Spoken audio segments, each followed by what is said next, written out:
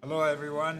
We'd like to get started. We're going to have a pretty long day today, so we'd first like to start off the meeting with a pulley being offered by Walt Oniz.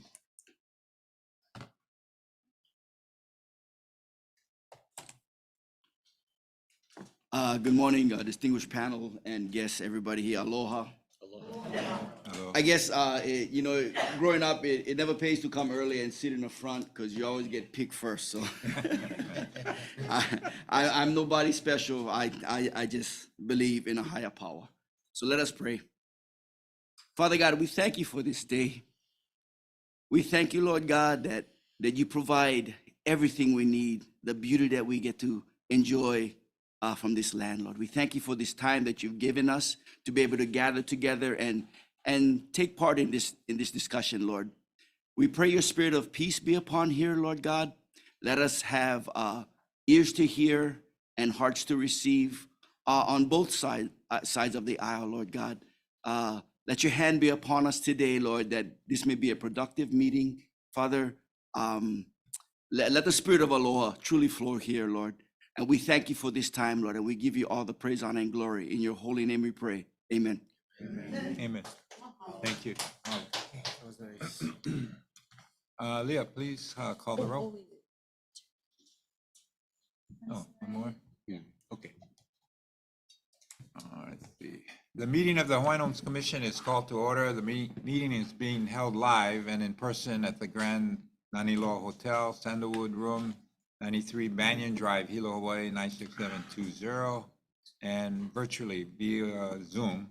I'm Kali Watson, Chairman of the Hawaiian Homes Commission, and today's date is Monday, September 18th, 2023, and the time is 9:32.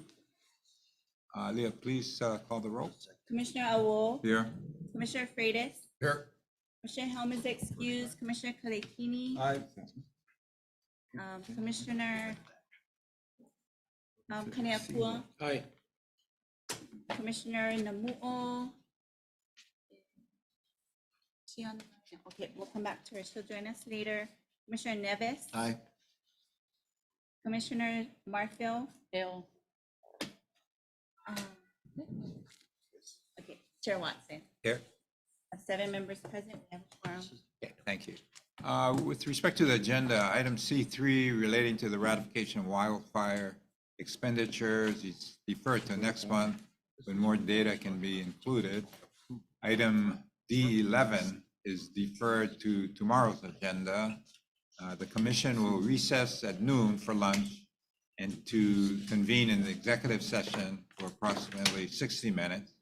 Then tonight's community meeting starts at 6:30 p.m. at the Keaukaha Elementary School cafeteria. Can I get a motion to approve the agenda? Motion. Freitas. Is there a second? Okay. Been moved and second. All those in favor say aye. Aye. Those against? Motion carried. Are there any edits or amendments to the August 21st and 22nd minutes?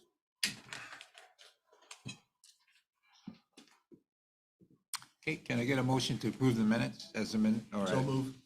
Second. It's been moved and seconded. All those in favor say aye. Aye. Those against? Motion carried. Okay, let's see. We're going to start with public testimony on agendized items. Let's see, and I'd like to, because it's going to be a long meeting today, and there's a lot of people that are wanting to testify. So out of courtesy and respect, and so that everybody can testify, I'd appreciate it if you keep your testimony concise and to the point and relative to the agenda items. And also, there's a 3-minute limit, which we'll keep track and let you know when your time's up. The first person, Corey Aden.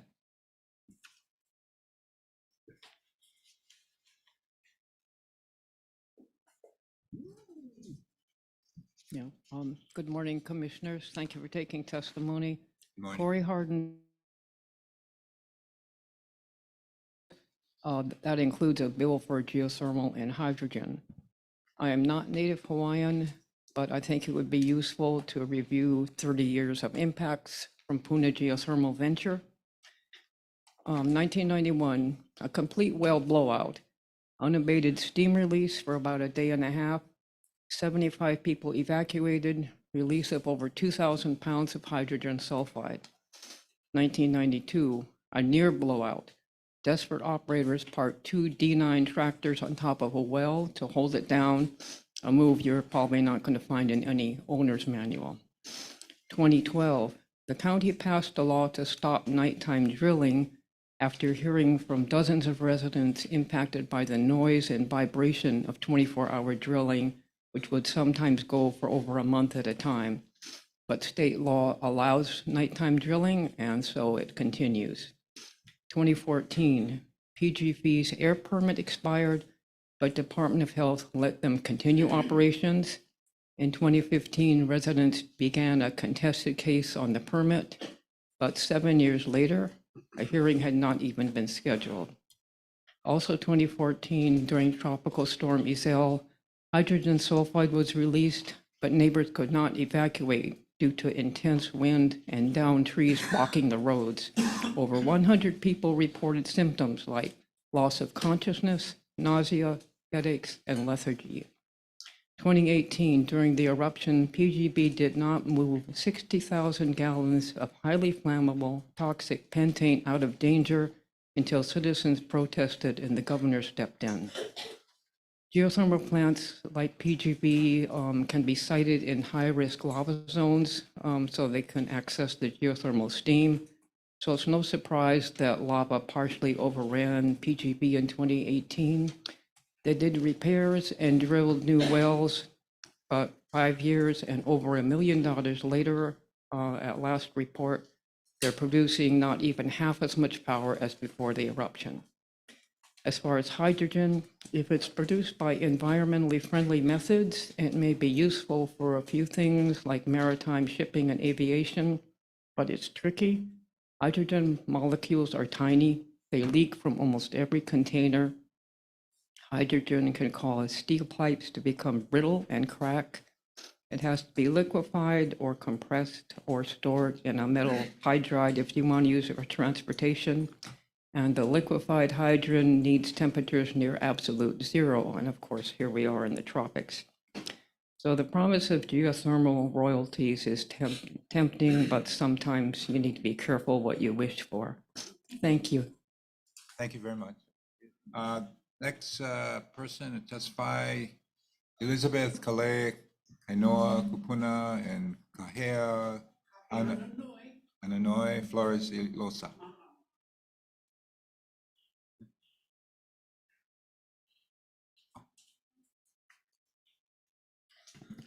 First of all, I want to say mahalo to all of you for giving me this opportunity to address my concerns.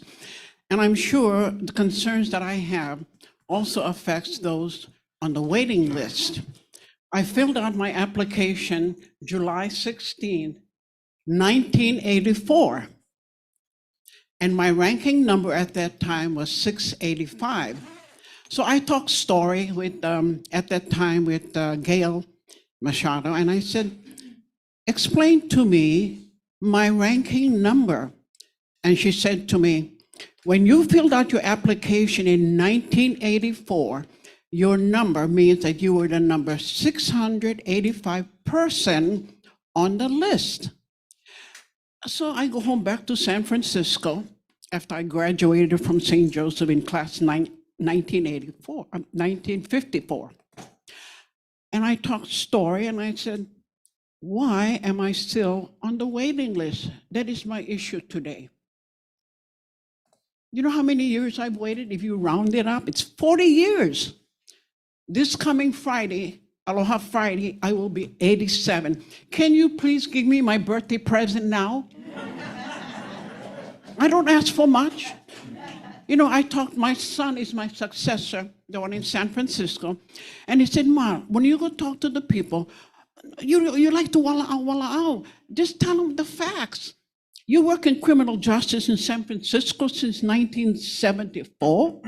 When you go to the courts, it's always facts, facts, facts.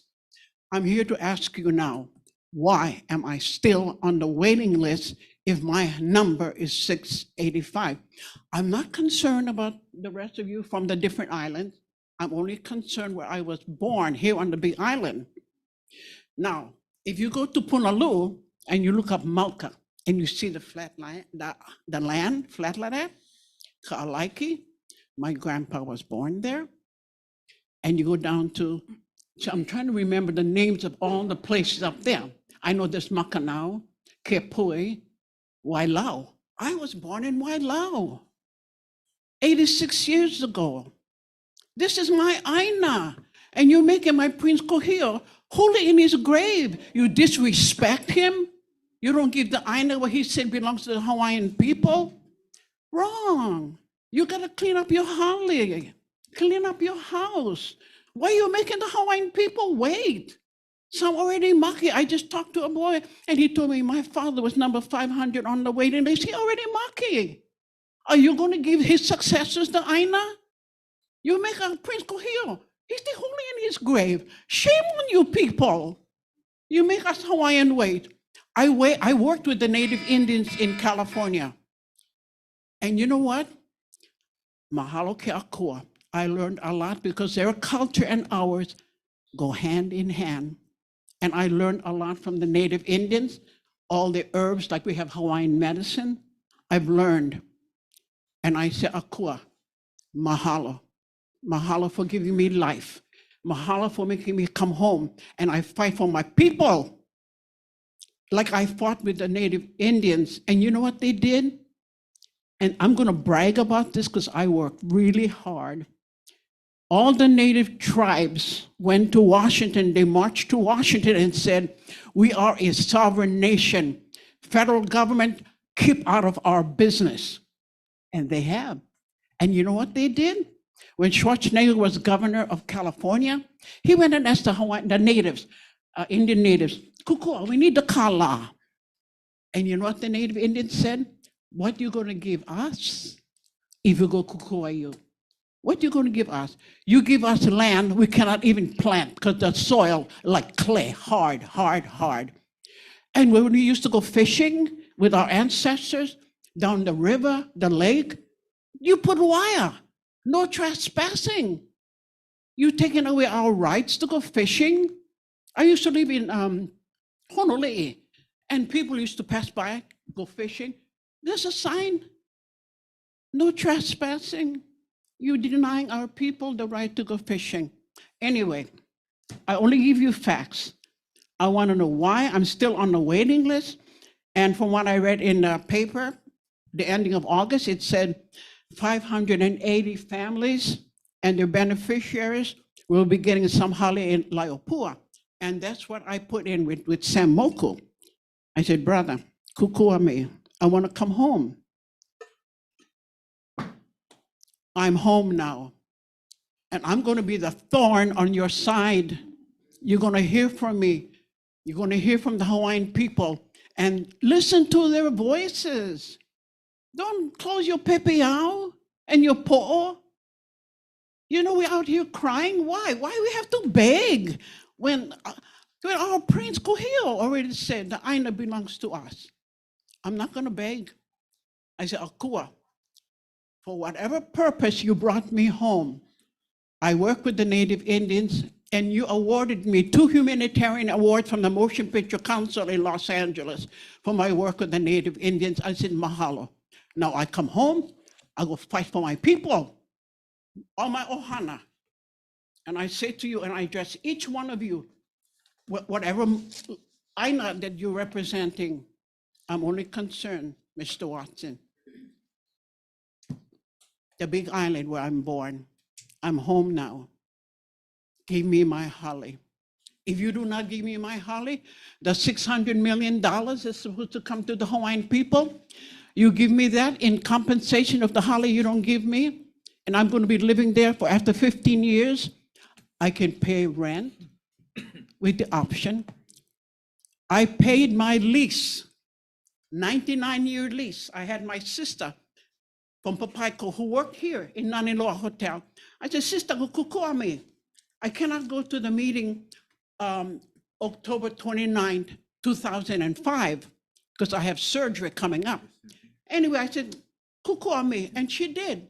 She went to the meeting for me in Kona at the new high school, and she went, put down all the papers she signed for me by proxy and all that, and I said, mahalo. And then this one, oh, brother. I paid my 99-year lease October 29, 2005. 2005, I paid my 99-year lease. I tell my sister, you go give the check for me. I cannot go. And then I get this other pala. And you know what it says here? She went to every place and checked. Sign election book, sign. Selection poster, they sign. Selection agreement, they sign. And they put here, sign for Hawaiian, I think was the assistance program she signed. The only one never signed was the lease signing appointment.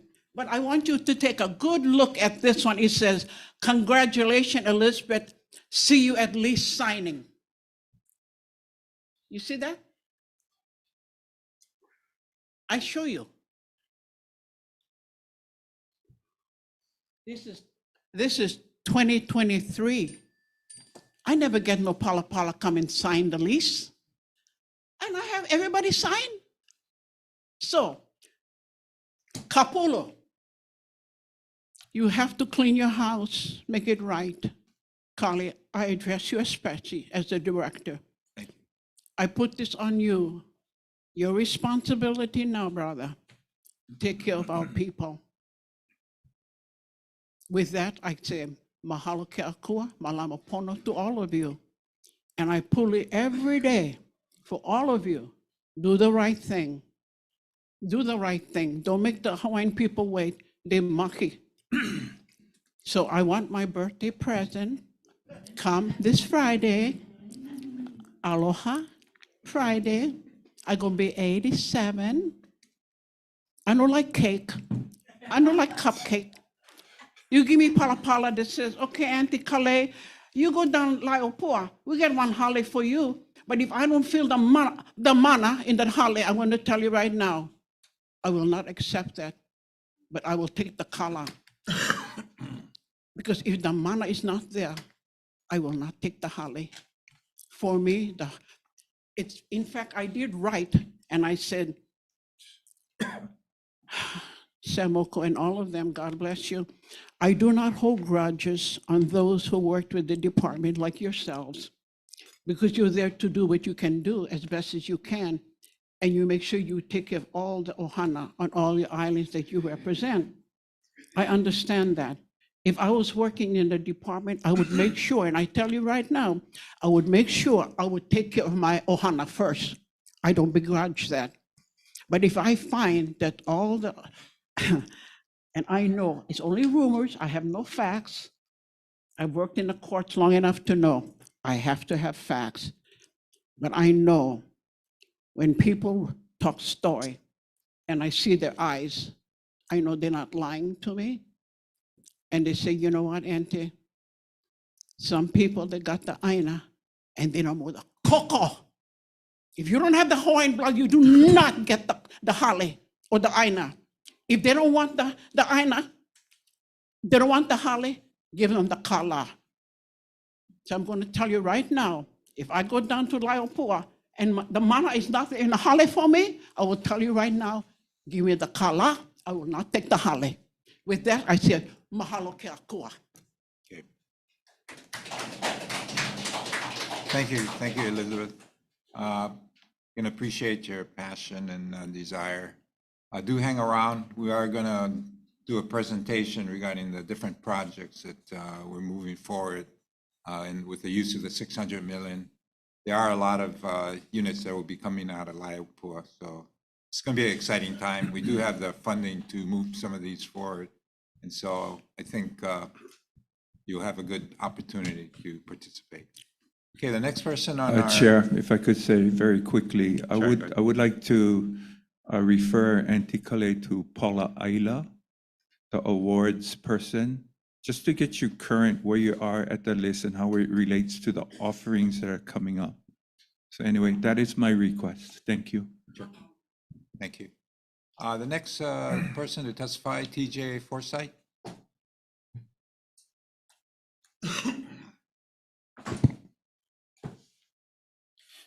Good morning, commissioners, department heads, everybody. My name is TJ Forsythe. I'm here, Calvin Mohili.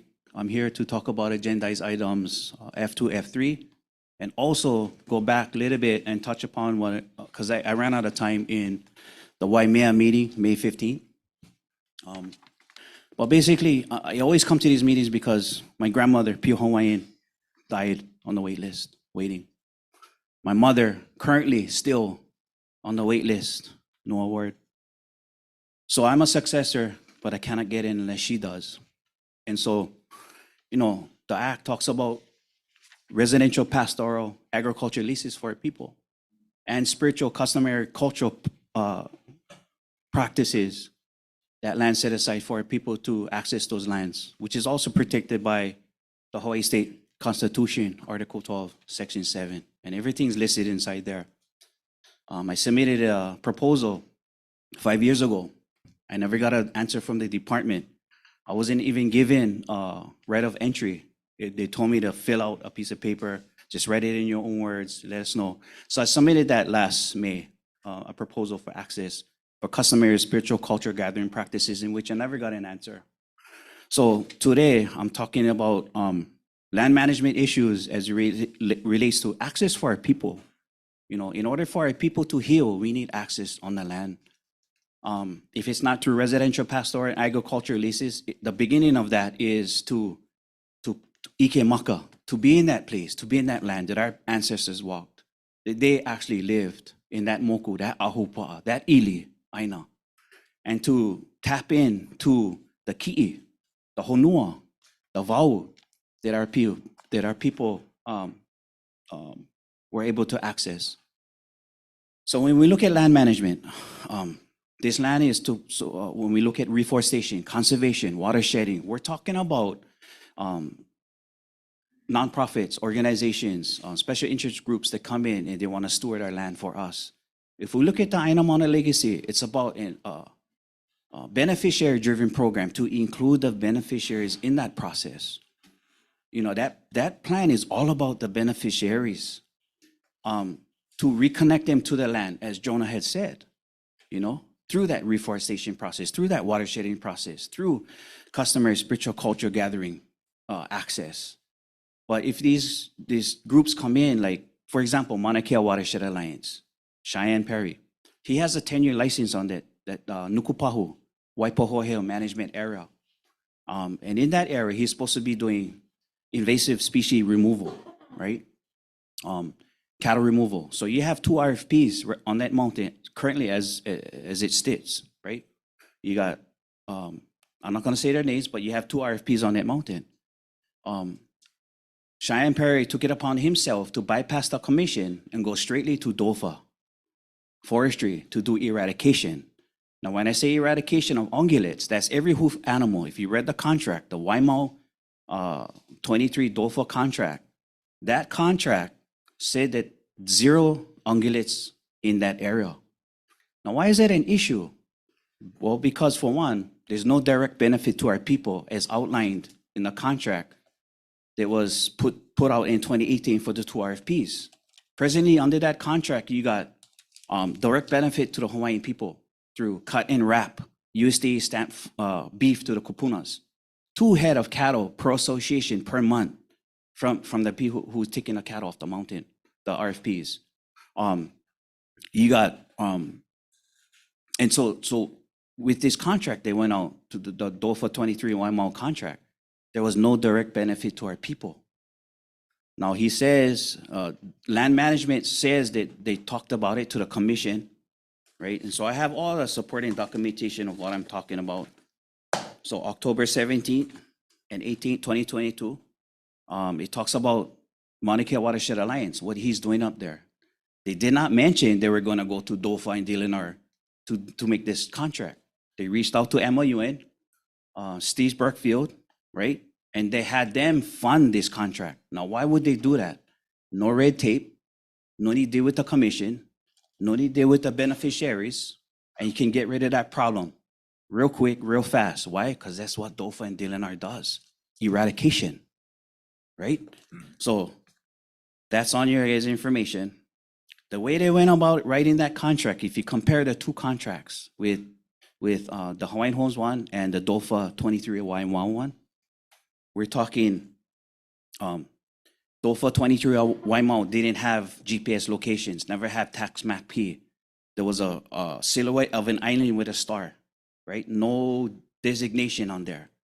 But when you look at the contracts that the department wrote, very transparent. Tax map keys, had all the information on there, GPS locations, the names of the places. So why would Cheyenne Perry do that? Again, to hide what he's doing up there. No transparency, right? So now, in closing, item F2 and F3, $2.25 million, DOD, Department of Justice, Department of Defense, and the USDA are coming through with these two funding contracts, which the department, from what I read, has to upfront 40% cost to match those contracts, right? 40% of $2.25 million, that could be used for putting infrastructure for people on that Mauna, right? You got residential, pastor, and ag designations already on that Mauna where these places are being proposed. So, as a waitlister, beneficiary, why are we protecting the land if the Hawaiians never going to see them? The time is now. The time is now. 10 years he had that contract. Cheyenne, he's going out 8 years so far. He has 7 years. He has 3 years left. If you go up to that place, there's a gate, there's a fence 6 feet tall with a lock and chain on it. No trespassing. Violators will be prosecuted, right? Jail time. Some of those signs is written in Hawaiian. Kapu, keep out. Who are we talking to when it's written in Hawaiian? Our own people, right? So, when we talk about reforestation, and I'll close with this, 15 seconds. I'm on that mountain. I born and raised on that mountain. That's all I know. My grandfather, my father handed down this kuleana to me. And when I see people come in there and claim they're doing reforestation, and they herbicide circles in the hundreds, and they plant trees in the hundreds, right? And there's no fencing. And then I come back 2 weeks later, and all those plants they put down is eaten by sheep, by the goat, by any animals, ungulates that is up there. That's a waste of money. Then I begin to ask the question: are we just running money through these programs on Hawaiian homelands and just putting it in our pocket? I don't know, because we're not reforesting. I can take any one of you guys up there with my eyes closed and show you exactly where all these plants are being eaten. I can show you all the herbicide circles with no plants in them, by the hundreds, no fencing, so it doesn't make sense to me. So our Hawaiians need access. I've always said this. Access to Hawaiian stone is the Naha stone of our time, right? Our people need access. They need it now. And to heal spiritually, physically, and mentally, I truly believe the Lokahi concept of Ike Maka is what's going to save our people, right? So, e ho mai kuleana alehele e hiki aku ai. Ho ili ila ahio mea ai. O kupono ku alehele. He Hawaiiao, he mea hahai holo holo na au. And I leave that with you. Thank you for your time. Thank you, TJ. Appreciate it.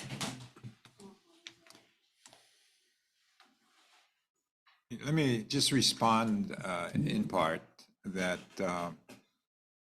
I think one of the things that this particular administration is looking to do is to look for solutions, but also we're looking to award more of the lands out to the beneficiaries and have them take on the responsibility with our assistance to manage, maintain, and benefit from the use of these lands. So not only am I bringing on staff to kind of take a look at that, but we also want to reach out to people like yourself to Well, get some these are input. the stories right here. Yeah, whoever wants to participate in the fashioning of a solution, we welcome your input. And so we will, over the next, at least while I'm here, try to get all these lands out. Because personally, I don't think the department should have any inventory. All of it should be out to the beneficiaries, with the exception of lands that are, not really usable.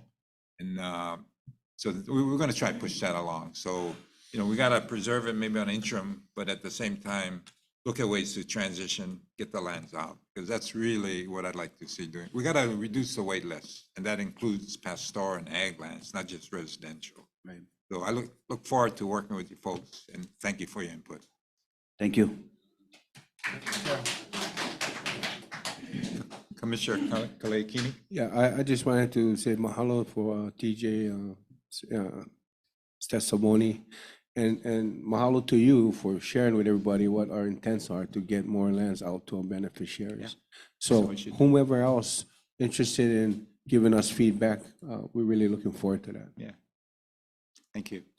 The next testifier, Terry Napiai.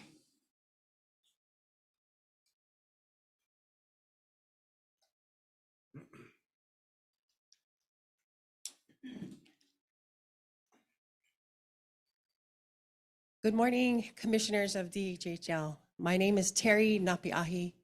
I am presently a beneficiary living on Panaeva Ag Lots. I was born and raised in Keaukaha, Hawaiian homelands, and I'm here to speak in behalf of C2, which is a proposed legislative bill that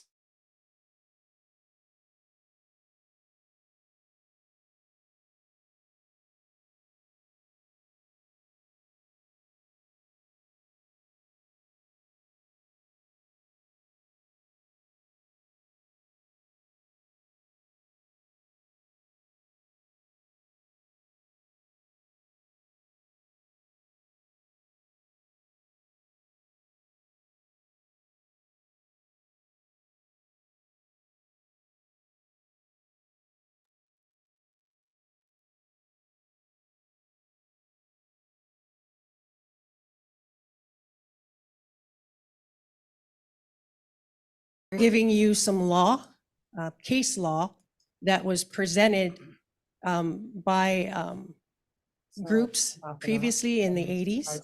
We have some members here in the room that have been there protesting geothermal. So this is for the AG and the lawyers that you have. The case law that I'm presenting today is Pele Defense Fund versus Campbell.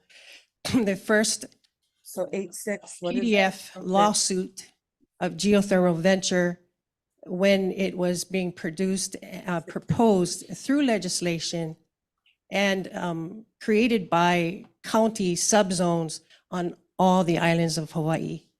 So I just wanted to present that lawsuit to you and also to let you know that we are very familiar with your organization that was put together called PIG to discuss your adventure to get legislative monies.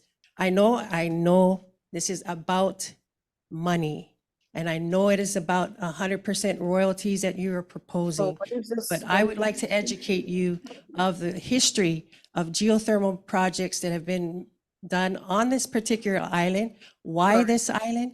Because of Tutupele, the source of geo. They need her source Yeah. to be able to produce the amount of wattages that you're wanting, that particular company is needing. So whatever proposals that he is, Don Thomas, I'm very familiar with Don Thomas. Don Thomas that has been working with the University of Hawaii, proposing geothermal ideals, also IDG, and it being a native to native proposal.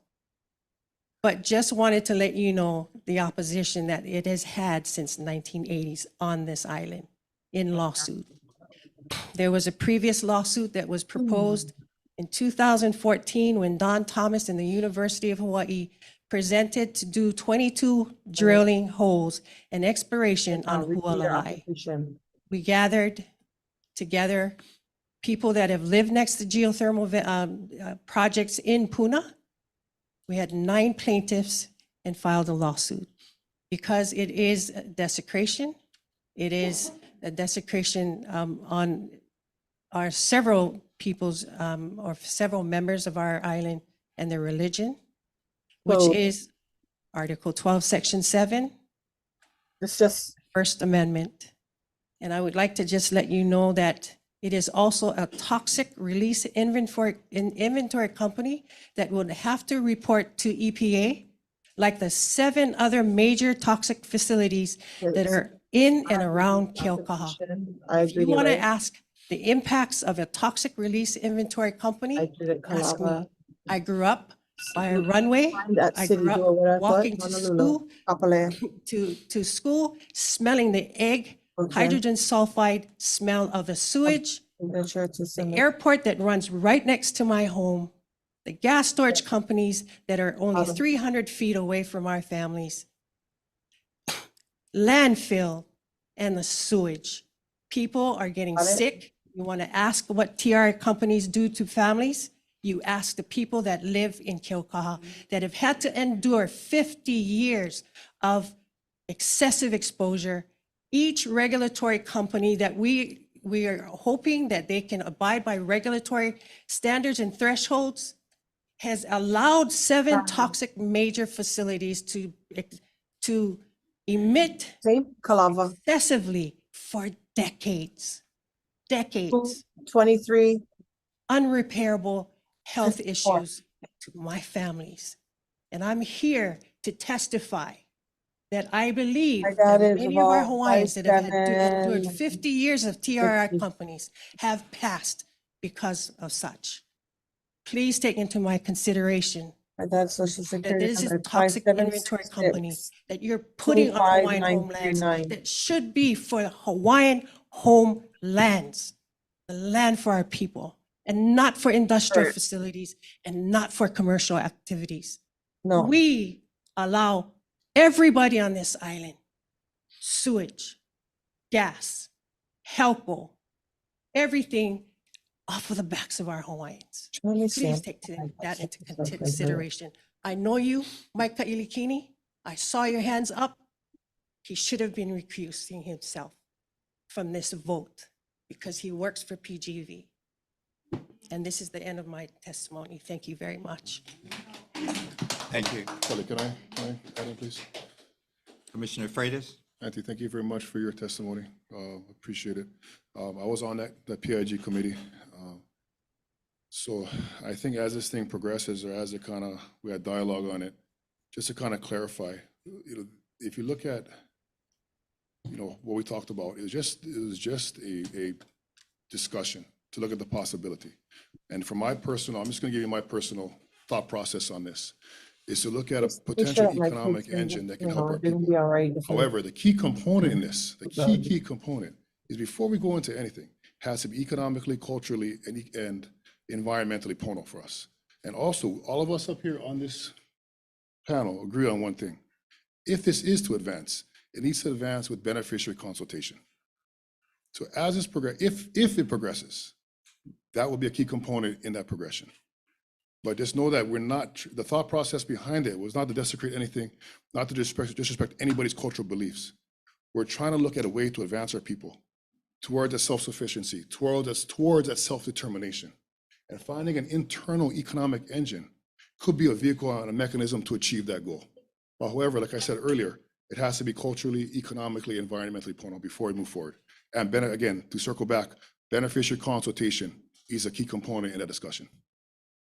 Thank you. Thank you, Fred. Okay, the next person. Here.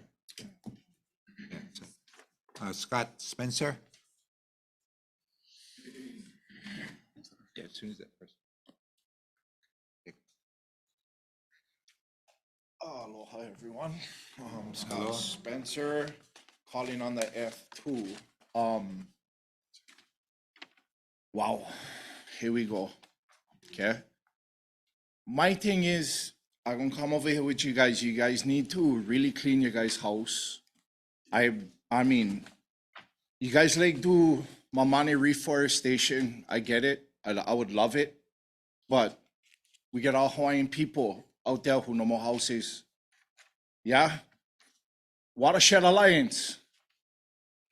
We can get on a house before my mom, and my mom is 76 on Pastoral. And we waiting still yet. Right now, me, I gotta ask all my uncles who does have land that I gotta borrow so I can put cattle on top there. Yeah? And you guys like do all this, you guys like cultural. There's nothing cultural that you guys doing right now. You guys need to clean your guys' house. You guys need to put these Hawaiians on their land. Yeah? With all this, you guys eradicating all our cattle for what? For grow trees.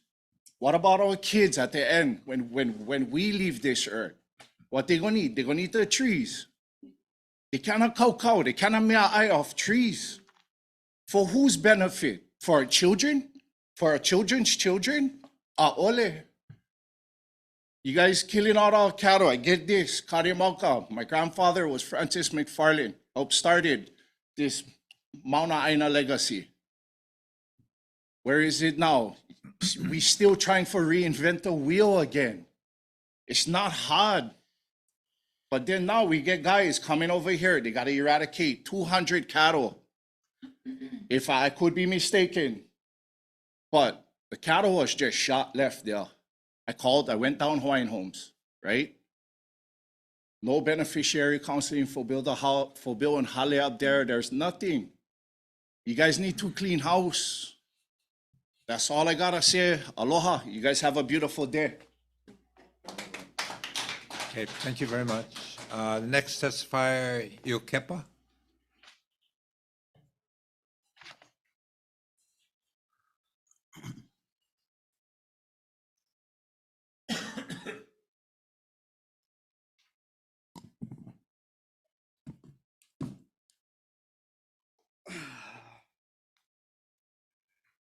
Morning, Commissioners. Morning. Glad to finally see you again. We haven't been able to make contact with you. We've called your office many, many times. We left many messages, getting the community on like you're going to help them. Can't even pick up a phone call. What are you talking about? That's the kind of games our community. Why? We got kicked off of our Aina Mauna because you guys giving them to other people. Or Pipi, Milton Holt, right? Levi Rita. That's how you got to get the contract. You got to know the players within the scheme, right? The DOD. When did the DOD get 50%? Are you 50% Hawaiian? Chair? I just got to know. Are you? You waiting to with me? You want to testify? Testify. That's the only time I get to talk to you. And my testifying is, if you're a beneficiary, then you truly understand how I feel. But if not, then I know we're just getting coconut down our access road. And that's what I'm trying to figure out. You guys like three things, right? Beneficiary issues we want. We want the Aina Ho'opula. Are you going to give us that? Are you going to allow us to Aina Ho'opula? What Prince Kuhio said? You're going to give us a subversion, kauhale? Are you going to give us housing, federal, state, county housing? What are you going to do with the 2,000 list? I want to know. My kids are affected by this conversation. Are you going to put us on the Aina? Auntie said she like hers next week. I think we should be able to give her next week. All of these things that we're discussing is so important, but you guys just don't feel it. You guys don't feel this obligation. You guys are giving special interest to other people's outside of Moko Keawe, right? We can't even get a simple conversation going with you guys, let alone trust. You guys have breached the trust, not us. You guys continue to violate us. We're the beneficiaries. You guys work for us.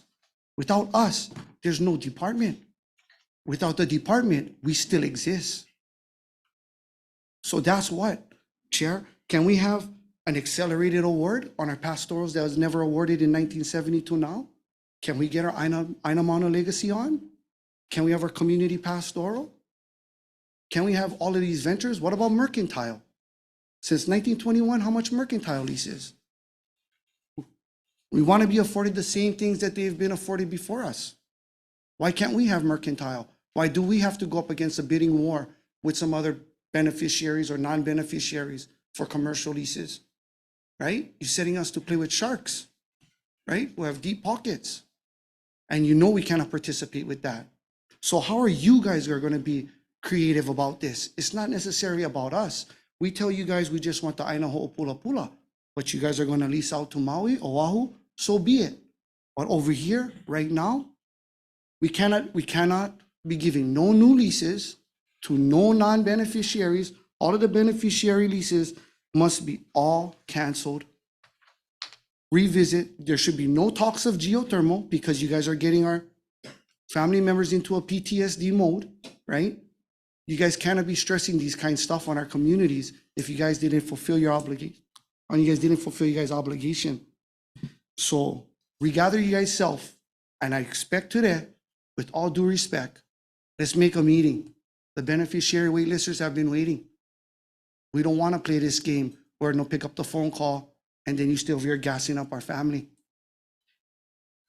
Name the time and date after lunch. We meet up. But if you can't, then I suggest that you guys come more prepared. But tonight, round two, but I really want to have this conversation. Kali, can we have this conversation? You look all in, right? No? Are you through? Paul, I just want to have this confirmed. Yep, see, Okay. it's short shot clock. We can have this meeting? I'm always available to talk to people. No, today, not on the phone, today. Can? Yeah? I'll check out my schedule, guy. We right here, Moko Keave. Okay. Right here. I buy you lunch. What you like? What you like to eat? No, I'm serious. I'm not playing. I don't need lunch. Guy. You don't eat through? lunch. Are you through? I just want the meeting. That's all we like. Okay. Okay, I'll be waiting. Thank you. Okay, the next testifier, Pat Cavaiola.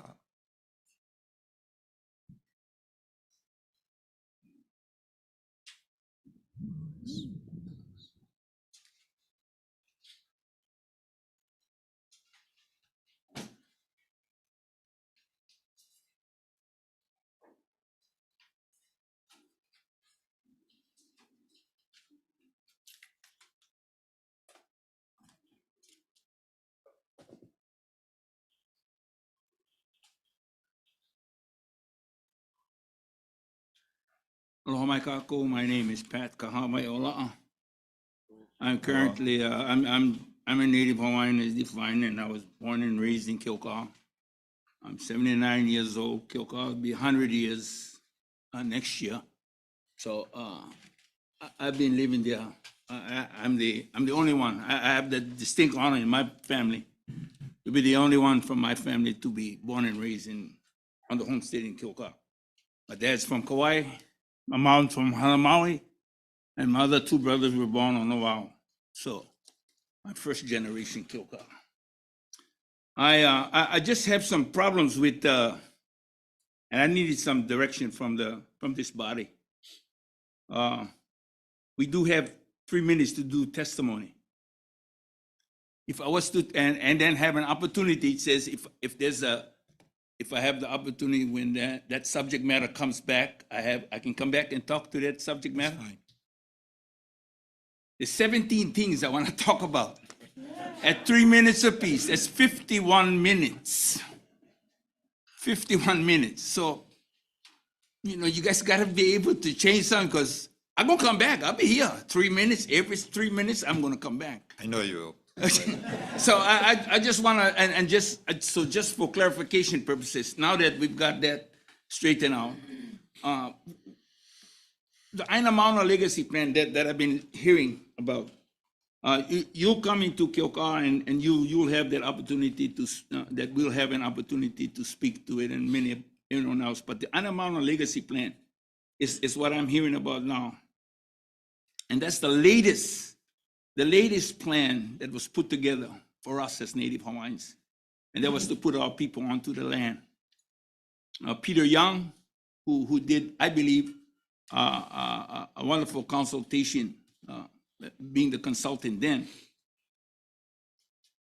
his plan was there, I think, with the past chair, Mazakatani, when she had Native Hawaiians up on the mountain to have this beneficiary consultation.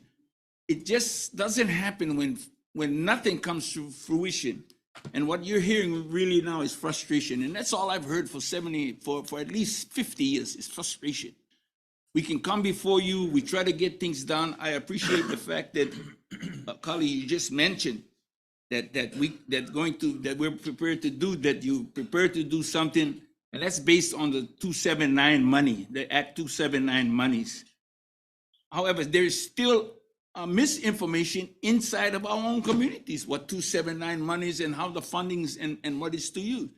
It is not for rentals. It is to take people off the wait list and help them to acquire home ownership. That's 279 with maybe a 10% part of it that's been extracted for that to, for lack of a better word, to deviate. You have 10% to do that. I can appreciate Commissioner Freitas saying that beneficiary consultation would be the key component when it comes to the geothermal or anything, but geothermal in particular. Well, I believe the beneficiary consultation not only should be the key component, it should be the primary component. It is without the beneficiary consultation that this body cannot or should not be able to move, knowing full well that all of you up there is the only one that has the power. We don't have the power. We're just the beneficiaries. You're the trustees. You're the one that makes the decision. You have this power over these lands that we are the beneficiaries of. So that being said, I will come, I'll be sitting back here and going through whatever, whenever we reach that point in the agenda of what I'd like to discuss, which is, 5.1, F1, 2, 3, 4, all of these things that are just not going to be, or maybe not being transparent. Because if we don't know, and we make our own assumptions, if our own people make assumptions, then when you assume something is right, it's probably wrong. So I just want to thank all of you for them, and I'd like to offer my congratulations to our new commissioners. Thank you for being here, and welcome to God's country. Chair, can I jump in? Sorry. Sure. Uncle Pat, thanks for everything. No, thank you for your, even catching me at Safeway a couple of times, bro. Thank you for taking more than 3 minutes with me. It was about 20, 25, somewhere in that ballpark. The beer was getting warm already, so I had to leave. But no, thank you for everything, brother. And we are dedicated to be as transparent, and it comes through only through great communication. And thank you, brother. Absolutely. Okay, thank you. Okay, our next testifier, W. Mapuana Wagi. White. W-A-G-I. Oh, the writing. Okay. Sorry about this statement. Oh, Waipa. Aloha mai kako. Wau no o Mapuana Waipa, noho wau ma Keoka, and maikai ke ike wau I na poe e noho ma ke la au au. Kama aina wau me na pili kia na mea apau. Aka, aole kia, kamana o kia. I'm here to, and I want to mahalo Kahana and his group for allowing us on behalf of Ke'ana La'aha'a to have our public charter school right there in Keaukaha in the DHHL complex. And I am requesting to have that lease extended again for the last 20, I think we've been in existence 22 and then 23 years. We've supported the community of Keaukaha, and off the backs of my kupuna, like Uncle Patrick, and Tiluana Kavelu, Kumulehua Vincent, and how we come to be was because we keep seeing our kids go back into that educational system that seems to keep failing them, which should never be that. So as never did I think I was going to be in this position as a resident of Kilcaw, but as a beneficiary also of those similar items that some of my colleagues here have spoken about, and being one of the first Ohana that had to be relocated to a place called Panaeva. So those are real issues. But then to be able to be in education, and this is what we're told, Native Hawaiians not gonna make them. Well, I have 150 plus alumni that are now taking on different positions as graduates. We have one of our first Native Hawaiians working with the Smithsonian regarding Hawaiian artifacts and archives and the importance of our mo'olelo and how to perpetuate that. I have marine scientists, before we called them fishermen. So now they have a name called marine scientists. I have, out of this program, our charter school, Hawaiian focused charter schools, we have kahumai, or nurses and those who come into the health field, business owners, kumu, and artists, and so much things that come from education. I ask for your support again to renew our lease so that we can ho'omau and continue to provide for our, at present, we have 96% of our student body that's Native Hawaiian. And that is the same, it's been like that for a while. As much as we want 100%, we happen to fall in the same kind of rules sometimes that you do. So again, mahalo. I just want to say mahalo nui for being here, and it's good to see familiar faces. Mahalo nui. One more thing, Chair Watson. Mahalo for looking at those pictures, because some of those pictures have our haumana as well. They come out of our spaces. Very beautiful. Again, mahalo. Mahalo nui. Thank you. The next testifier, Patty Taruya. Okay. Aloha, can you hear me? Aloha, can you hear me? Hang on, Patty.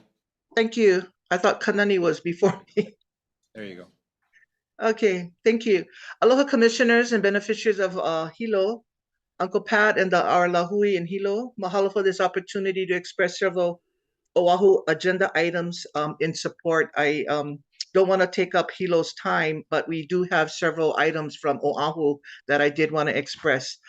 Foremost, I wanted to give prayers to the people in Maui and also recognize our Commissioner Awo for his tireless ongoing support for his island. Congratulations to our two newly commissioners in Oahu. My name is Patty Kahanamoku Teruya, beneficiary in the Nanakuli Moku, speaking in full support items on C1 for the PIG adoption group on fairness and lease transfer. Mahalo to Commissioner Neves for his strength and his ongoing lead on this C1 item. The other two items that I did want to speak in support is first item F7. It is in Oahu, revocable permit. This is for Connie's Trucking in Kalailoa. I really ask the commission to support this moving forward.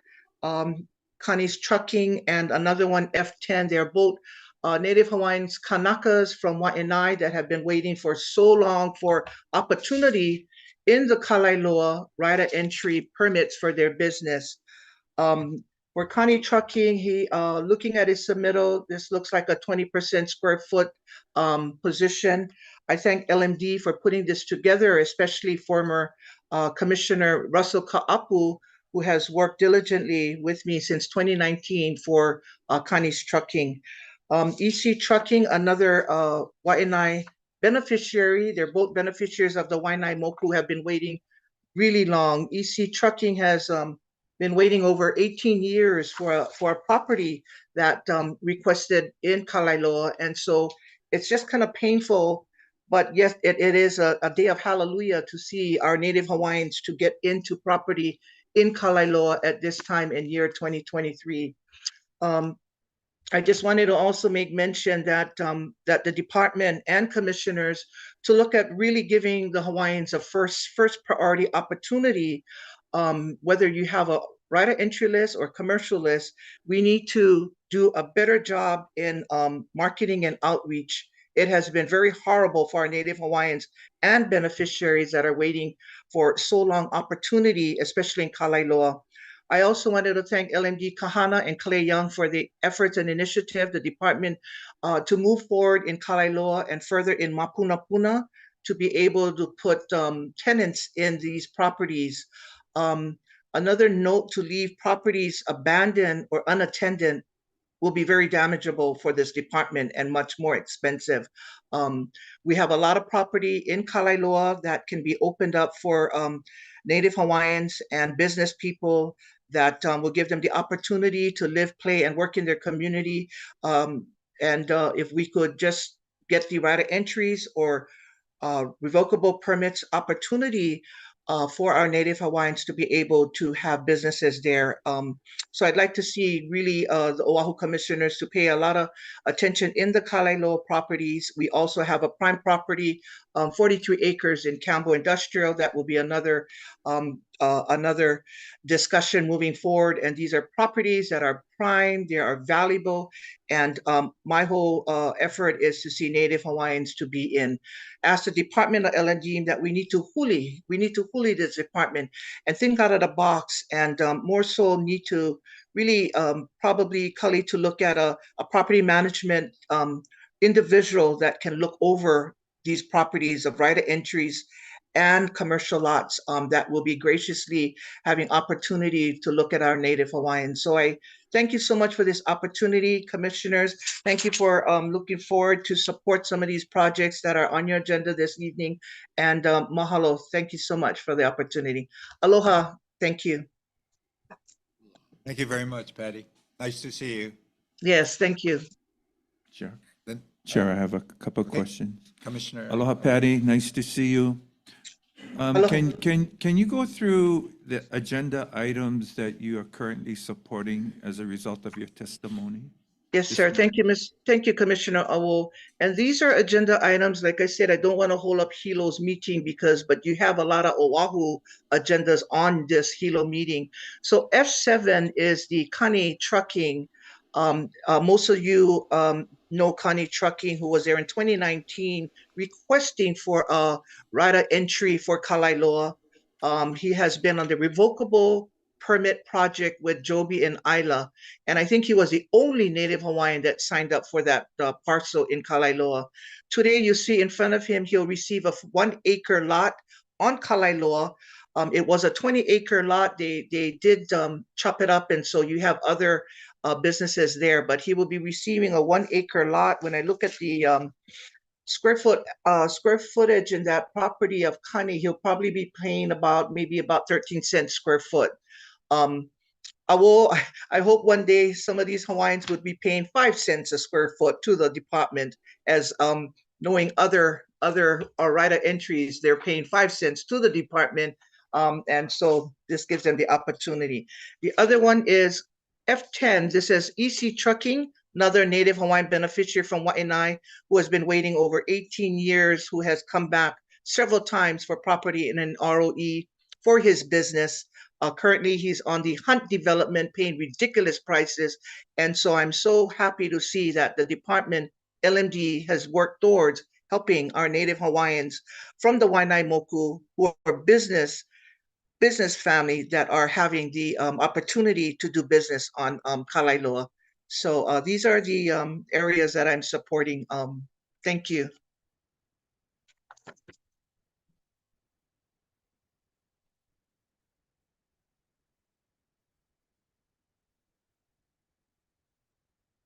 If I may, can I just add something else, Kali? F9, I didn't want to speak about Mapunapuna. As you all know, Mapunapuna, hopefully that I see some items on Mapunapuna industrial purpose, but I hope to look forward that the department will start looking at our Mapunapuna parcels there, high market parcels there. This past Wednesday, we had another fire there at one of our U-Haul companies there on Hawaiian Homes. If we don't control the homeless in some of these areas, they will go into these areas. And so this is going to be a lot of problems for our department when we don't occupy. We need to occupy these empty lots in Mapunapuna, Kalailoa, and every department that we have. Thank you.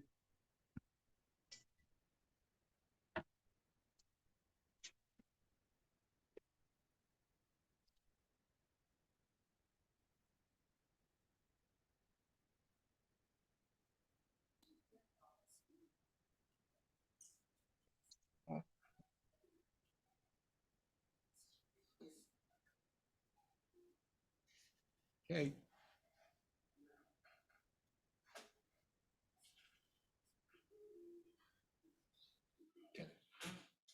Okay, Kanani, you're on.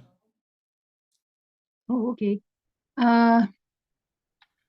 First of all, I also would like to mahalo Commissioner Awo for immediately stepping forward to assist his Lahaina Ohana.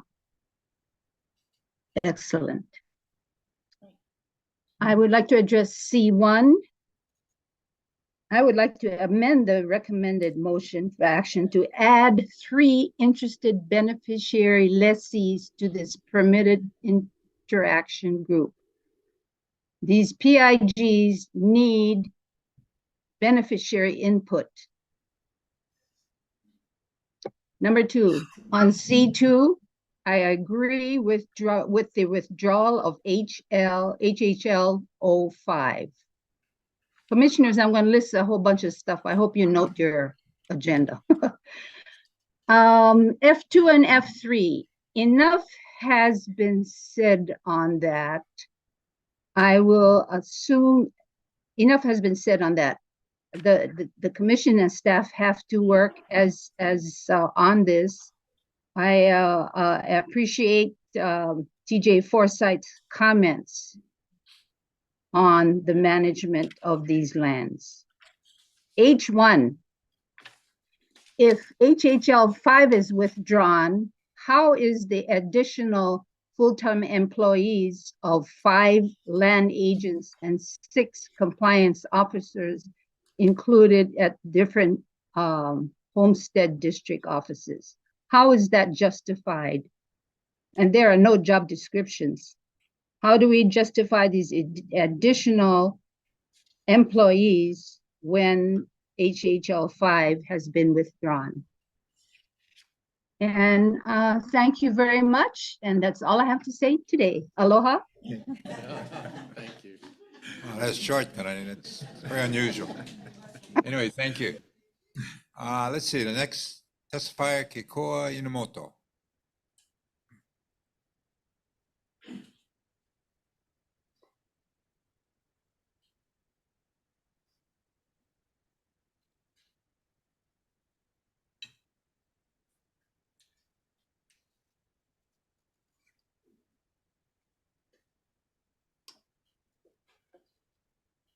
We go to.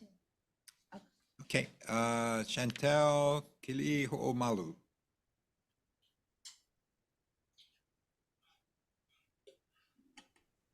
Can you hear me? Yes. Hello? Hi. I'm unmuted. Oh, there we go. Hello?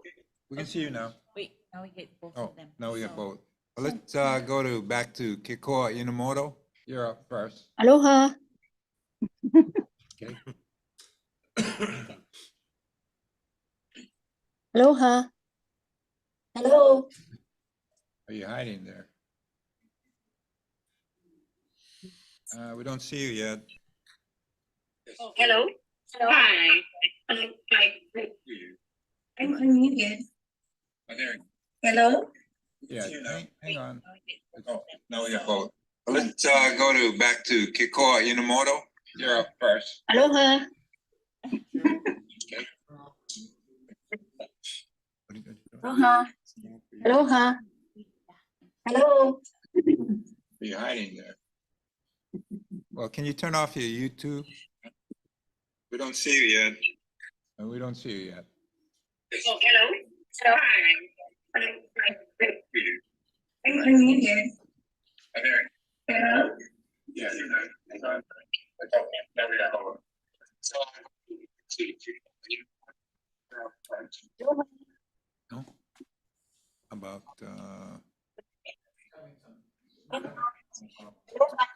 Yeah, Kiko, we'll get back to you. Let's move over to Chantel Kiliho'omalu.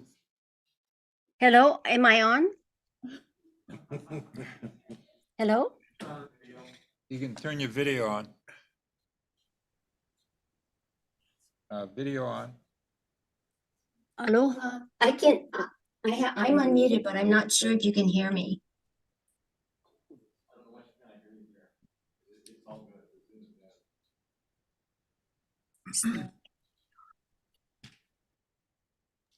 Hello? Hello. Which one are is this Kekoa or Chantel? Kekoa. We Aloha. can hear her, but we can't see her. Yeah, it's okay. Well, let's. Yeah, move on. I'm unmuted on my side. I'm not sure if you can hear me on your side. I can't hear the commission. Okay, let's kind of work on that, gang, and we'll come back. Okay, Hello? anyone else that wanted to testify Thank you. today? Aloha. Is it okay if I testify now? Yeah. Leah? That's Kiko. That's- Huh? She doesn't chat. Is it okay if I testify now? Okay, go ahead. I'm just gonna. Okay, great. Thank you so much. So I'm just going to read two short letters. One I submitted, and you should have a written copy. And I'm speaking on behalf of the Maui Lanai Mokopuni Council that I'm president of. I would like to offer written public testimony on agendized items as follows: F1, 2, 3, 6, 7, 8, and 10 for approval of permits to various trust lands. I respectfully request that DHHL Land Management Division indicate on these and all similar requests for permit approval if the respective permittee is a beneficiary or beneficiary entity. Secondly, I'd like to speak on agendized items F5 and F9 regarding sale of trust lands at public auction. My concerns are that one, LMD seeks to sell trust lands with infrastructure while beneficiary leaders, notably on Kauai, urge DHHL to purchase lands often without infrastructure. Two, how can one ensure that the trust will secure the appraised value of land sold at public auction? Three, don't such land transactions require DOI and or congressional approval? And four, I call for a beneficiary consultation on the latter proposed auction transactions, just as DHHL required Pa'upena Community Development, Inc., the IRS 501c3 nonprofit beneficiary organization that I chair, to undergo a beneficiary consultation in its 7-year ongoing quest to access Trust INA for farming and ranching related training of lessees and waitlisters. Alongside or perhaps in place of LMD, I call for a DHHL division whose purpose is to empower beneficiaries and beneficiary organizations to access expeditiously and to manage effectively their own trust lands for entrepreneurial, nonprofit, and other appropriate means. Excuse me. The second letter is one that I addressed to Blossom Terra and Maui stakeholders yesterday. For your interest, the nonprofit Nakia'i o Maui, which is a beneficiary organization, and Pa'upena CDC would like to partner to develop an affordable housing project on a Honokawai 50-acre homelands, quote, expansion residential area, unquote, to address housing for waitlist beneficiaries displaced by the Lahaina wildfires. With your input, and I'm speaking to Blossom and the other Maui stakeholders, we aim to present before today's Hawaiian Homes Commission meeting a proposed 261-unit turnkey housing project. The 1 to 4 bedroom, up to 2.5 bath, 1,000 square foot off-grid homes would feature their own water catchment, UV filtration, and solar power systems. Stargazer Industries has priced its progressive models at or about $300,000 each, including Maui contractor and permitting fees. One hopes DHHL via the Act 279 funds might pick up infrastructural costs to cover lot prep, roads, PVC pipes for county water and sewer hookup. OHA Board of Trustees Chairwoman Auntie Hulu Lindsay has approached DHHL to help identify the number of wildfires displaced waitlisters. And Nakia'i o Maui and Pa'upena plan to seek philanthropic and other project funding for this beneficiary-driven project. Likewise, the wildfires impacted landscape, our vision is an evolving one. So please weigh in. I'm asking Auntie Blossom and others with your Ike and Mana'o. And this morning, I spoke with a Nakia'i Kako'o, and I told her that $58 million has been sitting in Nahasda for years, and I would like to see that Nahasda money go toward these 261 proposed homes for wildfires displaced waitlist beneficiaries on West Maui. The total cost for those 261 homes is at or about 67 million, and that 58 million would cover a big part of those homes. And of course, there would be financing, but this would be the front money for those homes. Thank you.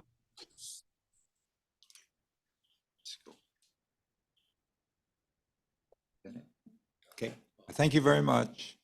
Let's start with our agenda, consent agenda. Juan Garcia.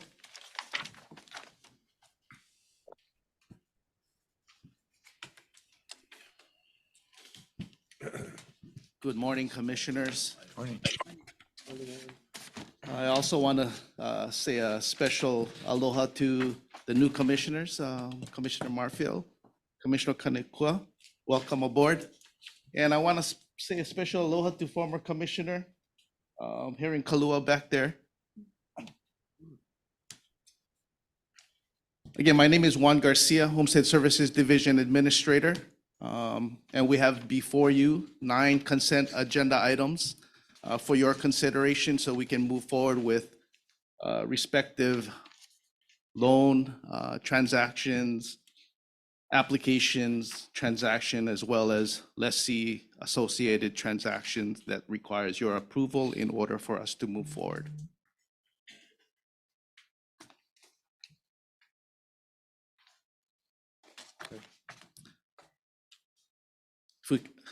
If we can have a motion from the commission before we go into discussion. Oh, is it second? Okay, all those in favor say aye. Aye. Those opposed? Okay, you got your green light. Any questions, commissioners? I'd be glad to answer any questions at this moment. If not, mahalo. Okay. Next item. What you know? You can, don't you vote? Oh, we're good? Yeah. Good. Yeah. You did? Yeah, it's Okay. good. Oh, great. Thank you. Okay, the next item on the agenda, C1, furnace and lease transfers. Ukule Lindsay. Motion to approve as submitted.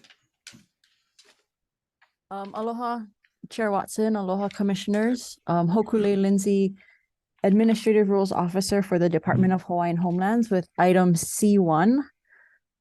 Adoption of recommendations of the permitted interaction group appointed pursuant to HRS 92-2.5 and HRS 10-2-16B1 to study and recommend strategies related to the fairness in lease transfers.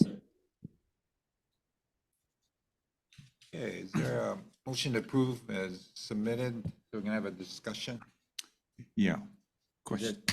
there a second? Second. Okay. Discussion? Yeah, I have some comments. So when I look at this submittal, it's lacking information and content and therefore context. I see, and I do want to thank the PIG for sitting, assembling and trying to address some of the concerns that have come up from our beneficiaries. But this, as submitted, I have a lot of questions. So I'm not inclined to move toward approval until I get a better understanding of what's before us. Sure. Okay. Commissioner Nevis? Yes, I was the chair of this PIG, and our discussion stemmed around what do we do with folks that continually buy leases and then sell them to other than their what's allowed under the Hawaiian Homes Commission Act.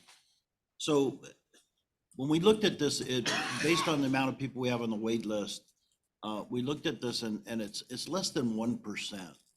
But it is concentrated in certain areas, so it's concerning to that specific MOCU. So we felt that the permitted interaction group needed to assemble and come up with some kind of a thought process as we move forward. On the Hawaiian Homes Commission Act, Section 285 of the Hawaiian Homes Commission Act, the relevant part of that is that the lessee shall not in any manner transfer to or otherwise hold for benefit of any other person or group or persons or organizations of any kind except Native Hawaiian or Hawaiians, and then only upon the approval of the department or agree so to transfer to otherwise hold the lessee's interest in the tract to following qualified relatives of the lessees or at least 1/4 Hawaiian, husband, wife, child, or grandchild. The important part of this is that the decision to approve, when we talked to the department didn't feel comfortable making that decision to approve. We had a lot of discussion about that, and they're basically deferring that to the commission. So what we decided is not to come up with a rule, but if you read on the recommended motion, is to collect specific data. So we want to know, is this getting to be a bigger problem? If it's something we have to handle?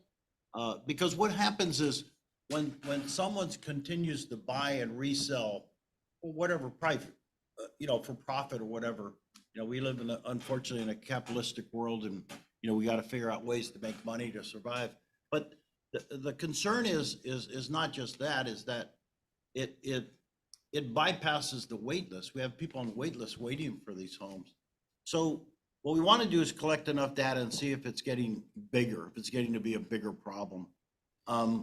So we looked at a couple of items. Is the buyer, and this has to do with the buyer, not really the seller. Is the buyer a previous lessee? Does the transaction, is it a sale? Is it for profit? I hate to see someone continuing to make profit while I have people on the wait list, and that was our immediate concern. And the buyer is not qualified or under Section 209, which would be a relative. So we're not restricting that area. We're looking at, is this problem getting bigger? And if it's getting bigger, we need to do something. So right now we're going to collect data, present it to the commission and say, okay, the number's creeping.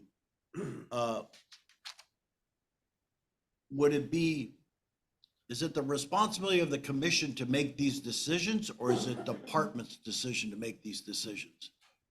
So that's another question. I believe the department has a responsibility to make a decision. They make a decision. If they don't, if the beneficiary or the person that's buying doesn't like that decision, they file a contested case, then we go from there. But if it's repetitive, it's a problem, and it's a problem for all of our beneficiaries. So that's where this is coming from. If the commission is not comfortable with approving the current context we have now, I'm more than willing to go back and have another discussion. And Chair will also have to add another person to the PIG. Yeah, I think this particular action item is just to collect data.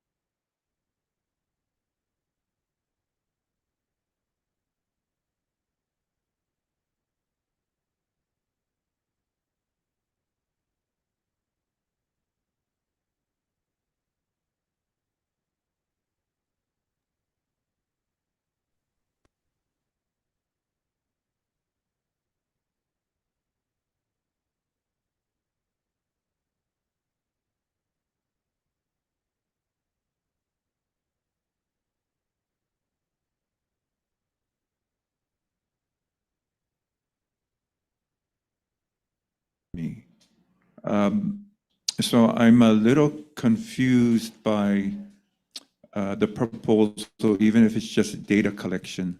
But what I don't want to become a part of is deliberating on decisions that infringe on the Hawaiian Homes Commission Act. So that's kind of where I'm at. I'm a little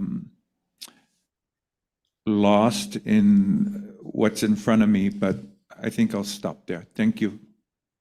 Yeah, in my opinion, and I'm sure Hokulele Lindsay would agree, this is just collection data. Yeah. just And, collecting data.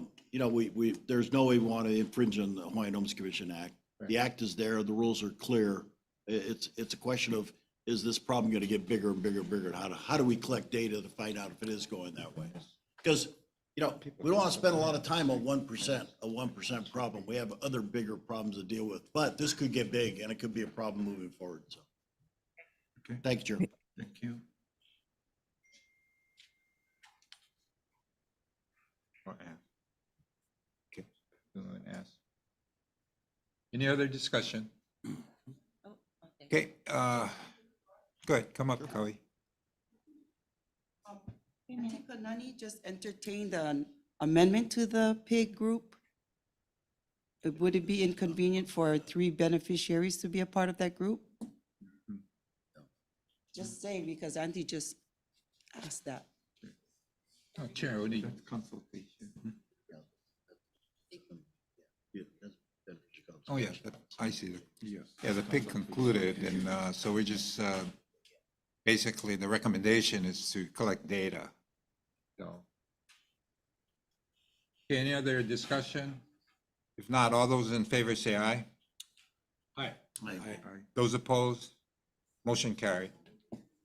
Okay, the next item on the agenda, C2. Oh, excuse me. Lehua? And Ori.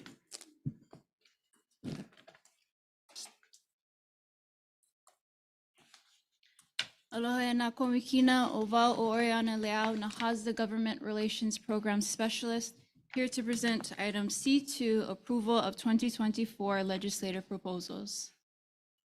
The recommended motion is that the Hawaiian Homes Commission approve the legislative proposals to be recommended for inclusion in the administration's legislative package for the 2024 regular session. The Department of Hawaiian Homelands has prepared draft legislative proposals to be recommended for inclusion in the next administration's legislative package. The draft legislative proposals are currently under review by the Department of the Attorney General, the Department of Budget and Finance, and the Governor. The proposals are pending final approval, and no proposal is considered part of the package until final approval is granted. In this phase of the review process, the department may amend or withdraw measures. The department solicited recommendations for legislative proposals and received 23 proposals. After considering the responses received, 12 are summarized, and with your indulgence, I'll be going through 1 through 12. To clarify, we had shared these legislative proposals with Governor's Gov Policy Team, and they suggested that I renumber them. So number 5 is noted as compliance on Hawaiian homelands in your packet, and on their list, it's noted as 12. For the sake of consistency, I'll be noting it as number 5. Okay. Heloi kahi, relating to independent legal counsel. This proposal allows the Hawaiian Homes Commission to retain independent legal counsel to be paid by the state and use the services of the Attorney General as needed when the interests of the state and the Hawaiian Homes Commission are aligned. Heloi lua, relating to the Commission on Water Resource Management. This proposal adds the chair of the Hawaiian Homes Commission or the chair's designee to the Commission on Water Resource Management. Heloi kolu. This proposal exempts any development of homestead lots or housing for the Department of Hawaiian Homelands from general excise and use taxes. Helueha, relating to historic preservation reviews. This proposal allows the Department of Hawaiian Homelands to assume review of the effect of any proposed project on historic properties or burial sites for lands under its jurisdiction. Helu Elima, number 5, relating to compliance on Hawaiian homelands. This proposal establishes a compliance and enforcement program within the department to investigate complaints, conduct investigations, and cooperate with enforcement authorities to ensure compliance with the Hawaiian Homes Commission Act and rules adopted thereunder, as well as all other state laws and rules and county ordinances on Hawaiian homelands. This measure has been withdrawn per the request of Chair. Helu Eono, relating to school impact fees. This proposal repeals the July 1, 2024 sunset of Act 197, Session Laws of Hawaii 2021, to make permanent the exclusion of housing developed by the Department of Hawaiian Homelands from school impact fees. Helu Ehiku, relating to the Department of Hawaiian Homelands. This proposal allows for the expenditure of funds appropriated in Act 279, Session Laws of 2022 until June 30th, 2025. Helu Evalu, relating to the Department of Hawaiian Homelands. This proposal requests an appropriation of $6 million for the next steps in the investigation, exploration, and identification of geothermal resources on Hawaiian homelands. Helu Eiva, relating to the Hawaii Housing Finance and Development Corporation. This proposal adds the chair of the Hawaiian Homes Commission or the chair's designee to the Hawaii Housing Finance and Development Corporation. Helu Umi, relating to the Hawaii Community Development Authority. This proposal adds the chair of the Hawaiian Homes Commission or the chair's designee to the Hawaii Community Development Authority. Helu Umi Kumakahi. This proposal increases the Federal Housing Administration loan limit for direct loans administered by DHHL to be 75% of the maximum single residence loan amount instead of 50% as currently outlined in Section 215 of the Hawaiian Homes Commission Act. And last but not least, Helu Umi Kumalua, relating to the Hawaiian Homes Commission Act as well. This proposal increases the allowable loan term limit for Federal Housing Administration loans for direct loans from DHHL to be 40 years instead of 30 years as currently outlined in Section 215 of the Hawaiian Homes Commission Act. The recommended action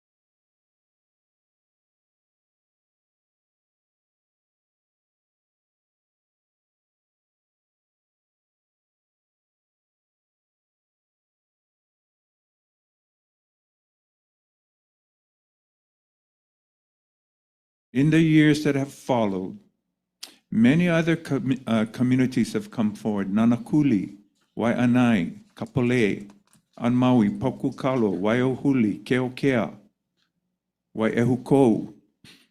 These are ongoing concerns being expressed by our beneficiaries asking the department to create safe spaces for themselves.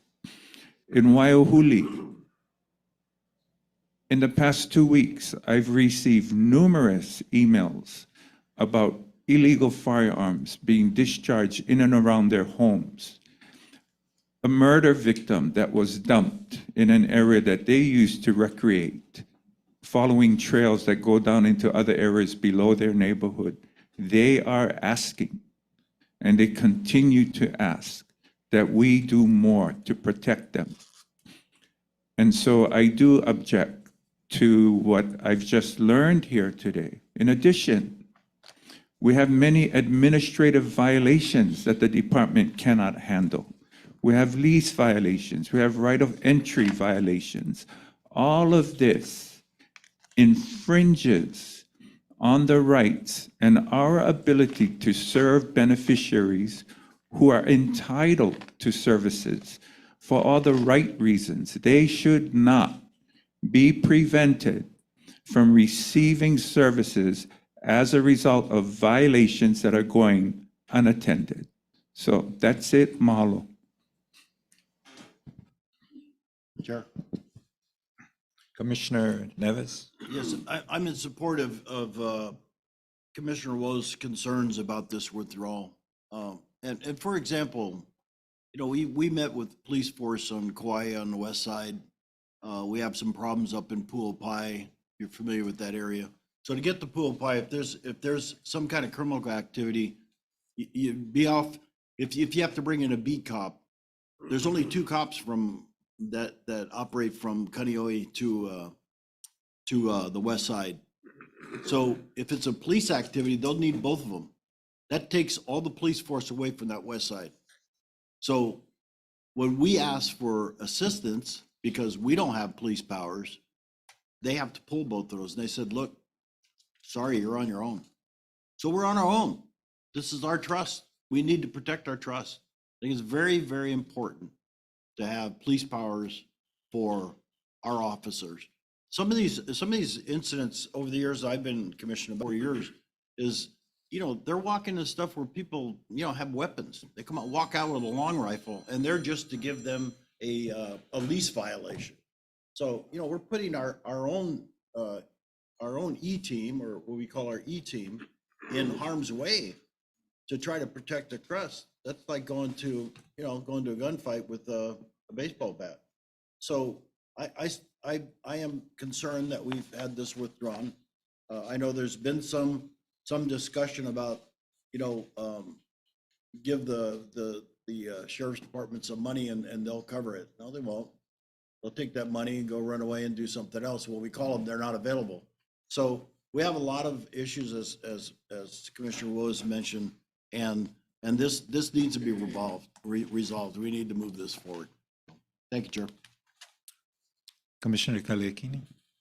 Yeah, so I wanted to ask Ori and Lehua to please repeat, maybe you mentioned what's the rationale for withdrawing this proposal? Or maybe you, maybe Chair. I can address that. We met with law enforcement several times. I also recognize that from an operational standpoint, we didn't have enough staff also on the outer islands to respond in a more timely fashion. So adding personnel on each of the primary islands to bring in more people to address the enforcement, as well as making sure that there's a quick response when needed. The concern with actually allowing our enforcement personnel to carry weapons, as well as the ability to actually arrest someone, was discussed with the people that I'm on staff right now, especially David Hoke, who's going to head up our that particular area. It was a concern, and it was also a concern on the enforcement side that do have those powers. You know, it involves a lot of training, certification, ongoing recertification. But the fact was presented to us that they are willing to work with us to provide, when needed, in certain situation, that type of support, not only from at the state level, but also at the county levels. And so part of the, I guess, the lack of active responses was the lack of, I guess, MOAs, as well as connections with the different enforcement organizations, which we are working on. The thing is, there was a real concern, not only on the enforcement side, but staff ourselves that is heading up this, I guess, expansion as well as implementation of a quicker response. that it puts our staff in danger. It also disqualifies a lot of them from actually being a part of our administration because of the lack of certification, ability to, actually carry a weapon and have the proper training for the use of the weapon, which not only endangers, assuming they don't have it, them, but also our beneficiaries. So, that was kind of a primary thing that made me think that, well, we should really withdraw this and create a better working relationship with enforcement as well as not only the state, but the county levels. So, but, I'll defer to the majority of the commissioners that if you guys want us to proceed with it, I'd be more than happy to do that. We do anticipate the enforcement branch, like they did in past years, to object to our particular proposed legislation, because they feel that, to have DHHL personnel with that arresting as well as the ability to carry firearms is going to maybe be kind of a dangerous situation, especially if they don't have oversight. And that was the other thing, they wanted to have actual oversight in order to ensure that the personnel have the proper training and experience. So, but that was the reason why we withdrew that particular part or proposed legislation. But again, I'll defer to the commission. If you guys feel that we should go for it, we can still go for it. I don't anticipate any success, but I'm more than happy to do it. So if I could just respond to a few of those comments, Chair. Sure. So we would not send in our staff until, and this is, even if it doesn't succeed, but let's say it did, it would take many years to professionalize our staff, to give them the capacity to act as a real enforcement unit.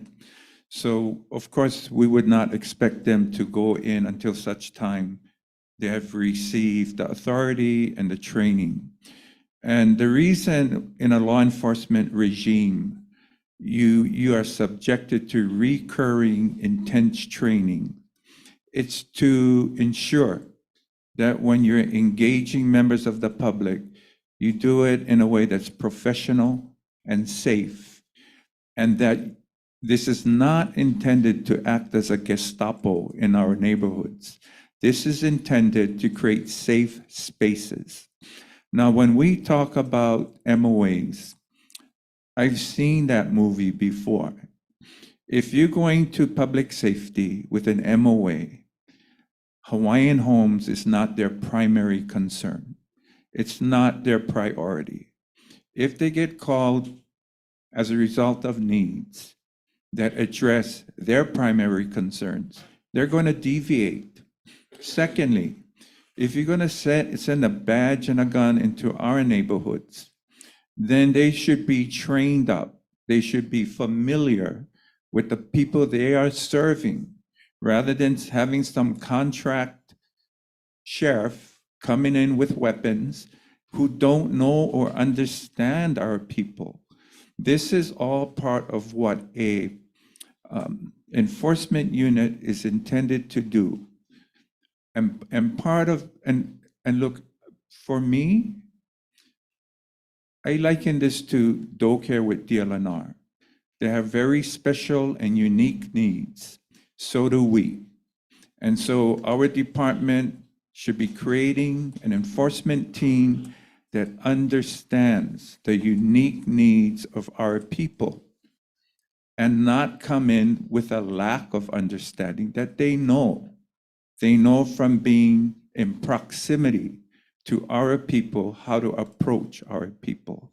So that's not going to happen given the current state. So thank you. Any other discussion? Can you, okay. Okay, go ahead.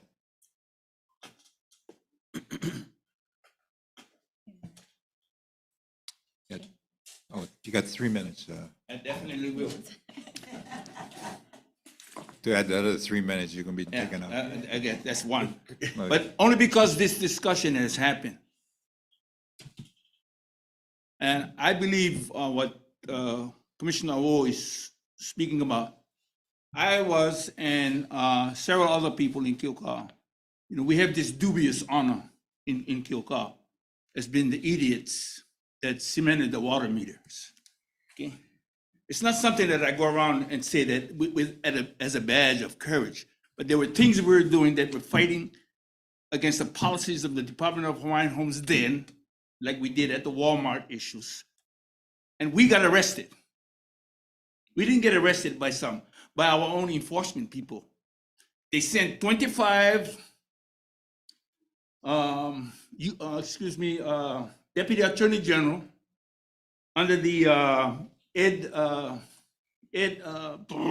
Watson. Kalanahele, Ed Kalanahele, and Donald Wong.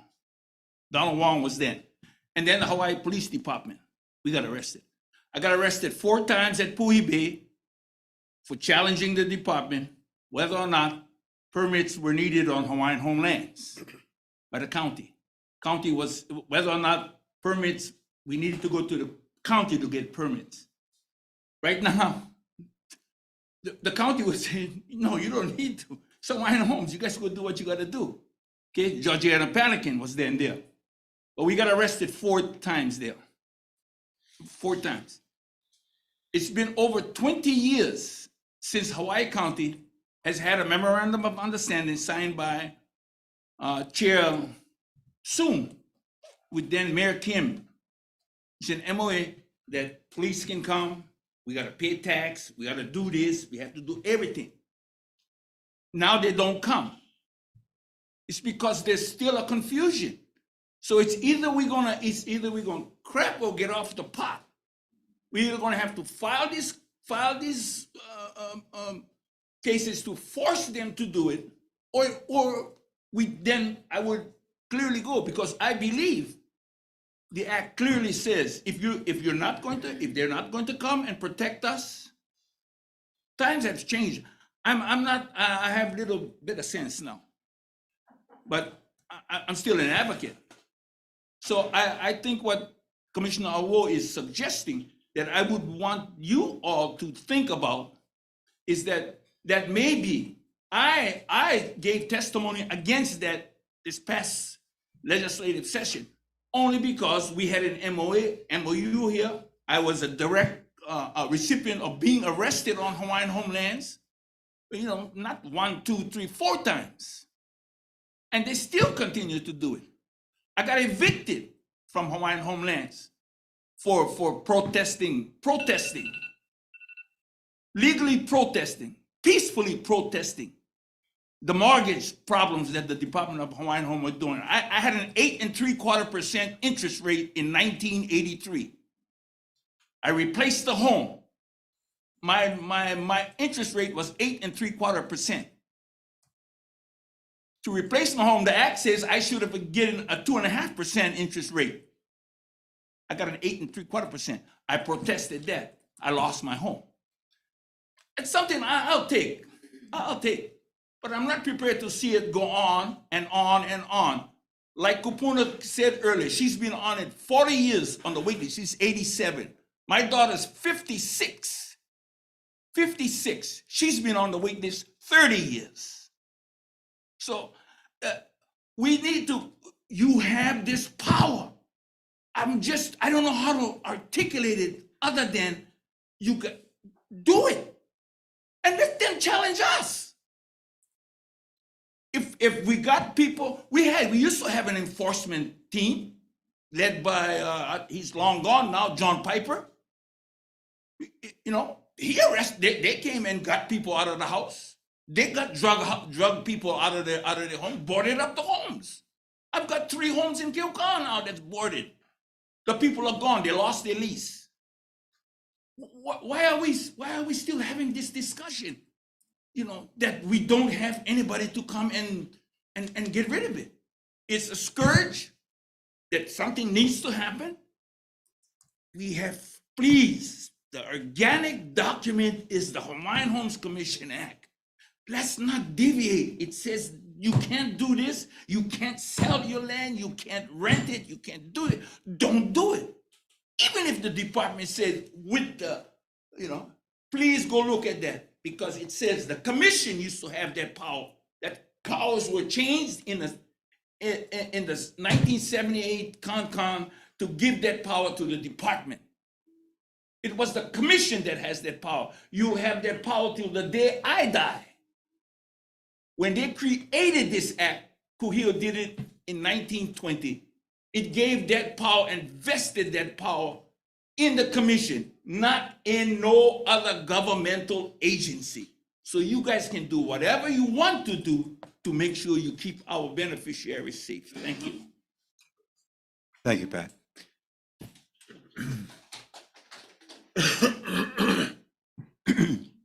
Okay, let's see. You want to make a motion to amend to bring that particular provision back? It's up to you. John? Yeah, Or I to- would like to amend the motion to restore the enforcement program into our packet. Oh, okay, we'll just, change the motion to include that? Okay, why don't we just do it that way? Just, we actually don't have a pending motion because we didn't move on that. So why don't we just substantively in the motion include that particular, rather than withdrawing it, and make a motion on that? Okay? Okay. Let's do that. Randy, why don't you make a motion with the change in the substance of the, yeah, the motion to amend the motion to approve the inclusion of HHL 12. Okay, that's always a little confusing, but, so I think what I want to do is make a motion to include the enforcement proposal in our packet. Is that correct? You want two motions or one? Okay. Check with the Okay, motion. why don't we person. make the first one to include it, and then we'll take that as a second motion. The overall motion to include all the different proposed legislation. Okay, so Randy's made a motion to include HHL 12. Is there a second? Second. Okay, all those in favor say aye. Aye.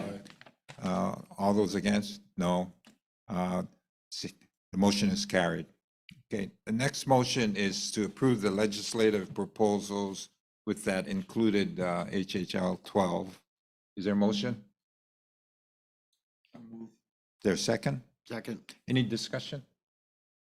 No, if not, all those in favor say aye. Aye. Those opposed, motion carried. Okay, thank you. Mahalo. Thank you. Okay, let's see, the next agenda item, F1, annual renewal of ROEs or right of entries, Hawaii Island, Kahana. Hello and good morning, Commissioners. Kahana Morning. Albino, Acting Administrator, Land Management Division. On behalf of LMD, I'd like to also welcome new commissioners, Commissioner Kaniakua and Commissioner Marfel. Welcome to the team, to the commission. Item number F1, Land Management Division is seeking approval to annual renewal of right of entry permits in East, Central, and South Hawaii Island. That's the motion. Okay, motion to approve as submitted. Let's do the motion, and then have discussion after the motion is made. Is there a motion? Motion. Is there a second? Second. Okay, any discussion? No discussion? All those in favor say aye. Aye. Oh, there was discussion? Is- No, okay. All those in favor say aye. Aye.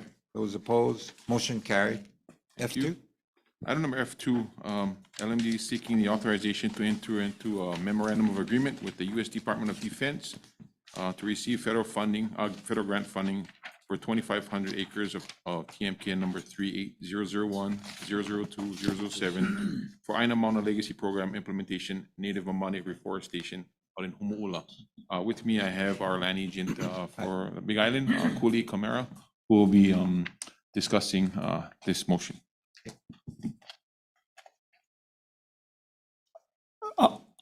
Aloha, Chairman and Commissioners. Thank you so much for your guys' time. So items F2 and F3 last year when we were in the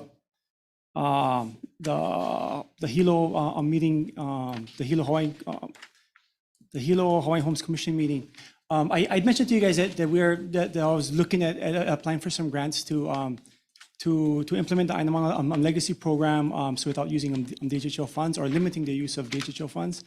And so for both of these F2 and F3, these were applications that we put in. So in particular was with the Pokulo training area for the Department of Defense, the Readiness and Environmental Protection Implementation Program. So there's a map so included in the submittal, and it's basically for the implementation of area M1, which is for Mamane reforestation. The area is designated as conservation and critical habitat. Yeah, so it's laid out in the 2009 plan. You know, the funding is so in alignment with the plan. I did hear, you know, so there's been a lot of testimony on this. So yeah, so if you folks have like any questions, I can try my best to answer them. So yeah, but basically this is looking for ways and applying for ways to be able to manage our lands so without relying solely on digital funds. Did you hear the testimony earlier? I did. About the concern and the conflict. I mean, you got any comments on that? There's kind of a lot of testimony and kind of a lot for the Ainamana in general. For this particular area, I understand there are so a large amount of sheep on this area right now. I know that use for hunting and for subsistence use is something. You know, it's something that I would like to be able to accommodate. But it's, you know, it's not outlined in our plan as where that area would be. So really, you know, I would appreciate guidance from the commission on if we're gonna do a game management plan or a subsistence management plan, to look forward to it. And with the last administration, we had an advisory council that kind of, you know, there was some from my understanding, some political reasons why it kind of didn't continue. But I'm really open to opening it back up and maybe like looking towards amending the current plan that we're working under.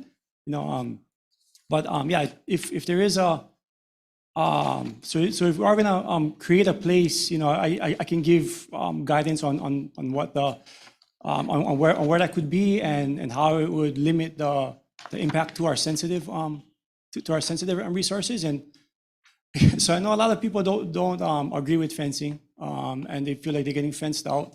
But from my standpoint, I think fencing off our sensitive resources allows us to look at other options in less sensitive areas. Mm-hmm.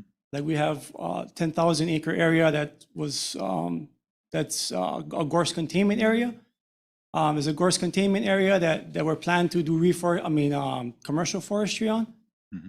That, you know, is pretty impacted with gorse. And you know, it's not proven, but you know, game management might have a positive impact on gorse management. So, but to have the politically critical habitat unfenced and our koa and our places with ohia and koa unfenced, we're currently seeing, you know, we lost in certain areas. We lost about 80% of our ohia trees. You know, that's hundreds of years to up to 1,000 years old. Ohia trees we lost since 2019. The mamane, you know, a lot of hunting's been going on the Ainamana. They're pushing the animals up into the mamane. So instead of being down in the grasslands and eating the gorse, they're actually pushed up into the mamane. So, and these are complex issues. You know, it's I'm not compassionate to what everybody's saying. So about access. From my standpoint, there's more access for hunting on the Ainamana for cattle and sheep than there ever has been in history. You know, so we don't have a program, but people are accessing it. People are feeding their families from it. It's frustrating for me not to have a program, because the only way to is to kind of turn a blind eye and allow people to gather. So it's not anything that's so there's no process currently. So you wouldn't be opposed to an advisory panel made up of, people with or stakeholders, so to speak? So we currently have an advisory council that's been inactive since 2018. So we should resurrect that. I would be greatly supportive of that. And I understand people's frustration and not Yeah. having a way to find out what's going on and to have a say earlier. So I definitely Okay, well, why don't we do that? We can do that without problem. But then on getting this funding, I mean, it seems very important that we get this funding so we have that resources to kind of protect these areas you're talking about. Any commissioner comments? Quick, first of all, Commissioner Freitas? Yes, Kuli, thank you, brother, for all that you do, and thank you for educating me since I've become a commissioner on a lot of the water issues and the conservation issues too. It seems like it's a balancing act. How do we balance everything? How do we continue to provide hunting for our beneficiaries so they can provide for their families, but also maintain these critical areas, which also have a major impact on the water supply, right? Am I on the same? yes, I'm definitely, okay. yeah. So how do we do both? Yeah. Yes, I agree with Chair here as far as these grants and this incoming money definitely is good for us. But I also feel like moving forward, talking to guys like TJ and getting them at the table. So how can we do this thing collectively together? Have open minds and have better communication so that we can all achieve our goals here to continue to protect the water supply and the conservation area around it, but also provide opportunity for our beneficiaries to provide food for their families. So, and again, thank you, brother, for all you do. We've had some long discussions. Nick Agrastis and Dr. Bergen too, and yourself. You guys have done, as for me personally, I've done a lot for me, folks. So thank you. Yeah, if Randy. Yeah. Oh. Go after Randy. You can go, man. Go ahead. Okay, so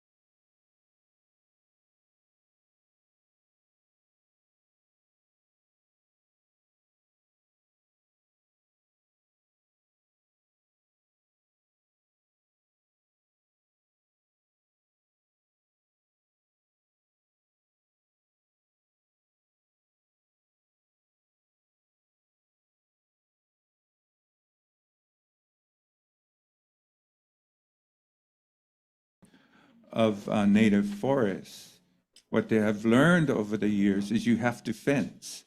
You have to remove ungulates because the two do not go hand in hand. Likewise, Kahiki Nui, we have decided to do the same, not as a result of this is an experiment. This is the result of them trying on their own for 30 years to achieve this. And what have they learned in 30 years? When they look at other programs that are working, it's fencing, removal of ungulates, and quickly the core forest begins to return. The mamane begins to return. So when we're up in Kahiki Nui speaking to our beneficiaries,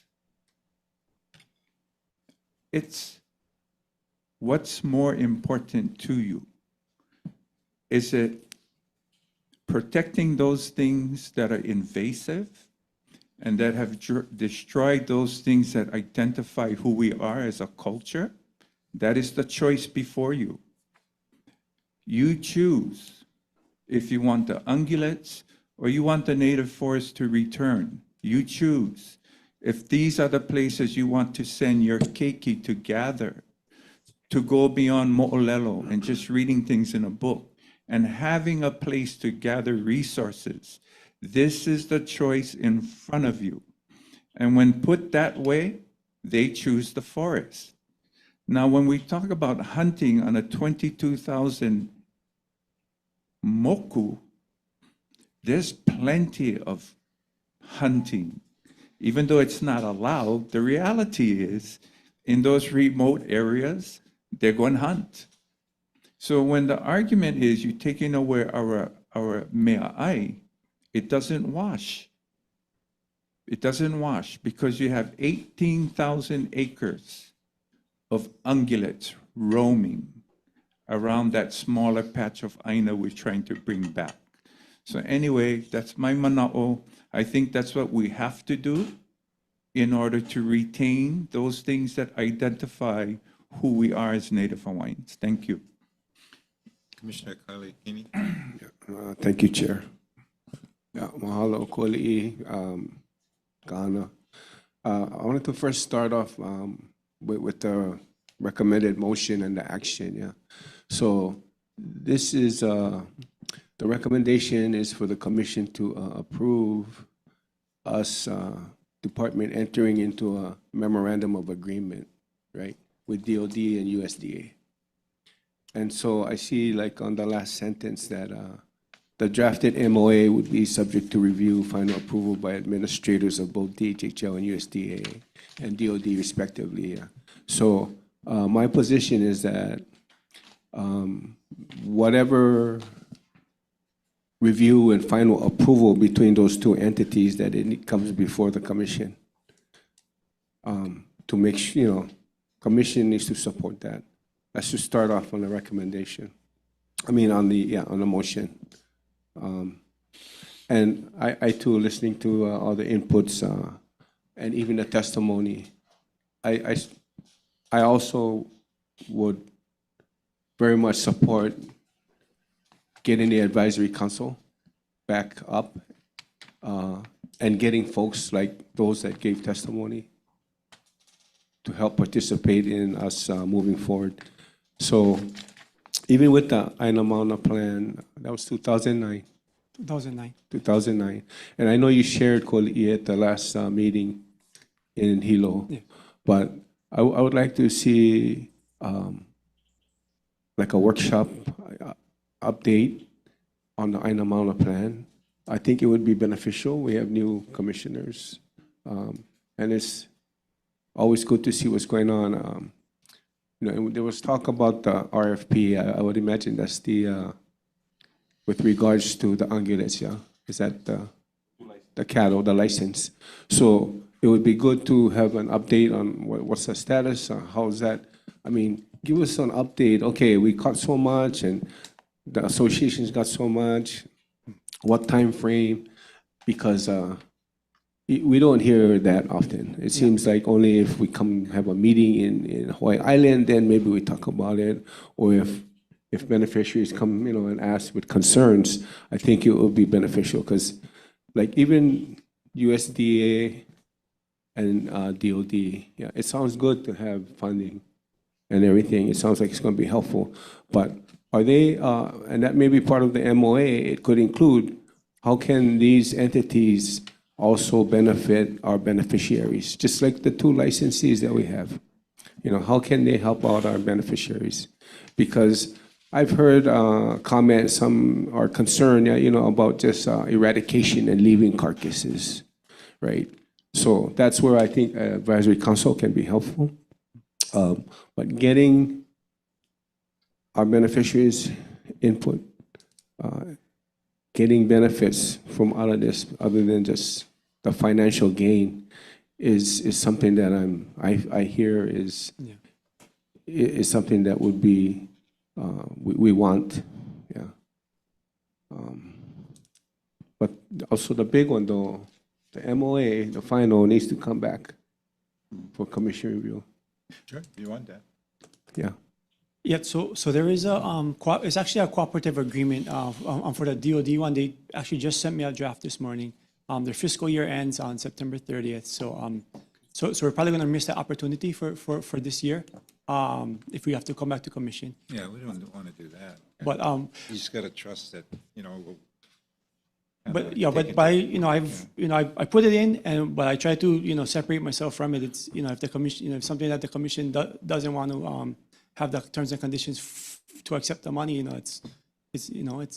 So you said there's a deadline we can miss.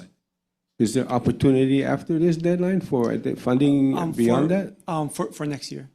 And so why not? We can do that too, because when is the deadline? The end of, I believe we have to have something executed by September 30th. So it's really close. I just got it's not, we didn't even get a word announcement. We just, because we're working with PTA, we kind of got the information in July. And I could, and I thought bringing it to the Hilo Commission meeting would be. So only this past July, you got the information from these folks then? Yeah, so we applied for it last year. We applied for it last year. It wasn't until this July that you heard back? And a lot of people are, it's kind of a hustle process to get, so I wish I had a award letter. And it was my first time going through a federal grant process of this magnitude. So trying to understand the process has been a learning curve for me. Yeah, so Chair, going forward, if there's benefits to the beneficiaries, we can review it, and advisory council involvement? We'll have the advisory council. Yeah. I mean, we get the funds, and then how we implement it, obviously, we'll be very active in getting input, and the approach is going to, actually, we'll share with the commission information on all that. So, Cooley, in the past, how often did the advisory council meet? We had, I'll make sure I get this right. We had 2 meetings. So we had 2 meetings, and then we never had a third. So it was about 3 months apart. 3 months apart. So we need to firm that up, Chair, like to have it on a regular basis, once a month. Yeah. And then report back to the commission on the status. Maybe not at a meeting, but even in communications from Kahana, Kuli. Yeah. And if any of the commissioners want to be on the advisory and get active, that's fine. Yeah. Be a part of it if you want. Yeah, I'd definitely, Yeah, it's why don't we do it's a that? big deal in our district. But I I'd love do to. want to, I don't want to miss a deadline in going after this fund. Okay. So, okay. So why don't we stick with the motion? Do we have a testify? Oh, that's right. Oh, yeah. I was trying to get on before Uncle. What is that, 48 now? About 52 left. Oh, 52 left. Okay. Chair and members of the commission, I just do not want you to miss the point that our testimony, or my testimony anyway, against this 2 agenda items. I'm all for fencing too. If you're going to fence it, fence it. I was concerned that inside of this agenda item, we already have this department, you guys approved 2 vendors up on that mountain to make sure that the ungulates get taken care of. Okay? And inside of those ungulate transaction, there was a community benefit that that beneficiaries would get. I only want to, just because I'm that nosy, this ungulate program began before our time, but we did not know that the contract, and that's why I'm getting back to lack of beneficiary consultation. We did not know in that administration, when they made the first contract, that they were going to give PP to the community. So you had our East Hawaii Commissioner, District Manager then, Louis Howell, put together a pilot program. And it was Kilkaha, Panaeva, Maku. We came to say we would go, I'd go round up the cowboys, the guys that can kill and hang and do all it with the PP, because I'm a retired letter carrier, I don't do that. So we got it. We began to show that it is possible, that can happen. we were vocal in this next contract that came about, that they got two vendors on the mountain. But those, again, was to make sure critical mitigation factors for gorse. And that's what began. And with due respect to Koli'i, we did that under the auspices of Mike Robinson, who then worked with for the department. I'm sorry to say, I just missed his funeral yesterday. He died. He passed away in Washington State. I got word from his daughter.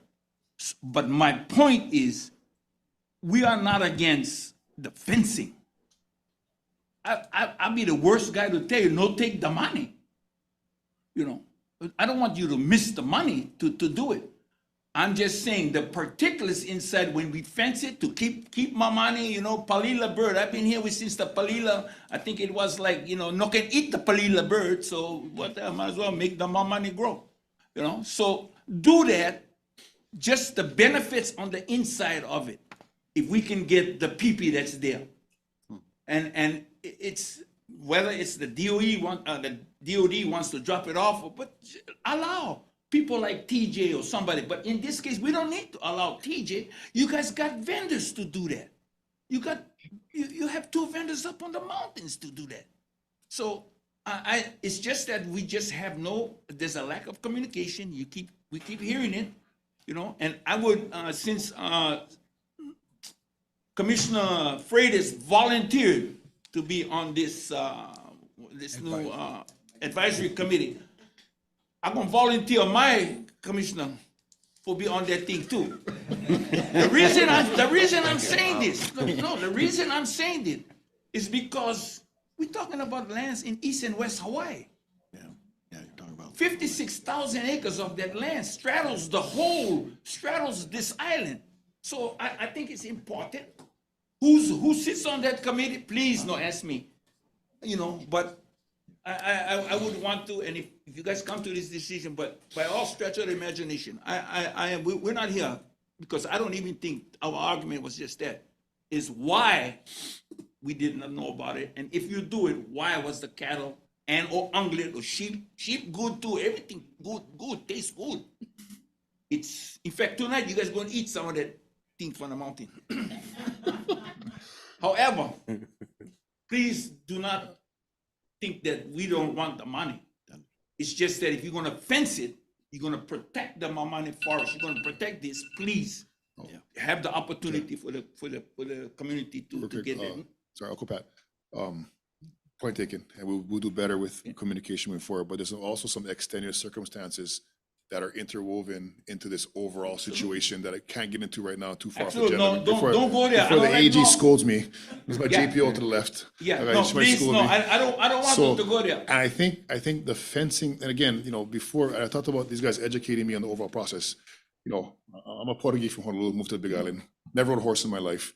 Your father was a good Portuguese. You initially think, yeah, back the truck up, throw the cattle in. Where this particular place we're talking about, you got to be specialized like TJ. Then you can't be some guy off the street. Yeah, I go up there grab cattle, you know. And then you also talk with this extenuating circumstances, which are preventing certain guys from doing their job, which turns into the critical area and the water sources being compromised.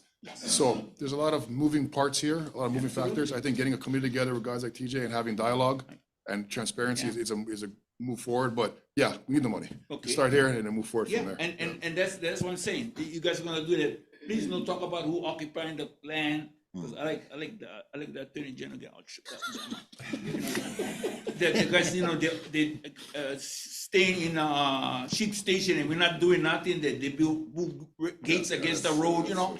But easy to buy wire clippers. I can go cut fence, can cut bolt cutters, cut locks. That's what they're doing on the mountain. Because only get one guy. His name is Kuali Kamara. One guy, 56,000 acres. Yes, we're trying to remedy the situation. Yes.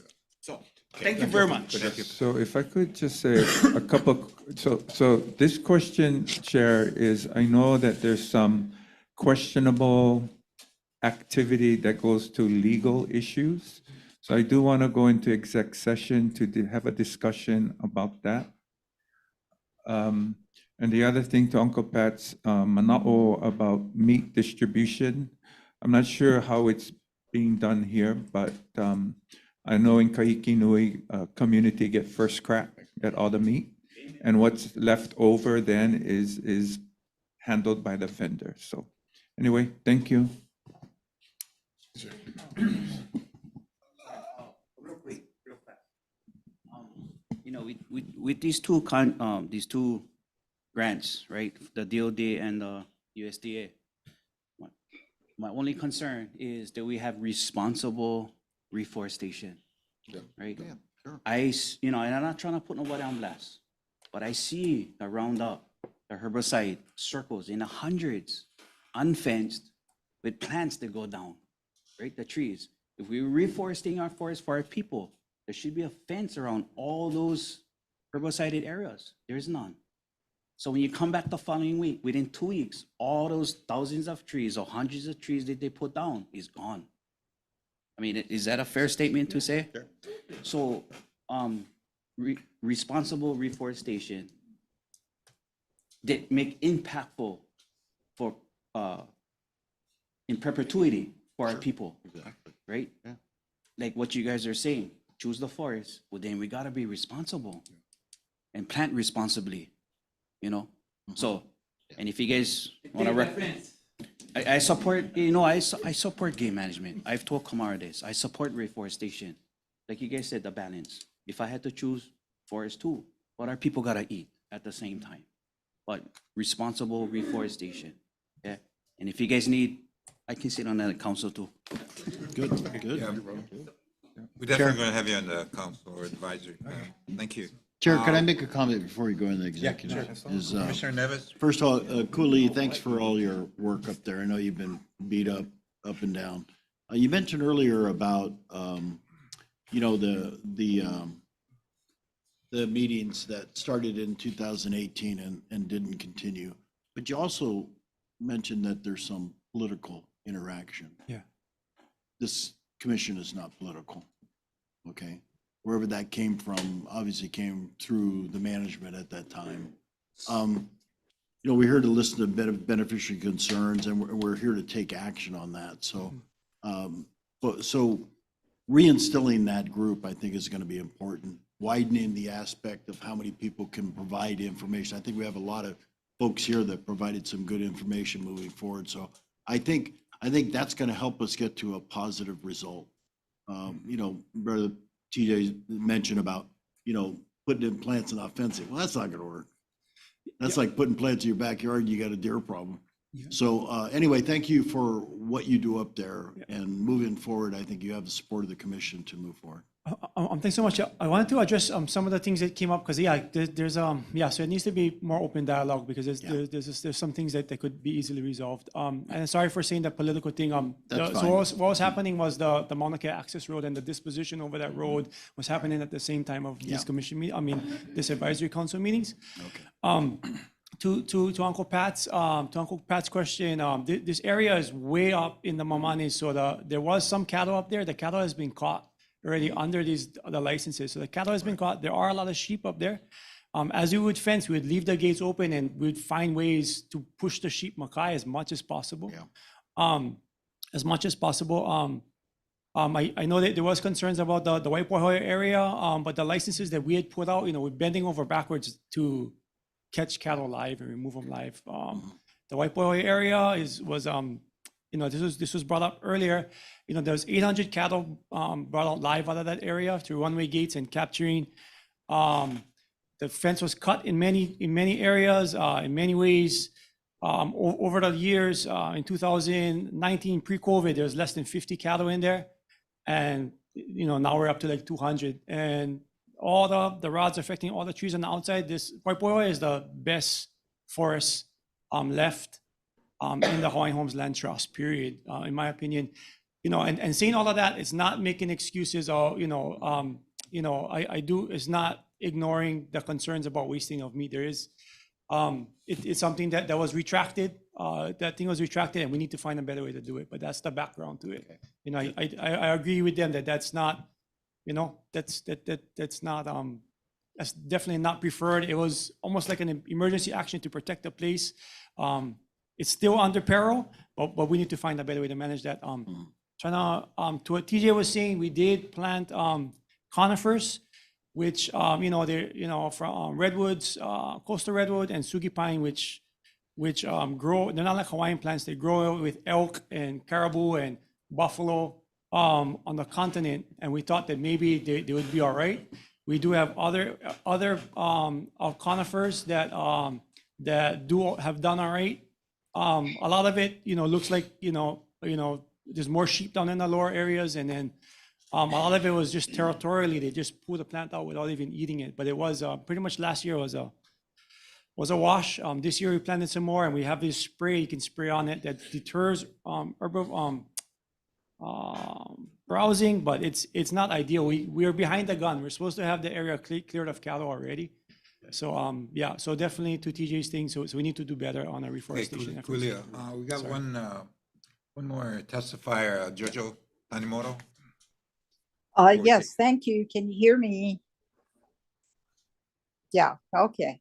So I want to start this off saying that you really want to look at me. It's not one of my good days. You know what I mean? No, I don't think I want to leave on my video. But what I wanted to testify on is I go way back to when Hawaiian Homes was sued by aged Hawaiians, and the Hawaiians wanted to use those lands up there. I go way back with the forest, trying to get rid of the forests and whatnot. And I got to say that I live in Kauai High. Now, I brought up the subject of goats in Kauai High. I did not in all those years know that there was an advisory committee, and I'd like to be volunteer to be on that committee so that we can find out what the Mauna Aina is going to do for us. We already complain about erosion, and now it's wildfire, and we had the hurricane, all this kind of stuff. We use that mountain as an example of how we can protect ourselves down here. But I did not get a response in the last two testimonies that I had asked about from this Aina Mauna legacy. I never got a response from the department to our problems, but we still want to follow through. All of a sudden, we got cut out. If there was a council meeting or whatever, we would like to learn, because we are getting impacted and nobody is talking to us. So, Chair, I hope you add that in to the testimony about Aina Mauna legacy. You know, we want to know so that we can learn how to better our position down here, because we overrun with goats. They're on the street, they're in our houses, they affect the kids that ride the bus, get off the bus. There's nobody around. So we got to figure out a way of what these guys doing that we can use in our community and get some answers, some communication. Thank you. Thank you, Jojo. So, thank you. The chair will entertain a motion to approve as submitted. Is there a motion? No motion? Motion. Second? Okay, got a second. All those in favor say aye. Aye. Those opposed, motion carried. We're going to take a bathroom break for 15 minutes. Okay. We'll reconvene in about 15 minutes.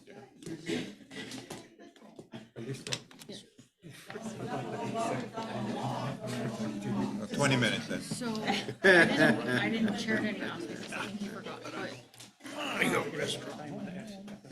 we can go to the session on because Yeah, I thank you, Cooley. the questions would have to be limited to the rest or just the general issues with the. Yeah, or no, that's. Yeah, or the plan. this one is not. We could only talk about the grant.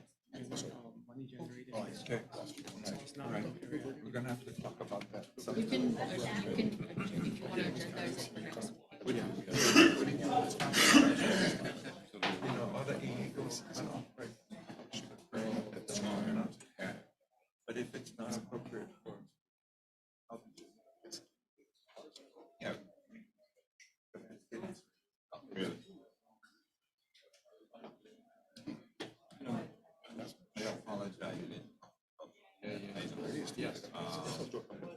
But it got to the point where law enforcement, they were not bad mouthing, but they were saying, hey, we don't want clowns to come in and got to deal with, because they kind of bring up almost, and should be active. No, it's activity. They're pointing out things that, you know, this work with us, we got arresting, we got all these different resources. It's not really active. Now, we'll make a daily review. But if you want to hear your own, but independently, you don't care what it's there, totally separate, then go for it. I'll say,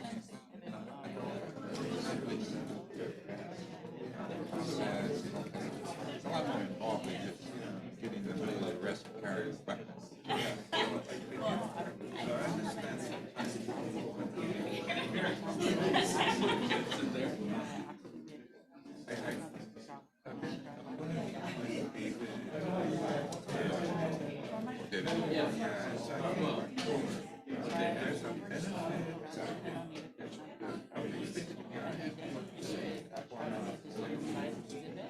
well, we got to do that.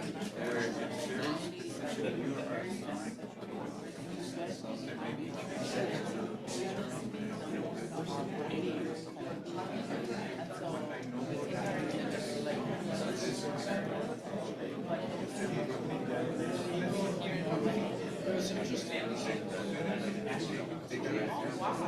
Yeah, this will be. It's like having Also, we're gonna develop that relationship. I'm hoping David, with his personality, as well as tenacious personality, Yeah, we'll see. work with these guys, but they will back them up, as well as they will. Right now, there's no relationship. That's why I brought that.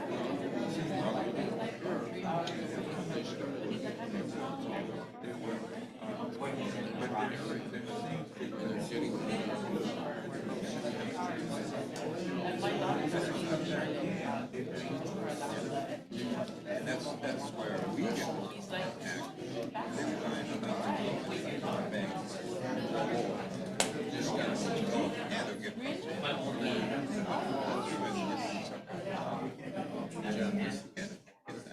that's where we have. And then we have for years and years. Yeah.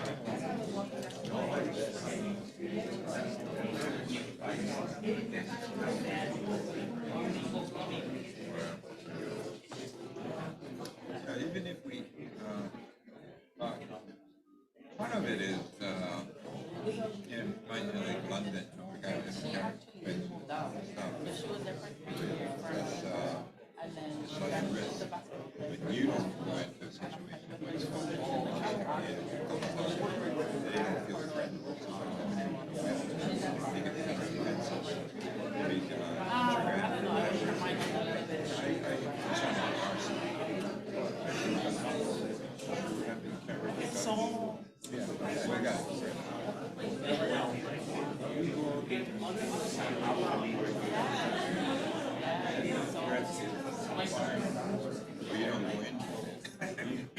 You don't go in unless you got backers.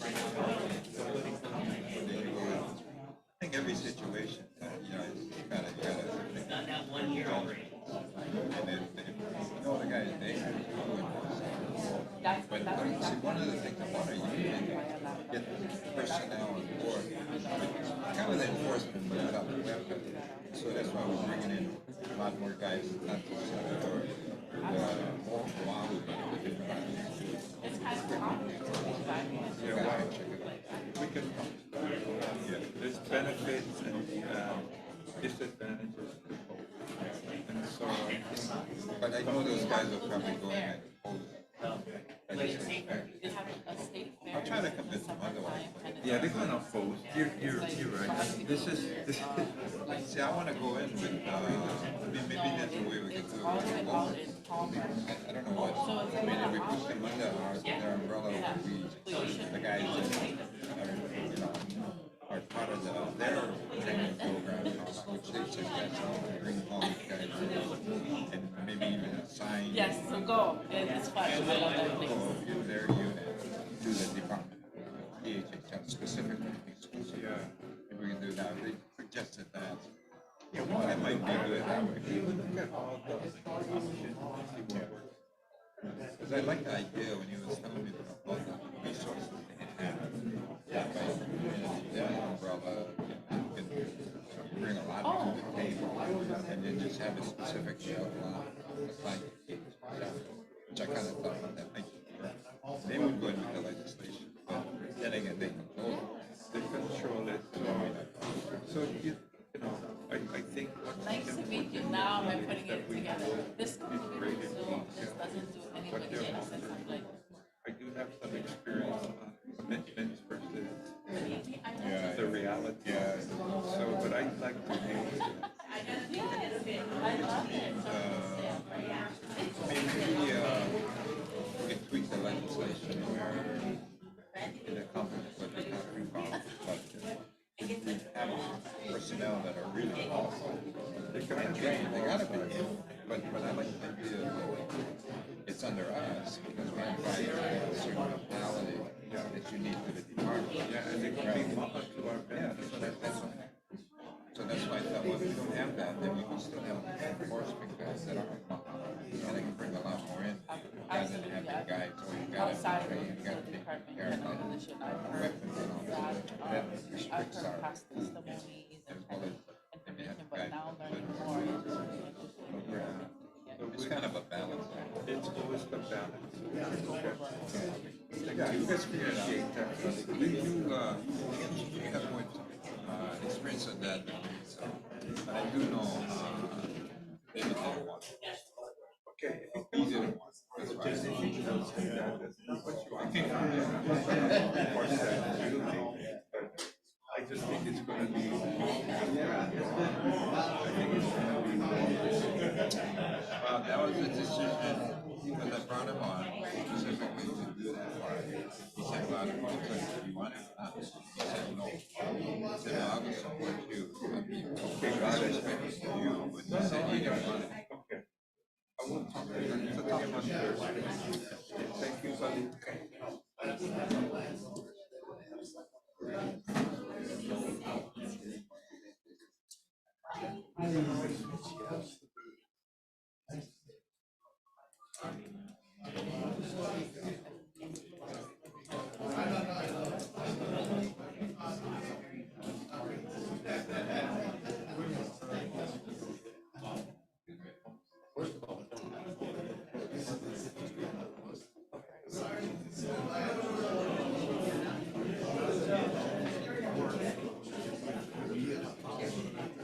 So right now.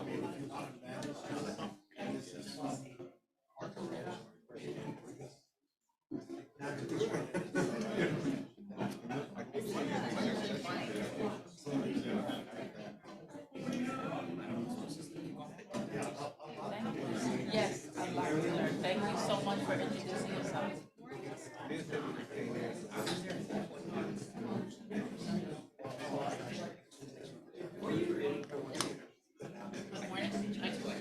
I got some cookies. I got some cookies. Well, I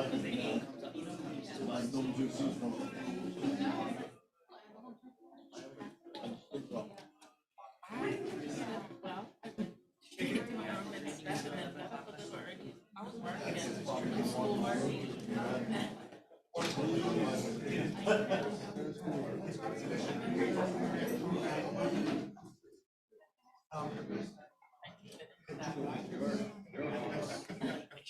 Yeah, it's my own homework, and I still have a full-time job. So I check it at my office.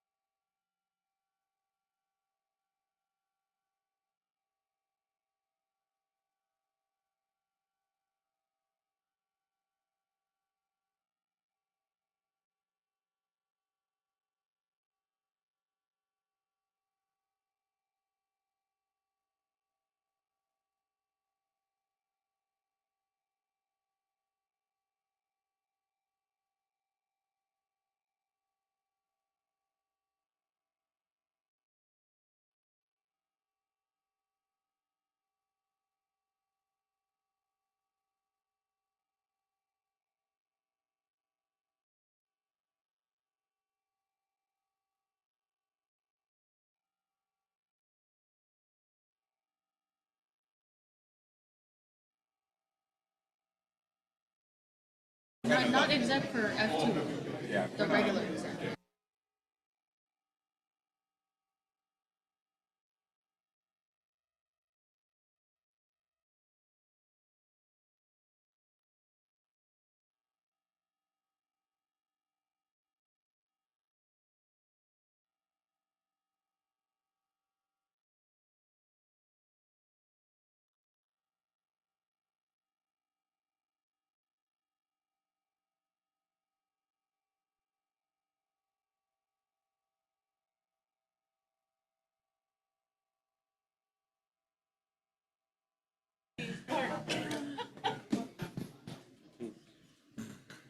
Yeah, are you missing?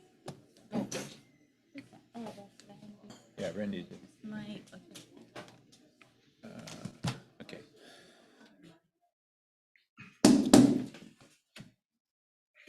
Okay, I guess the timing was a little bit misplaced here.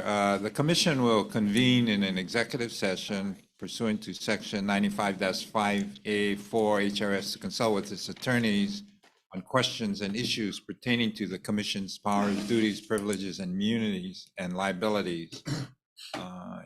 Their motion? So move. Their second? Second.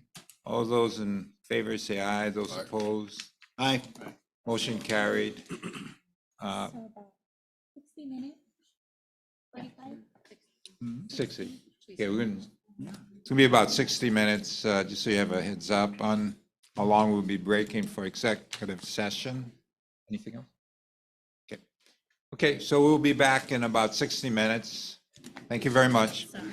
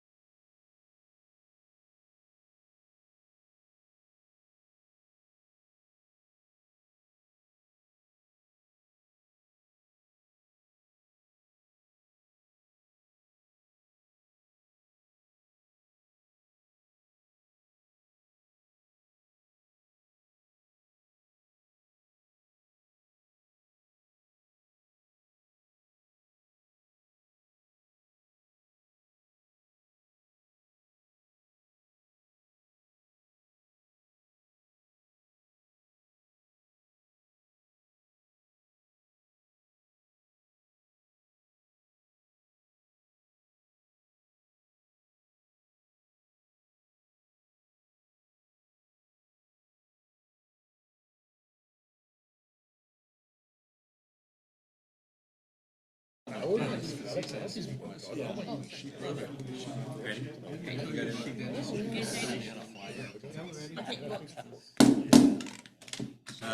is reconvening from its executive session. The commission discussed claims relating to lease 932 and the lawsuit of Yokoyama versus Hawaiian Homes Commission. Next item, F3 MOA USDOA Aina Mauna Legacy. Yep, thank you, Commissioners. Kahana Albini, Acting Administrator again, and I got Lukuli Camara. Item number F3 is almost similar to item number F2. However, this one is the authorization to enter into a memorandum of agreement with U.S. Department of Agriculture, USDA, to receive federal grant funding for 500 acres of the subject TMK listed for Aina Mauna Legacy Program implementation, sustainable core forestry in Honolulu, Hawaii.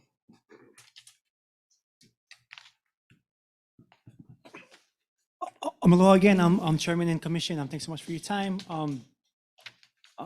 Yeah, so the same fiscal year, so we have kind of the same constraints. And again, sorry for bringing this to you guys' attention so late, but the U.S. Department of Agriculture has a Climate Smart Commodities grant that we worked with for Solutions and Linker Corporation to go in on, and the USDA acknowledges that core forestry is something that is not only a economic driver, but also has a lot of benefits from carbon sequestration, habitat, and watershed management. So it's on the Aina Mauna, we actually have the situations to be quite competitive in these grant opportunities.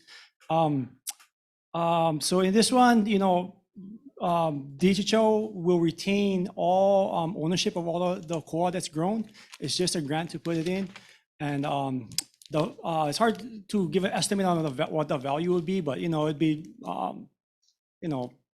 multi-million dollars. So when it's mature, so it's like an investment in an area that's in alignment with the Aina Mauna Legacy program. And again, this one has a 20% contribution over 3 to 5 years. And I will be, I'm coming, so we have an Aina Mauna budget that, we can kind of make things work. But next fiscal year, I will be I'm coming to the commission, putting in our budget to request so a 20% so from the commission to be added to our budget. But if not, so we'll just make it work and trying to get these things implemented. So between F2 and F1, I mean, F2 and F3, if there's 56,000 acres, this implements 3,000 of those, 3,000 of those acres. If you guys have any questions about the opportunity, please let me know. Let's do a motion first, and then we'll open up for questions. Somebody make a motion. So move. Second. Okay, any discussions? Yeah, very similar to F2.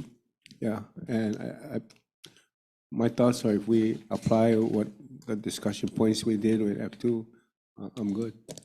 So do the advisory. Advisory, the community benefits. Okay. Put some community members on the advisory. Yeah. Okay. Any other comment? Community. Pat? Go, Pat, your time, you up, man. You okay? Okay. Yeah, I'm okay with that.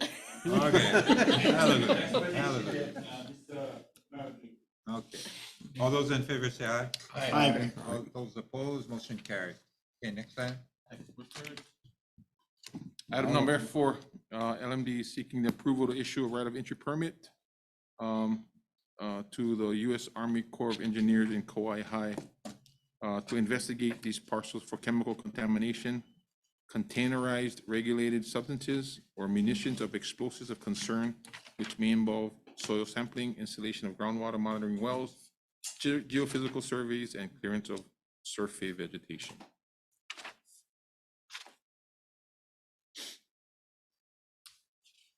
Anything else you want to say about it? Okay.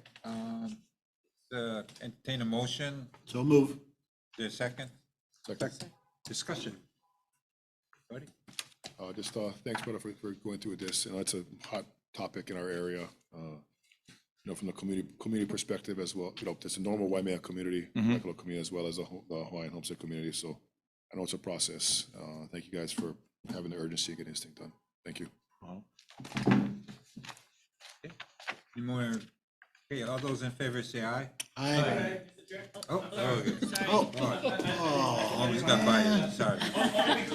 Only because, Mr. Chair. In the right of entry, if they're doing it in Kauai and for the Corps of Army Engineers, Army Corps of Engineers, I'm sorry.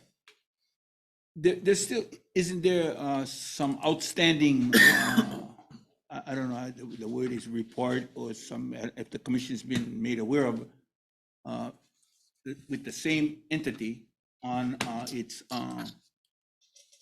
UXO issues with in East Hawaii, which is in Maku. So that's why I'm saying if this is obviously with some contamination and with UXO, but what's the resolution did we have in Maku, which is going to impact us? Thank you. Any other questions? Okay, all those in favor say aye. Aye. Those opposed, motion carried. Next item.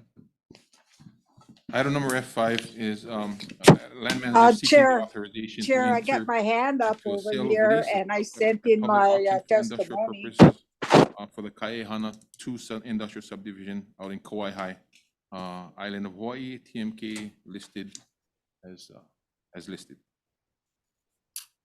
Chair, this is Jojo in Kauai High. I didn't get called. Somebody on Yeah, Jojo. She wants to virtual? Okay. Oh, should we have a motion? Yeah. Yeah, let's have a motion. So move. A second. Okay. Jojo Jojo. Tanimoto. Thank you. Can I go back to F4 first, please? Because when the U.S. Army Corps of Engineers are going to go through, there's a few lots in there that have burial sites. And I'm wondering if they're going to be digging it up. I also sent in my testimony regarding burial sites. I don't know if they're being abused because there's one behind La'al's store, but there's all kinds of containers in the back of that one. And then after you do all of this, you say Army Corps stuff, is it going to be open up for future use by the beneficiaries? Are you guys going to take care of the flooding at the Pali High stream? Because right now it's flooding out those two historic houses over there. Haven't heard anything from Hawaiian Homes. How are you going to do that? Or if you're going to do anything at all and just leave those beneficiaries in a flood? Let me explain that one real quick. The neighbor next door with the boat yard, Yamada, owns their property, but they bulldozed the stream. When they did that, it became a canal. The water flows faster, and then they took the boundary pins for one of the houses. So now she's got less yard and more prone to flood. But the bigger problem is when that stream overflows, then all of us that live in Kauai High cannot use the highway because the civil defense closed off the highway, then the cargo cannot move and all this kind of stuff. So what is Hawaiian Homes gonna do with that? And I noticed in the Tex-Mac key, that stream does not appear. So I wanna put out a request to take care of the problem at the stream. It splits between what's her name? McCarthy and Akau. And the stream flows into the yard. And if the harbor doesn't clean out their side of the stream, then it backflows on the highway. So I wanted to point that out too. And then as far as for the cement company, if you guys are gonna be leasing it out to anybody else, I would ask that you folks please not put another pollution on that lot, because the original lessee that put in the cement company didn't have the Mackay lots. So now you got the Mackay lots and nobody told them anything about extending the leases. There was no beneficiary consultation. There was no notice to anybody in Kauai High to say anything. And so the department is just dumping it on. And that's what we would like to have, is some kind of consultation with the department rather than be victims of what the department decides without anybody getting to say anything. And well, anyway, you got my testimony listed out there. And I know you got the burial lots that's going to be checked out by Army Corps. Burial lots, that's another one we really don't want to see it dug up or impacted. How you guys gonna do that? That's I would like a response, please. Thank you. Okay. Thank you, Jojo. Yeah, you, in your testimony, you get some very valid concerns. With respect to the cement, at this point, we don't know who's gonna bid and who's gonna eventually be the recipient. But things like that, regarding pollution, that is a concern. So we'd have to, in whatever lease issued, we'd have to address that and make sure that is dealt with. With respect to the drainage and flooding, that's something we have to take a look at. We have a similar problem in other areas in our industrial parks, and we're working on those too. Okay. Can I ask you, can I make just one short interjection, please? I just wanted to let all the trustees remember that we are all in a tsunami zone. And so it's important to us that we get some kind of consultation before we just show up like this in the agenda and we're gonna do something to Kauai High. Nobody said anything. Is that possible, Chair? Well, you're testifying right now, so you're having your opportunity to express your concern. And we have a record of it, and like I said, we will try to deal with them appropriately. And thank you, I appreciate that. Okay, thank you. Any other questions or concerns? Commissioner Kalakini. Ghana, is this near the, the carbon millennium Yes, facility? right on the bottom, so right across Maluokalani Street. Right across? Yeah, right on the bottom of it, Makai side of Maluokalani. Malta side, eh? No, Maluokalani. Oh, Maluokalani. The Oh, yeah, industrial yeah. subdivision. Yeah.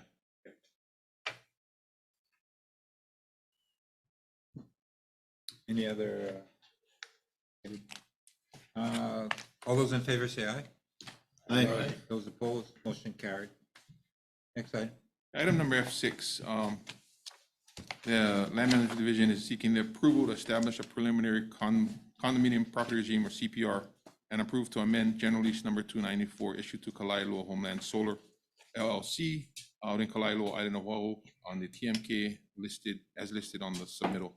With us, we have some representatives from Kalaeloa Homeland Solar who'd like to share a PowerPoint. If I can have that put up.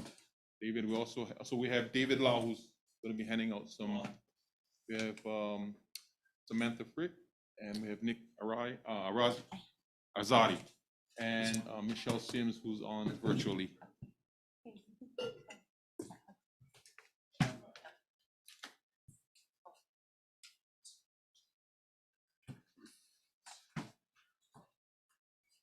Thank you. Thank you. No. Thank you, David. So again, before I begin, I just wanted to repeat again, the recommended motion and action that the Hawaiian Homes Commission grant its approval to the following. It's a two-part motion. A, approval for KHLS, who is Kalaeloa Homeland Solar's lessee, to establish a preliminary condominium property regime for the premises under General Lease 294, covering 29.853 acres of Hawaiian homestead lands identified by the subject TMK, and more specifically are delineated in Exhibit A, subject to the conditions as listed under number 1 and 2. Second part of the recommendation is to, subject to the preliminary approval of the CPR, referenced above, approve to amend GL 294 as particularly identified and described below, and further reflected the amendment draft attached here to as Exhibit B, under items 1, 2, and 3. B1, 2, and 3. With that being said, Michelle, if you can take it away. Yes. Aloha, everybody. Can you hear me okay? Yes, we can. Fantastic. Thank you. Yes. Aloha, Chairman Watson and commissioners. My name is Michelle. Mahalo for your time today and allowing us to present on our proposal. I am speaking on behalf of Pivot Energy, solar company which owns Kalailoa Homeland Solar LLC as lessee of General Lease 294. We also go by KHLS as an abbreviation, which you may hear today during the presentation. And we will be presenting on the following proposals, as mentioned by Kahana. First, our condominium property regime proposal, and then our rent proration and term proposal. All right, next slide, please. Okay, we'll start with a little bit of background on General Lease 294. I won't walk through this in full detail, but just to give some high-level bullet points, this lease has been around for nearly 12 years when it was first entered into between DHHL and KHLS with AES Corporation as the owner. This LLC has then changed hands a couple times with different solar companies. And most recently, General Lease 294 was amended in June of 2018. And since then, the LLC of KHLS has been acquired by Pivot Energy, our company here today. And then as far as today, KHLS, the solar project, has completed nearly all of its development milestones. And we've started construction on the phase 1 project, which you'll hear more about in a little bit, with construction tracking to end be completed by the end of this year. Next slide. Okay, and just a little bit about Pivot Energy as the owner of KHLS. Pivot is a national leader in developing on-site and small utility solar projects, specifically focusing on community solar. And one specific hallmark of Pivot is that we actually own and operate our community solar projects. So we're going to be DHHL's long-term partner with this solar project. And another thing unique about us is we're a certified B Corporation. So we can go to the next slide and I'll share a little bit there. A couple things about being a B Corporation is that as a B Corp, Pivot basically follows a corporate strategy that seeks to provide a positive impact on society through looking at ESG factors, which is environmental stewardship, social leadership, and responsible governance. So basically, decisions made by the company are evaluated against these factors to ensure that we're making a net positive impact on the community and essentially all of the stakeholders that we work with. And so we feel that operating as a B Corp is making us a strong player and accelerating the rapid transition towards 100% clean energy of power generation.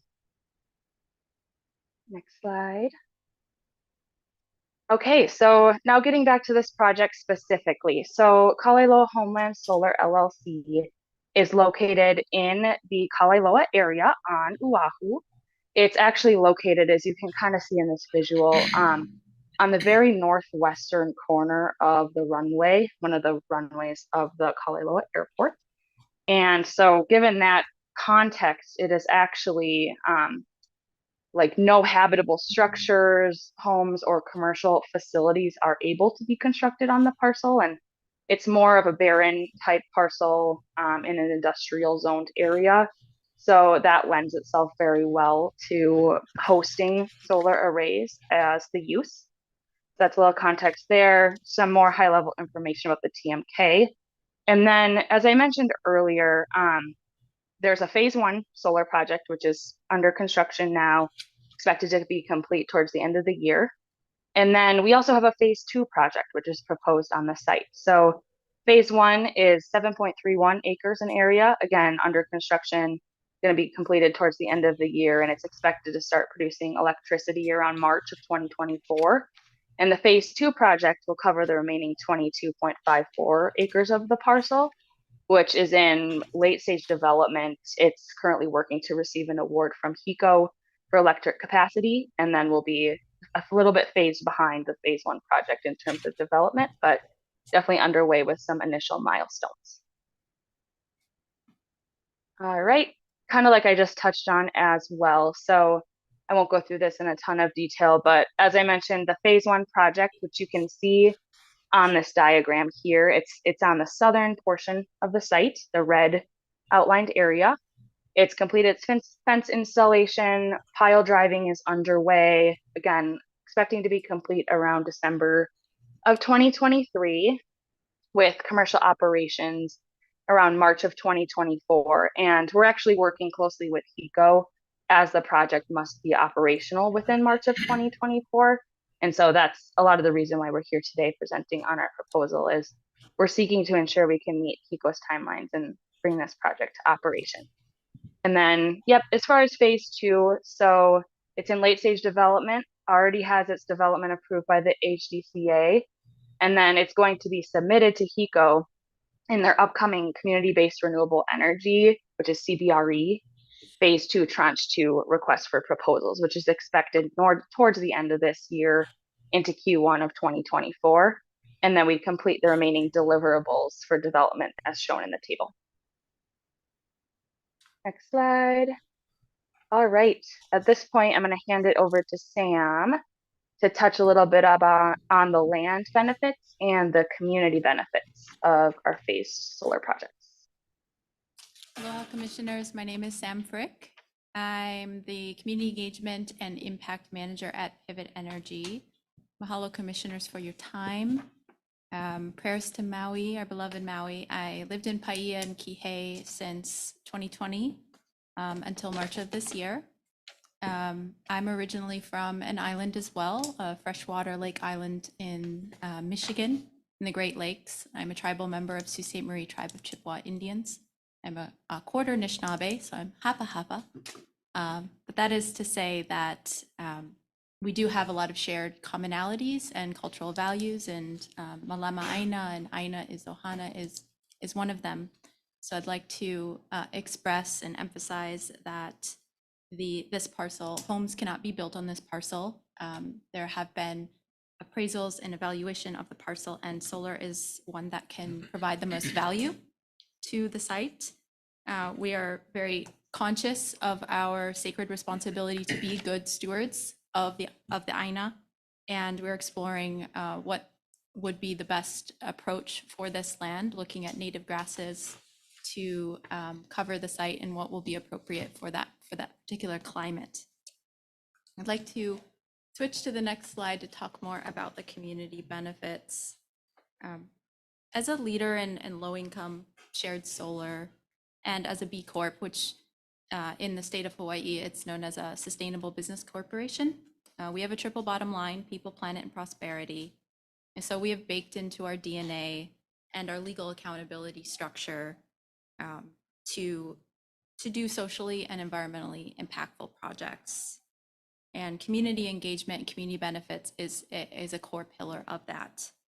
Pivot has proposed a community benefits package, provided approval of this proposal. We are engaging with Kapolei Community Development Corporation, KCDC, on a community benefits package. We have a letter of support from them, and they are providing a testimony today.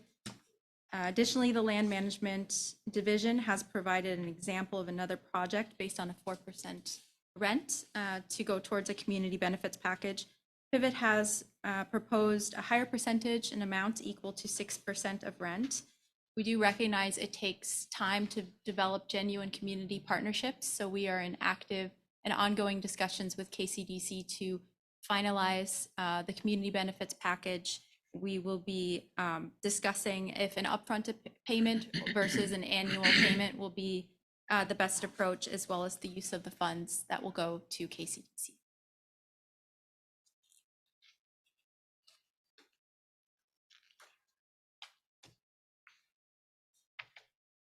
We are also working with DHHL and KCDC for phase 2 subscriptions, to offer those subscriptions to beneficiaries and doing outreach on some of our other projects as well to extend the benefits of the cost savings of subscribing to a community-based renewable energy project to beneficiaries first.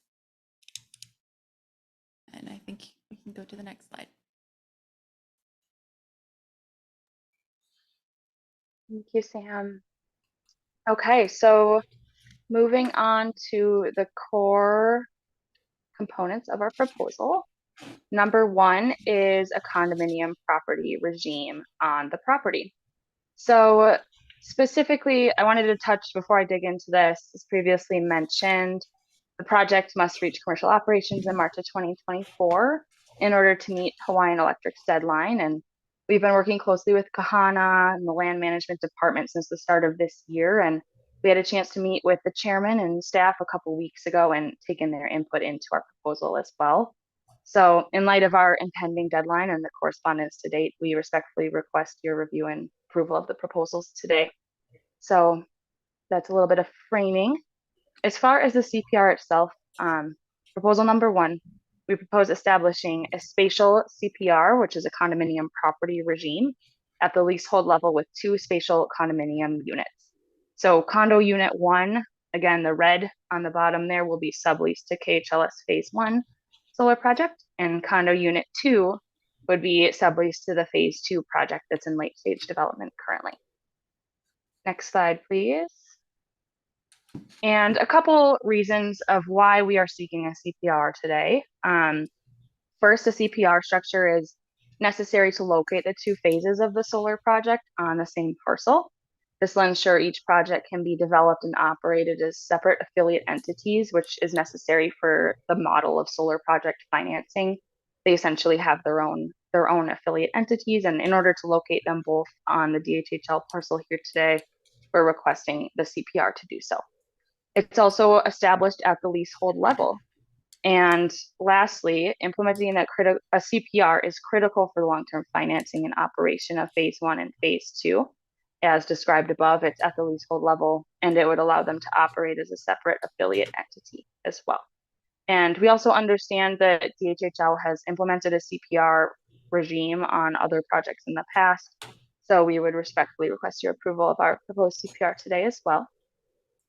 Next slide, please.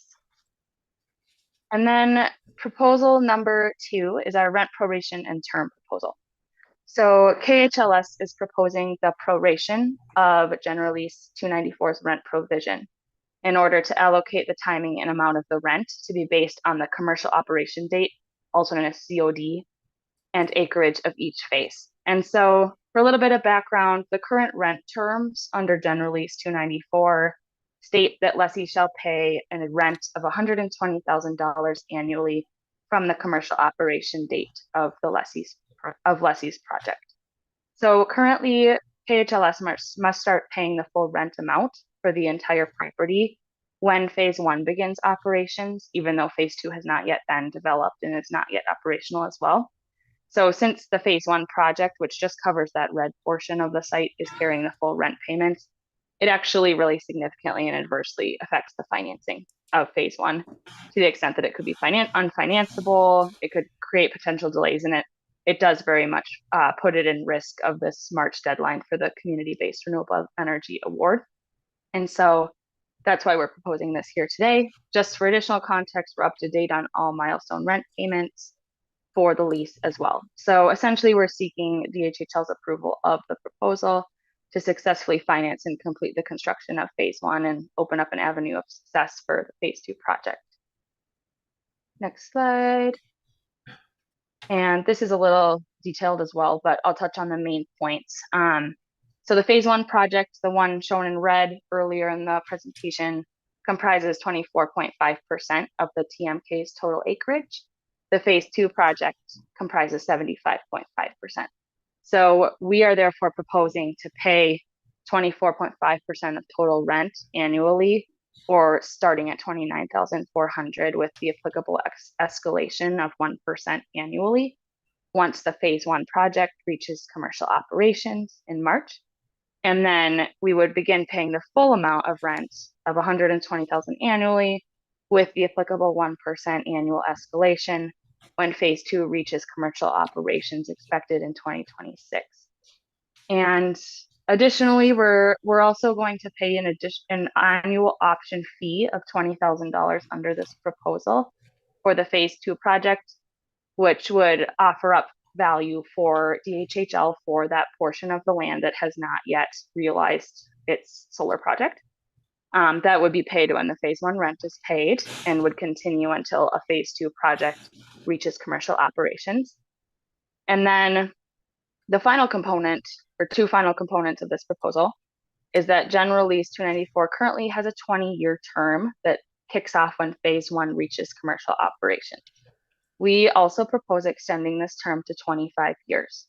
The reason being that phase 2 will then also have a full term length of 20 years. It'll allow us 5 years to reach that COD and have phase 2 also get 20 years, which complies with Hawaiian Electric's standard form contract terms. So it'll help us ensure we're in compliance with Hawaiian Electric right away and maximize success of phase 2.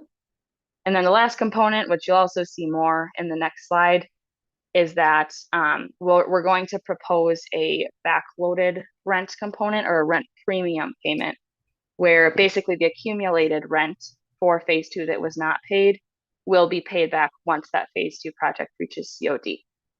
So here we have an example matrix showing everything I just talked about. You can see at the top there, we've got the phased projects, phase 1 and phase 2, their associated acreage and proportion of annual rent that we are proposing they pay, with the 1% annual escalator. Then we have an example matrix which shows the phase 1 project reaching operations in March of 2024 and the phase 2 project reaching operations in 2026. So you can see phase 1's rent is going to be paid annually with its 1% escalator. We would also be paying that phase 2 option payment in the years in which phase 2 is not yet operational.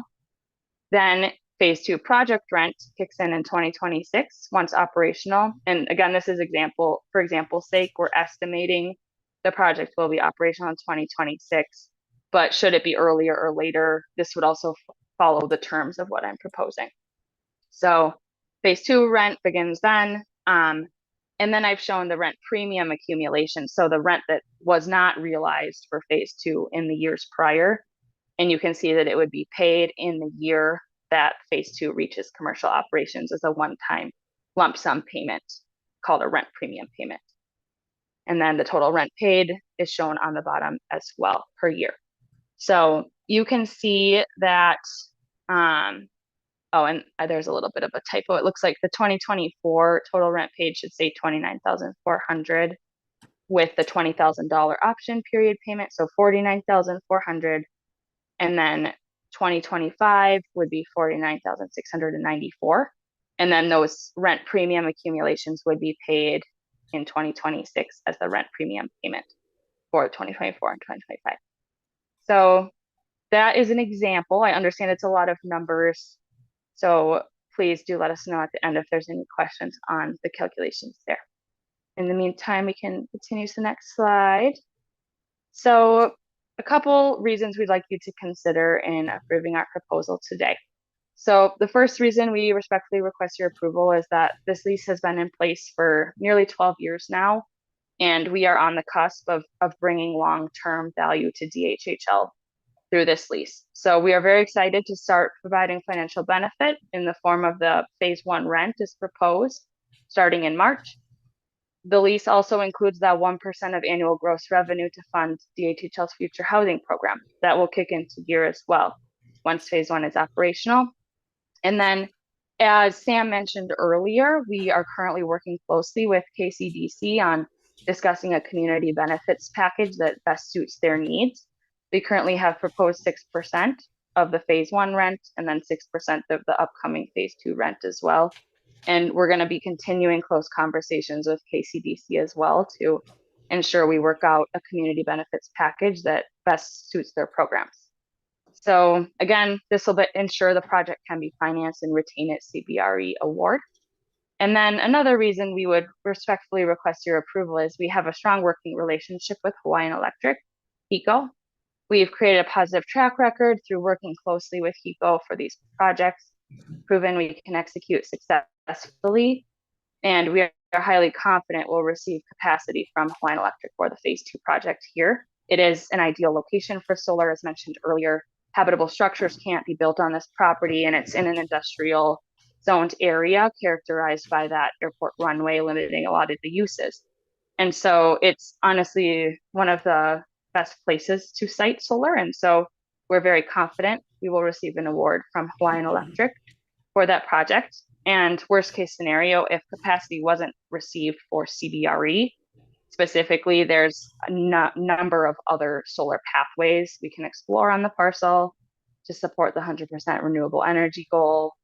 And then lastly as well, the lease does include the flexibility for working with another potential solar company and subleasing out the phase 2 or the unit 2 on the property should pivot as a company not be able to realize one of these options.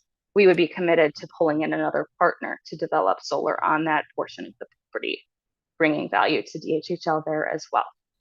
And then lastly, our community investments and practices to care for the AINA provide long-term benefit to DHHL beneficiaries as well. And I did want to flag just a couple final thoughts. We do have 2 slight amendments to the recommended motion for your consideration. First, we request an amendment of Action A2.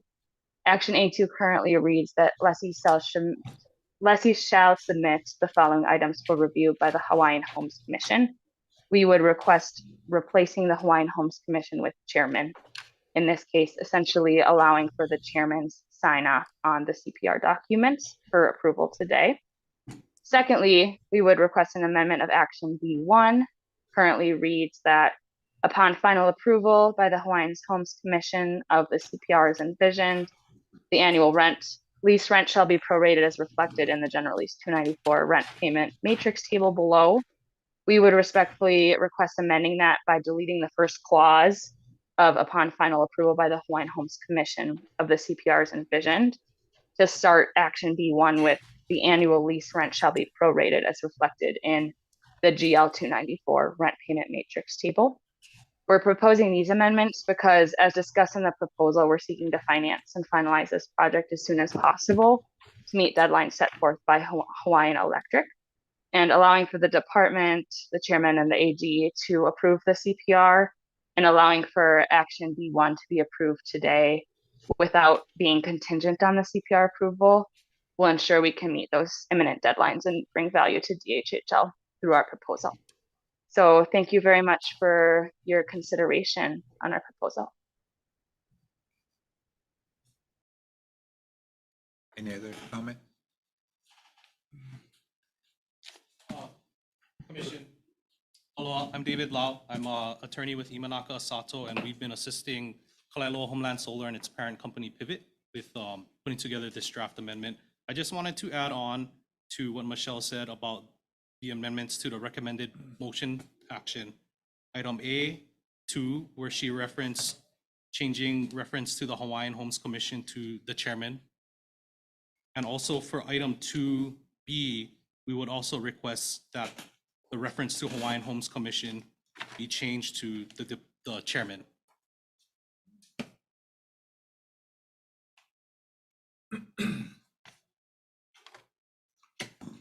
Anything else? That's it for now. Any questions, Commissioner? Yep. Go ahead. So this is a pretty weighty proposal. So there's a lot of information contained in this document, and then we're being asked to vote on it now.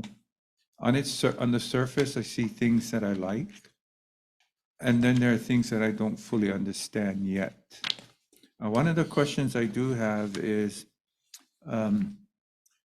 spatial condominium property regime. It's clear that that's something that's needed, but help me understand what it actually is. Is that to hold space, to reserve space for anticipated future uses? Sure, Commissioner, I can touch upon that. So a spatial condominium property regime, what it does is it'll create two separate legally defined parcels of land on top of the current TMK that can be subleased out and used to finance the two projects individually. And that's in order to accommodate the phase one, phase two portions of the project. Currently, as the property stands now, it's just one full parcel. And so if Kalaeloa Homeland Solar wanted to sublease the parcel to a special purpose development entity, it would need to sublease the entire parcel together instead of as two separate portions. So what the condominium regime does is it allows that property to be split in half without having to go through the actual subdivision process with the city and county. I have a question. So would that mean on that, when you separate the property, it'd be the same, for the same type of operation, solar Yes. operation? Correct. So any sublease of the two units on the land will be subject to the terms of General Lease 294. So for example, under the general lease, the property can only be used for solar conversion projects. The same restriction would cover down and trickle down and, encumber any sublease. Okay, thank you. Sure. So, David? Yes. Thank you. So this is not one condominium that you live in then? No. Okay. Us- It's just a term that you're using so that you don't have to go through the county to subdivide the property. Correct. So a condominium property regime, just a wide view background, is really a form of ownership. Most generally, you think about a condominium, you think of those large towers in Kaka'ako or along the Kapiolani corridor. But that really refers to the split and division of ownership of property, meaning that you have each individual unit that's owned by a unit owner, but you also have portions of the property called common elements that are owned in common by each unit owner. So in this particular case, you would have unit one and unit two being subleased out, and each unit has appertenant, like connected to the ownership of the unit, a common interest ownership percentage in the common elements of the project. In this case, the common elements would be like the land under the project, or if there was a access road that the developer wanted to put going through the two units, that would also be a common element. So the regime allows for separate ownership together, if that makes sense. Okay, that helps a little. I agree with what Commissioner O said. There's a lot here to digest, but let me ask a couple more. So phase one, the proposal is 1.72 megawatt AC. When you say sublease, would that consideration be for something other than 1.72 megawatts? It could be more on phase one, or what do you mean by sublease? The structure that Pivot is looking at, right now, the lessee of the property is Kalaeloa Homeland Solar. When the condominium regime is established, there will be two units, and Kalaeloa Homeland Solar would be the sublessor of both units and sublease it to another subsidiary of Pivot, who would be the sublessee of each unit. So there would be Kalaeloa Phase 1 LLC, for example, who would be subleasing Unit 1, and Kalaeloa Homeland Solar LLC Phase 2 for the second unit. That'll be the 5 megawatt system. I believe that the bigger portion, right? So Kahana, so this general lease has been in existence 12 years. Correct. And we've been working on this solar project for that long. Yes, so like how they had mentioned, the lease was transferred to a different party.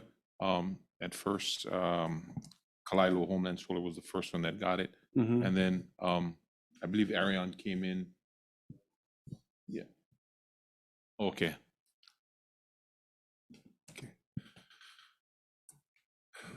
Correct. So the lease was entered into between DHHL and Kalaeloa Homeland Solar. Then it went to Sun Edison, and through Sun Edison, Arion bought it out of Sun Edison in 2018. Okay, what is the involvement with KCDC? Yes, so Pivot has proposed a community benefits package for both phases, and it's a standard across the board for us to do this in every project and every community that we operate in. So we are in communication. Michelle and I spoke at the last board meeting, the August board meeting, and we have a letter of support saying that we, both parties are very excited to work together to form this benefits package based on the proposed amount. Okay. And they will be providing testimony as well. Okay, so I see the proposed community benefit is 6% of the rental amount. So like the 20 is what, almost $30,000 annual rent, right, for phase one. So 6% of that. And that's going to be administered by KHDC or KCDC, excuse me. Okay, and is that 6% community benefit every year?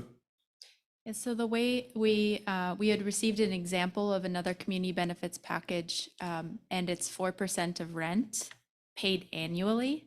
We are talking to KCDC about what would be best for them in terms of just the amount equal to that, but a one-time upfront payment that could be used, say, for a workforce development training or something like that, something that requires more upfront, or if they prefer to have more of a steady stream of annual payments.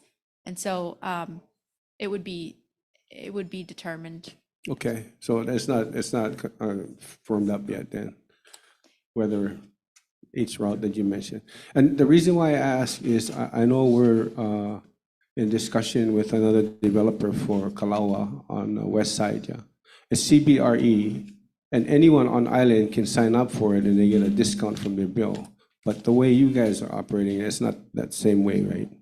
It's the exact same program. I'm You glad get you're both, familiar. Yeah, so if you're a subscriber of the project, you do receive a discount on your electric bill. And we're working with KCDC and DHHL to subscribe subscribers for the second phase for the 5 megawatts, so to beneficiaries first. So that's not mentioned on this, so I think it would be good to mention it, yeah, so that beneficiaries are aware that there are other benefits. I think it is bulleted. Oh, it is? It's on Maybe one of the it's not as slides. Let explicit. me pull it up here. Yeah. Yeah, we touched on it briefly on slide number 9. Okay. The phase 2 project will include subscription opportunities, and like Sam mentioned, we're planning to start with beneficiaries to take part in that, give them the first opportunity, and a high level estimate of what subscribers see as lowered electricity costs in the amount of saving about $30 a month. And then that amounts to about $7,000 total over the full 20-year term of the phase 2 project. Okay, thank you. So who will be eligible to receive this discount as far as beneficiaries, and how is, because we got a lot of beneficiaries on Oahu. Absolutely. Per the program with HECO, it's any Hawaiian Electric customer is eligible on the island. Any? That's their program requirements. So we would work with KCDC and DHHL to offer to the local community first. Okay, because here on Hawaii Island, it's Hawaiian Homes beneficiaries are first, right? So it sounds like it's a little bit different on Oahu. And I don't know if that's something that's going through Hawaiian Homes, or is it because us as Hawaiian Homes makes that determination? You know, with the Kalawa project. Okay. So I saw somewhere that later on that the department would be subject to 1% of actual gross revenues. Is that after phase 2? No, From phase 1 on? it's a 1% escalation of the rent as well as 1% of the gross revenue.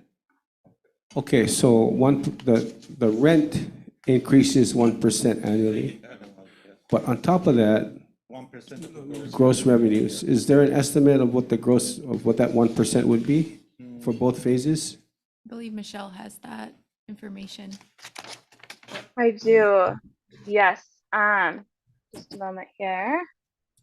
Let me quick pull up my screen. Yeah, so I don't have an estimate for both phase 1 and phase 2, but for phase 1, the estimate of 1% of actual gross revenue pencils out to be about 6,660 in year 1 and about $127,000, 120 or 127,120 over the 20-year term for phase 1. And then phase 2, I don't have an estimate today, but it is substantially larger project. So I would guess that the numbers would be larger there. Yeah, yeah, I see phase 1 is 1.7, phase 2 is 5, so that's roughly 2.5 times more. So this, on the technical side, is this just solar, no batteries? For this phase, we don't have any batteries, but for the next phase, most probably we will have batteries. Just to add to your previous question, Commissioner, the CPR or condominium regime is something that has been done on DHHL lands. And just as an example, on the north part of this project, there is a solar project that they have done also the CPR. So. Yeah. Yeah. You know about that, Kahana? Can you explain about that one?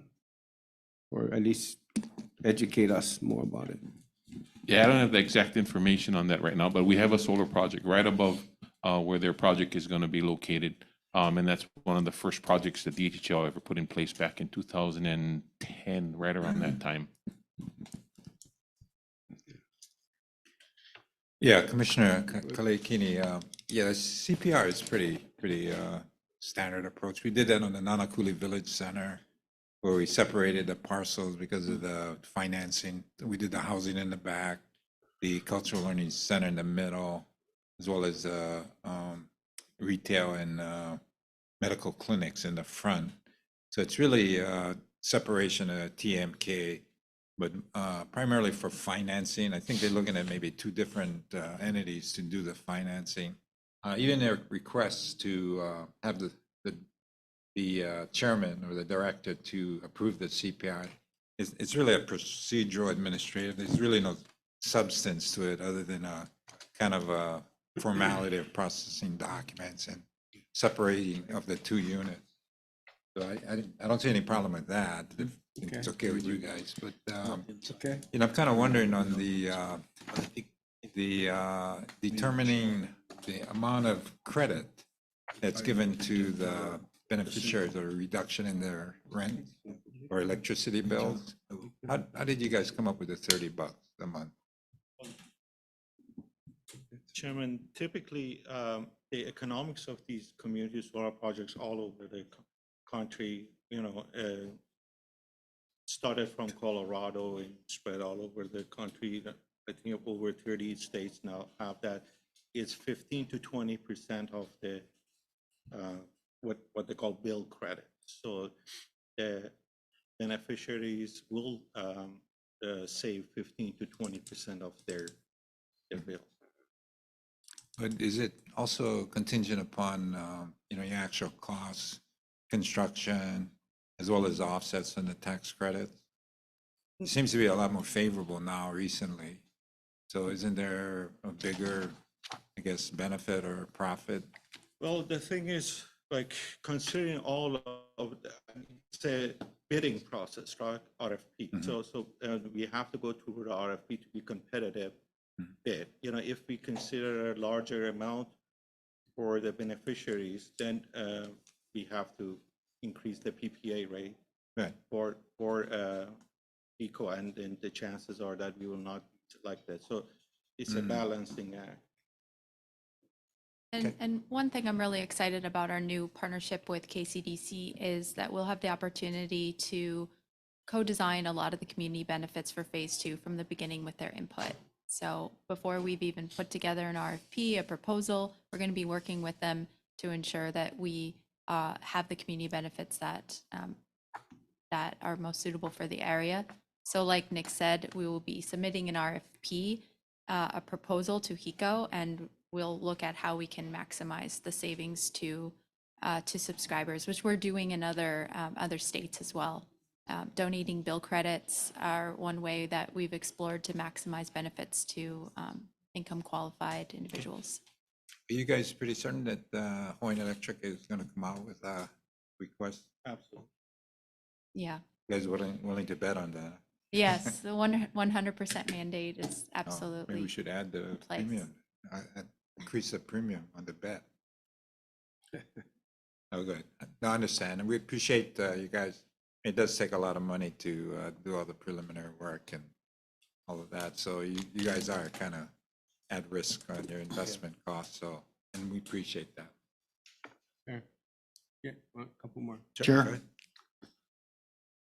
I agree with Commissioner Woe. I'd like to have a little more time if we can defer decision-making to tomorrow. Tomorrow, sure. To give us some time to fully, peruse through this, a lot on our plate. Good. So an amendment besides us naming you, right? Yeah. There's another one. You guys are asking for 25 years? That was actually part of the original lease. Oh, it's already in there, Kahana. Yes, so the 5 years extension was left to the chairman to accept. Correct. Again, just to clarify, the lease is for 20 years at first. So they're asking for an additional 5 years to make it a 25-year full term. So the 12 years doesn't? No, it was upon the commencement of operation, yeah. Oh, that the okay. lease rent would start. Okay, I see. I got it. Phase one. Yes. COD. Yeah. Okay, one more, another question. So do you have a power purchase agreement? For the phase one, correct? Yes. You do? Yeah. Because, so I noticed in one of the statements that if the rates exceed 15 cents a kilowatt hour, that department, can you elaborate on that? We'll get something back. Yeah, for this phase, of course, it hasn't been over the 15, it's exactly 15 cents. That's called bill credit. So, but we don't know how it's gonna turn out in the next phase. If it's higher, then obviously we have to share the excess. Okay, so you have a PPA for phase one, Yeah. and it's 15 cents a kilowatt hour. Is this fixed throughout the entire term? Correct. But phase two, you have not negotiated yet. No. Anything in exceedance of 15 cents a kilowatt hour, a portion will return back to the department. Okay, thank you. You want to defer it? Yes, I still like to defer till tomorrow, at least for decision-making, give us a little time to absorb. I just have to add, Chairman, that the time is an essence. I We understand. understand. Just one day is not an issue. Like, we are already in trouble with HECO. They're threatening that we're going to cancel your contract because. You mean the phase one cancel? Yes, because we okay. are hitting these milestones that we I have. tell you what, we'll make a decision tomorrow, Yes, thank for you. sure. Either way, up or down, we'll let you know. Okay? Okay. Oh, we got some people that want to talk about your proposal. So the first one is Chantel Kilihomalu. KCD. Yeah.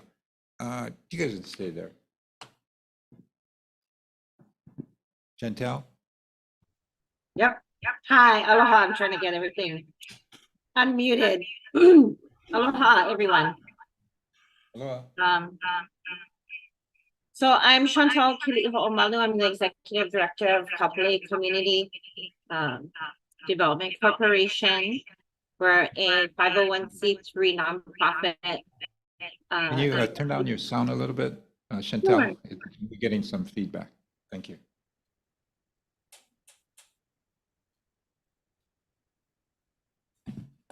Is that better? Yes, it is. Thank you. Okay. Our nonprofit serves the 4 homesteads here in Kapolei. And we are currently engaged with conversations with Pivot Energy about the homestead community benefits package. My ask of the commission is to support KCDC's request to work directly with Pivot Energy on negotiating a benefits package. Samantha Frick and Michelle Sims Israel of Pivot Energy made a presentation to our board on August at our regularly scheduled meeting. And the goal of the presentation was to share about Pivot Energy, the Kalaeloa Homeland Solar LLC community-based renewable energy project, and discuss their community outreach intentions to provide a homestead community benefits package. There has been a long history of solar projects in this area that have had different levels of stages of success. And we understand the following lease agreements for this piece of land has had extensions and transfers happen between October 2011 and August 2023 currently, and has changed numerous hands along the way. Our understanding of the previous projects, the department provided the structure for the HCBAs, and that in the past efforts made by community leaders to negotiate with companies to create their own HCBAs, even when companies are willing, that the department reverted back to its own HCBA structures. For this project, the department has suggested using the structures from previous homestead community benefits packages. Using previous HCBA agreement structures that were not negotiated or designed by community leaders makes it feel that DHHL has a prescriptive formula to calculate homestead community benefits packages for solar and other projects. While this may be efficient or our desire is to build a real partnership with Pivot Energy that honors the tenets and intent of the Hawaiian Homes Commission Act as a beneficiary organization with kuleana to our community. We have several items we would like to understand to properly negotiate a benefits package that is reasonable and benefits everyone. We would like time to give our due diligence to understand the full financial scope of this project and its factors, build a partnership with Pivot Energy, and devise an HCBA that we can take ownership of rather than a prescripted one-size-fits-all approach. Finally, KCDC has not had sufficient time to negotiate with Pivot Energy or speak to the leaders of the homestead associations in the region. Without doing so, we expose ourselves to future frustrations and misunderstandings among our own community. In addition to being the ED at KCDC, I'm also a member of my community. I'm a Kanihili resident, and I want to be proud of the lessons I've learned from this and leave behind for my mo'opuna and my neighbors' mo'opuna, and not just for today, but for the next 7 generations. I'm asking for your support to exercise our right to self-determination, the ability to negotiate on our own behalf with Pivot Energy. We value the partnership with DHHL, but we believe we are better positioned to negotiate an HCBA package that doesn't take away from the lease rent to be earned by DHHL, but allows us to come to a mutual agreement with Pivot Energy, not simply check a box to a prearranged agreement decided by DHHL. Mahalo nui for your consideration. Thank you. Let's see, we have Charlene Eddie Marie. Hi, my name is Carlene Maria. I just have, some questions here after listening to their testimony. First of all, I just wanted to know is anybody a beneficiary that owns this company? Is anybody in there, like maybe Hawaiian or is it even based out of Honolulu or any of the Hawaiian Islands? None of the owners are Native Hawaiian. None of them. Okay, none of the owners are Hawaiian, and basically what you are asking is 25 years for $333 a month per acre. We can calculate the exact acreage rate. It is quite a bit higher than that for the rent we are paying DHHL. Per acre, because you're asking for nearly 30 acres, right? 29.8 acres at $10,000 a month, $120,000 a year. Is that $300 a month per acre? $4,000 per year for the $4,000 per acre annually. $4,000 per acre a year? Yes. Can you please divide that by 12? Is that $300 a month? Per acre, yes. $300 a month per acre. Yeah. Non-beneficiary, 25 years. Am I correct? Asking for that we would. Yeah, so just to clarify, this lease was put in place back in 2010, and there was an appraisal done at that point in time, and that's what the lease rent had come out to be. But was it approved in 2010? The lease was approved. The lease was approved, but they haven't, so what are they asking for today? I'm just trying to understand. You know, with respect, I'm just trying to understand if it was approved, what are we asking for today? Chairman, in 2018, when we took over, there was an advisory committee that was advising the commission. I forgot the company's name, but they are ex-solar developers. And they are the ones that basically set the rent and said this is the fair rate to receive, plus 1% escalation, plus 1% of gross revenue. So it's not something that we came up with. I mean, it was basically calculated by your advisory committee and told us this is what we accept. And it's as you mentioned, it's a marginal land. It's at the end of the runway. There's no other use for it but the solar. So you cannot build homes or even commercial buildings or anything because FAA does not allow any structure over 10 feet high, and there shouldn't be any movement in that parcel because it distracts the pilots. So that this is literally the only use you can have on that parcel. Okay. Now, how is this gonna benefit the Hawaiians? I heard you say earlier $30 a month per family. Whoever is now purchasing electric from Hawaiian Electric, and that's the only way. So if another electric company comes up where you're running strictly somewhere else, then you're not entitled to the $30 average discount a month. $7,000 over 20 years. Oh. So this, the community-based renewable energy program that HECO has put in place, based off of guidance from the Public Utilities Commission, is to give the benefits of solar to folks that either can't or are unable to put solar on their own rooftop in support of the 100% renewable energy goal.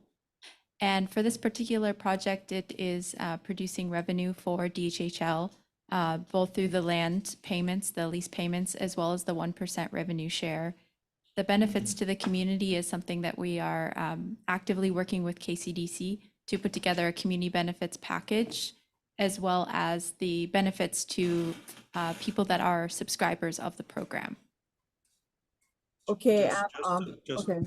Go ahead. sorry, let me add to that. Just to summarize, of course, the rent that we are paying annually plus the escalation plus the percentage of our gross revenue goes to beneficiaries, goes to DHHL. And that's one item. The other item, Chairman, in our last meeting mentioned that the community benefits is important. And you mentioned, we have examples that we can give you. And I, in that meeting, mentioned that we ought to go above and beyond that. We had a couple of examples provided to us by Kahana, and it was 4% of the rent. And we said we're going to give 6%. And on top of that, we're going to give all the beneficiaries the first right of refusal, basically, for getting subscribed to this project. So there are several facets that we are offering for the beneficiaries to benefit from it. And and as I mentioned, it's a math, right? We put everything in the financial model. If we are giving a lot more than that, then we would have a lower our chances of getting accepted by HECO. Okay, Charlene, we got to move on here. Okay. One last question. Yeah, thank you. Thank you. Okay, thank you. Demond?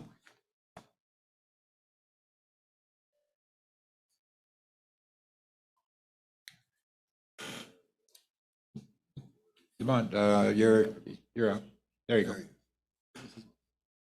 Hi, Demond. Muted. You're on mute. Gotta unmute. There we go. Can you hear me now? Yeah, got it. All right. Hey, sound like the commercial. Can you hear me now? Okay, so one, I get concerns. First of all, and I like that member Neves said that we should defer this matter, but shouldn't be to tomorrow, should be to another time. And I tell you why.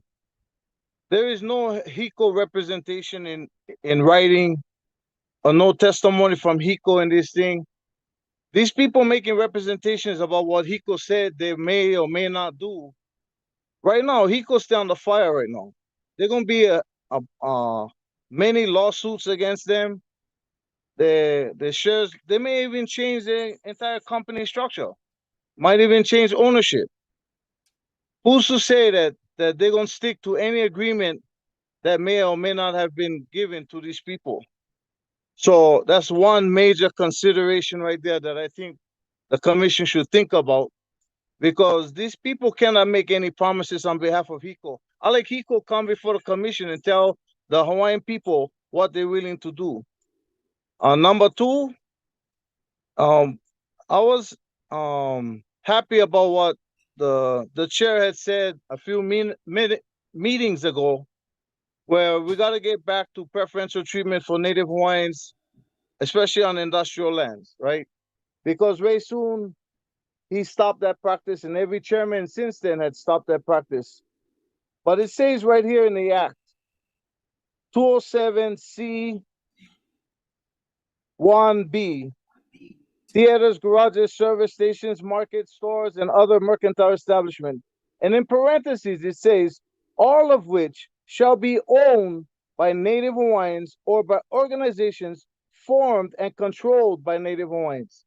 So, yeah, you guys didn't get this lease or whatever back in 2011, 2010, but now you're coming for something new. Well, that time we never have the power to negotiate because the commission and the chair at the time took that power away from us. They took that power away from us. Today we have a new chair, we have a new commission, and I hope that this chair and this commission will continue to understand that we have the power. We are the trustees. I mean, we are the beneficiaries. We are the ones that this trust is made for. So unless and until you're able to get the lease by and through a Native Hawaiian or Native Hawaiian organization, you should not be able to get anything from a department, especially when you're talking about paying 10 grand a month for 29.5 acres. The parity between what Native Hawaiians can get the industrial lands for and what you guys are getting the lands for is crazy. It's just like Pesha. Pesha get all those acres and they pay peanuts to the department, yet Pesha is a multi-billion-dollar corporation. A multi-billion-dollar corporation, they pay peanuts to the department. And then they sublease to Hawaiians. And we pay top market value for that. We need to stop this practice. I don't think this is a good proposal right now. There's too much pukas in it right now. And I don't think the Lahui understands what you guys are really doing right now. And you're saying, oh, we're going to give you guys this, we're going to give you guys that. Well, nothing what you're offering is anything of significance to us. Come with something real. So I ask that we table this matter until another time when the Lahui can actually have full input. Because right now, this is not going according to the Act. The Act says by and through Hawaiians, all of which should be owned by a Native Hawaiian or Native Hawaiian organization. So maybe you guys should consider that. So consider what a Hawaiian will be leasing the land for per month, like 5 grand for 1 acre. And these guys gonna pay 10 grand for 29.5 acres, almost similar like Interject and Pesha and all that. Where's the fairness in that? We gotta come out of pocket serious for the little money that we get. But these companies, they get billions of dollars and hundreds of millions of dollars. They can pay peanuts. Something wrong with that. So please, Commission, Chair, please table this matter until such other time that our Lahui can have full vetting of this issue, and until HECO can come and make the same claims what they said on HECO's behalf. Let's hear from HECO. And what happens if this company changed? This company right here had changed ownership. Who's to say the next owner not going to change the terms? We don't have anything in writing about that. So that's my mana'o. Aloha. Okay, thank you, Demond. Okay, let's see. I guess there was a request on the part of Commissioner Neves to table this till tomorrow. Yes, please. Okay. Any objection to that? I do. The 3 minutes. I'll go. You're right. Okay. Well, I'm ready to go on the mic. You guys can hear me. I would also tend to agree because for the simple reason, community benefits based on using our properties for the community benefit package, which we all gotta hook up to. It's going to be, the benefits are going to be paid to anybody that ties into HELCO. So generate the power on our property, but the general public make out also. I want to remind this commission, the community that I came from, we gave up. Our lands were encroached upon for the general public. That's where the Hilo Airport now sits. That's for the general public. That's not only for Hawaiians fly. So this is why I have an issue. My issue would be every time our properties get used, community benefits, that's the community benefit. Community benefits to me would be if this company would think seriously of providing solar panels on Native Hawaiian homes.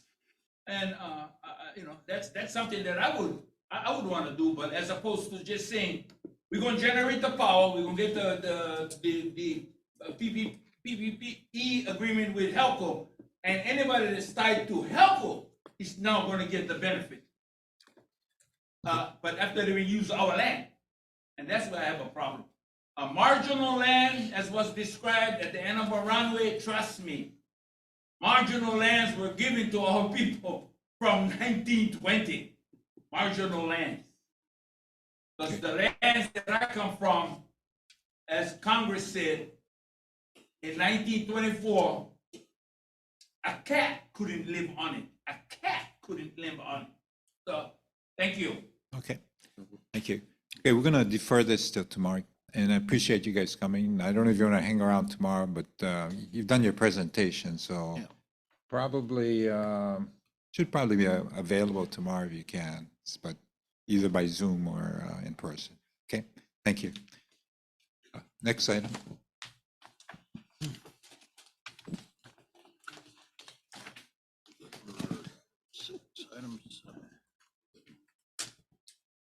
Four more items. Item number F7, land management is seeking approval of Hawaiian Commission for the issuance of a revocable permit to Kani Inc. For temporary truck parking and storage of equipment and machinery that are specifically used in conjunction with its trucking business purposes on a 1-acre portion of Hawaiian homeland situated at Kalailoa, Island of Oahu, on the specifically identified TMK as listed, and more particularly identified and delineated by the shaded area in Exhibit A. The issuance of the revocable permit is subject to the following conditions as listed in the submittal. Okay, any questions on this one? No. No, okay. We make a motion. So move. There's a second. Excuse me. And am I able to? Oh, yeah, sure. Come on. I gave you that. I could have been here for 51 minutes and end all this in the morning before you guys went to break. Okay. But I gotta come in 3-minute increments. Okay. Oh, you got 3 minutes. Okay, Go thank ahead. Go you. for it. Mr. Chair, this it just so happened. I mean, so ironic that it's happening just this way. And first of all, for me, I'm really confused that, you know, matters that really deals with Oahu, it's on Hawaii Island. Because I would surely be really upset if Hilo items were then addressed on Kauai. So, you know, I'm truly miffed at how that gets done.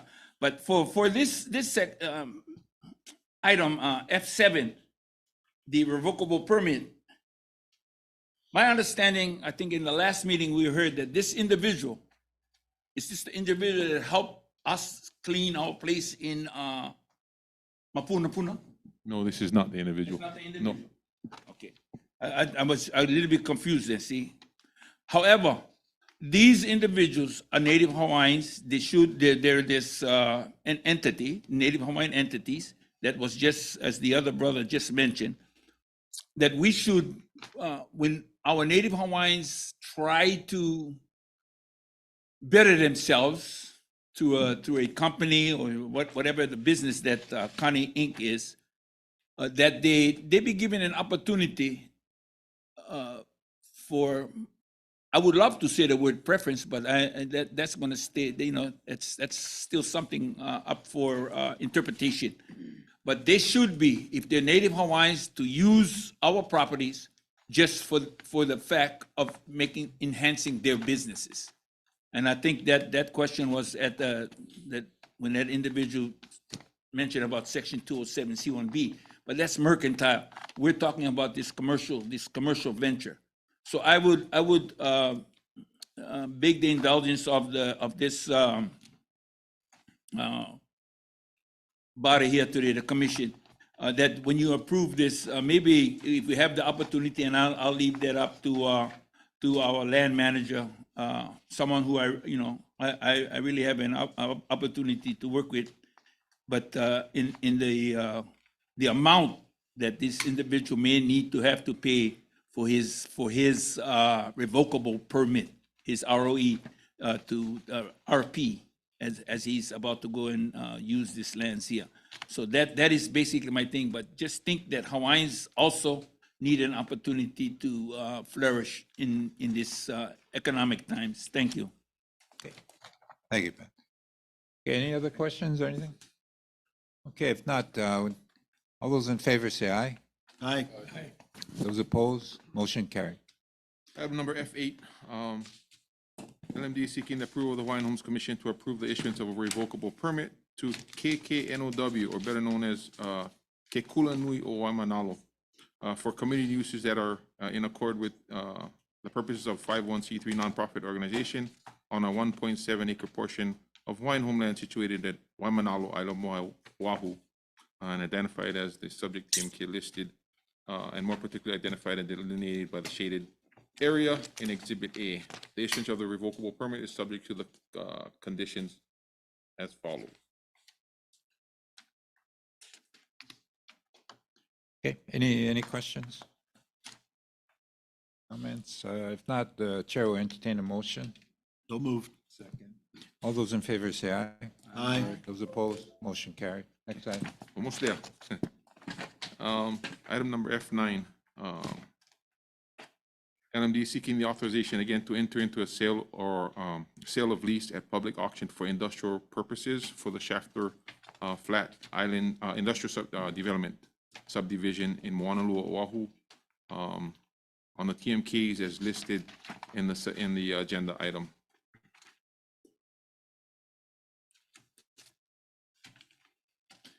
Okay, any questions on this one? I just have a question. Okay. The term sale. Commissioner of- Neves. Yes, thank you, Chair.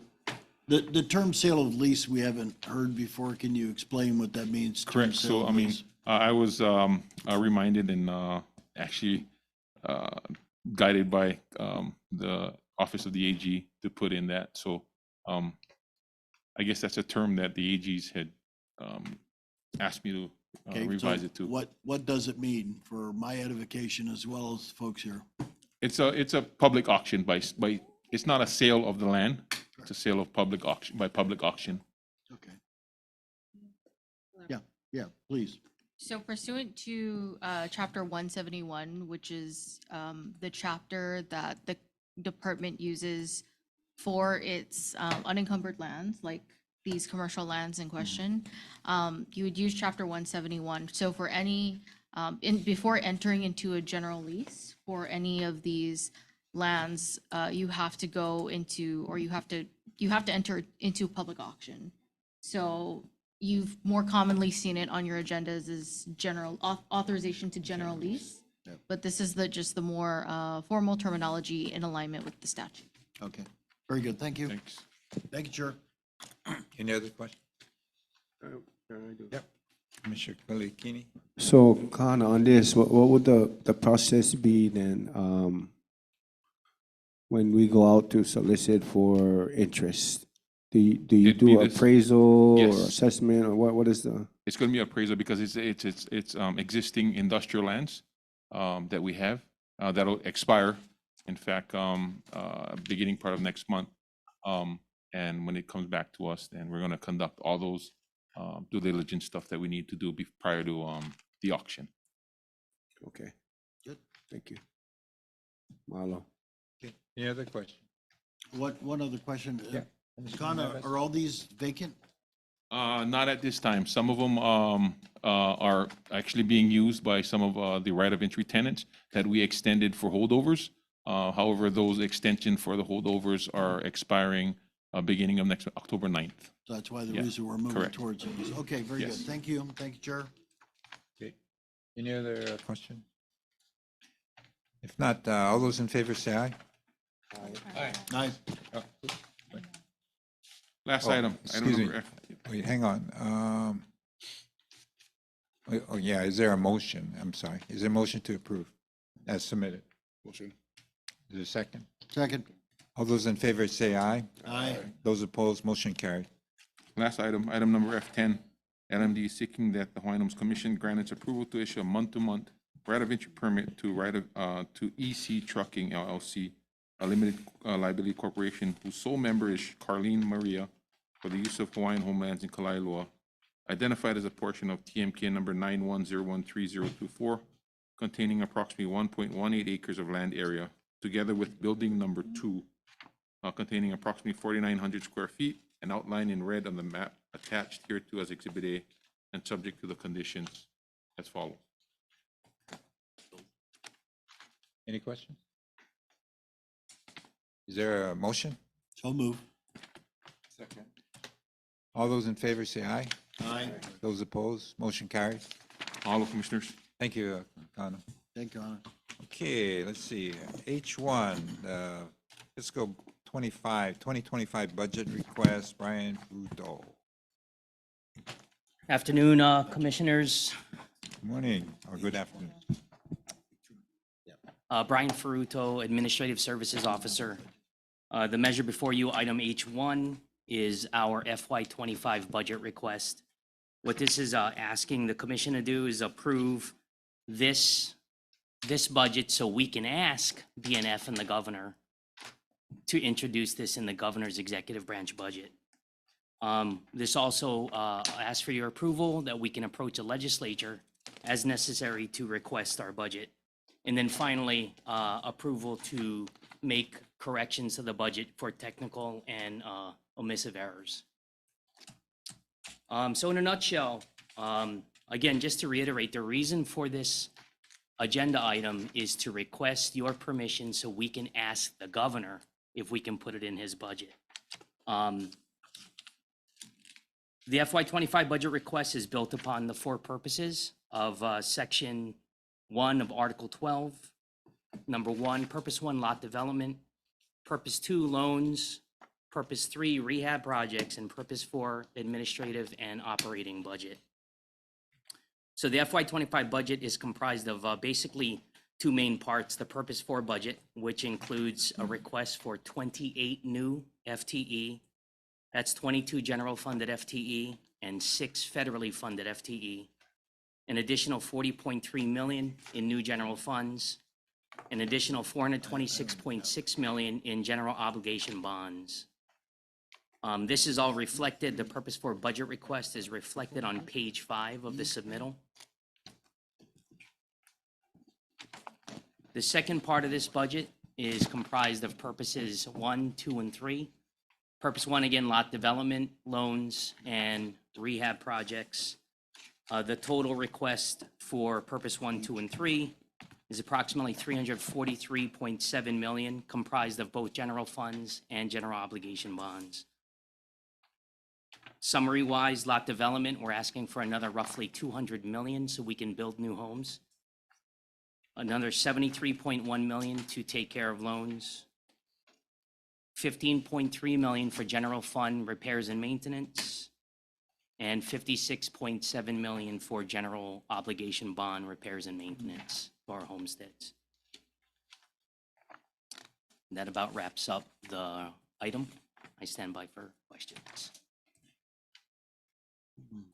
Any questions, Commissioner? Yeah, mahalo, Brian. For me, I would like to have more time to look through this in greater detail.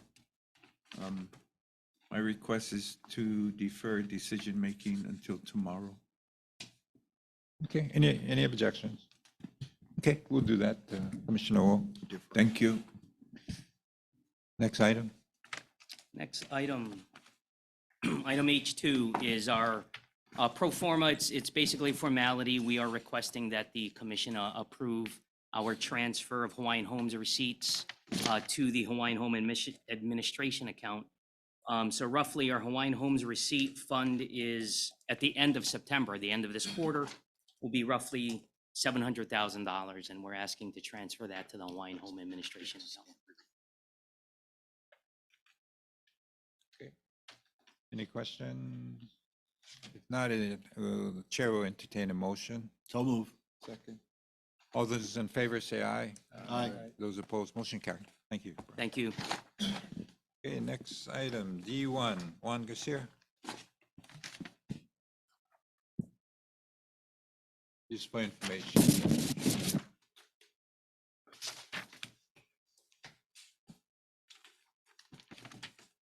Good afternoon, Commissioners. Again, this is Juan Garcia, Homestead Services Division Administrator. And again, as we do on a monthly basis, we have provided you with the monthly reports from our applications branch, loan services branch, as well as our district operations with respect to applications, loans, and leases. Okay, any questions, Commissioners? If not, thank you. Thank you, Juan. Thank you, Commissioners. Again, if you have any questions, I'll be here today as well as tomorrow to answer any questions you may have. All right, thanks, Juan. Mahalo. Okay, next item, E1, East Hawaii Projects Update. Stuart Matsunaga. Again, for information only. Yes. Aloha, Chair and Commissioners. Item E1 is East Hawaii Projects Update. In the East Hawaii District, we have a number of project managers who are involved in the projects from Honolulu all the way to South Point. And I believe I have my team on standby to share the slides. And so with that, I want to start with Honolulu Subsistence Agriculture, and the project manager for this, for the Honolulu area is Sarah Okuda. Good afternoon, Commission. I'm Sarah Okuda, engineer with the Land Development Division, Design and Construction Branch. For Honolulu Subsistence Agricultural Subdivision Phase 1, we have 16 one-acre subsistence ag lots. Contract awarded in March 2021 to Isemoto Contracting for $2,642,388. Construction started April 1st, 2022, and is scheduled to be completed the first quarter of 2024. On the next slide, we have the layout of the 16 lots with north pointing down and right.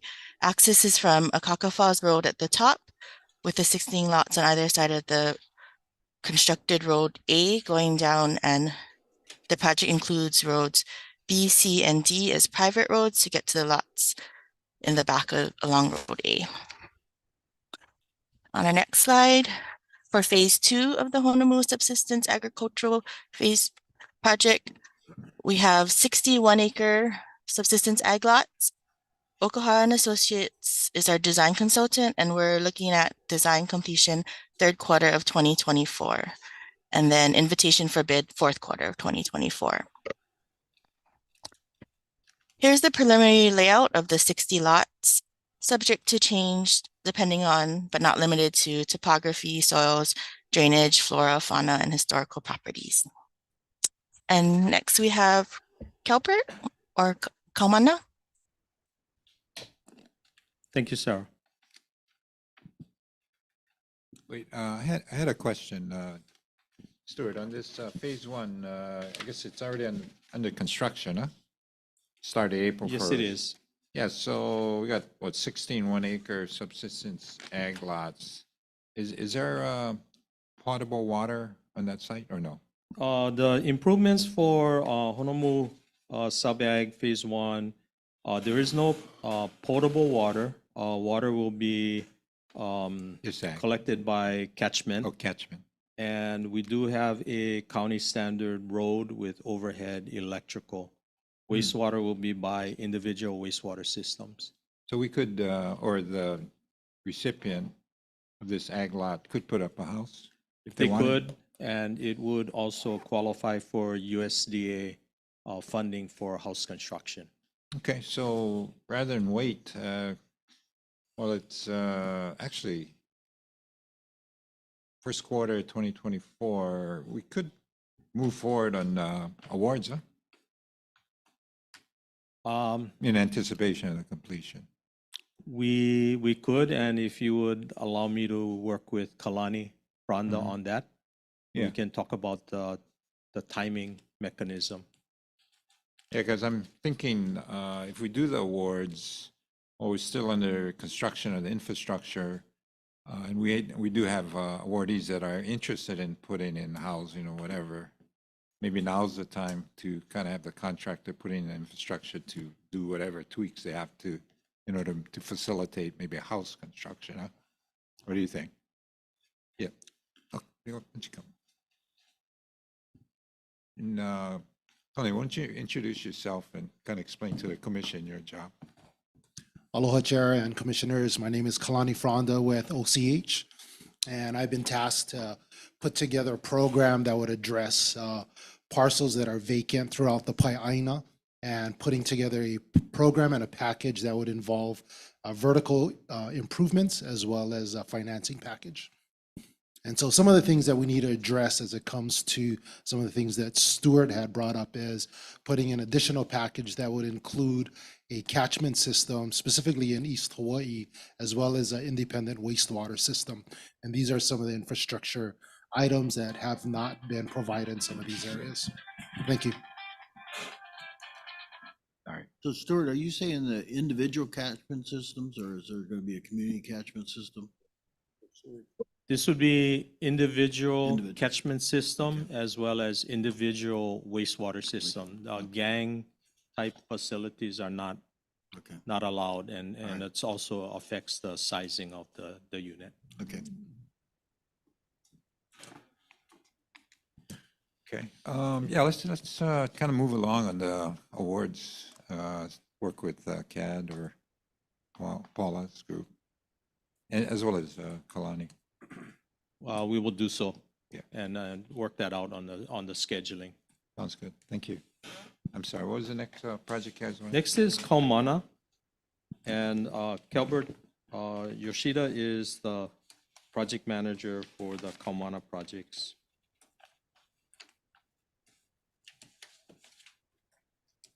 I'm not sure if he's on, but let me just move this one along.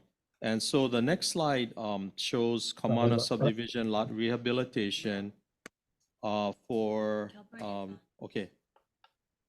You want to go?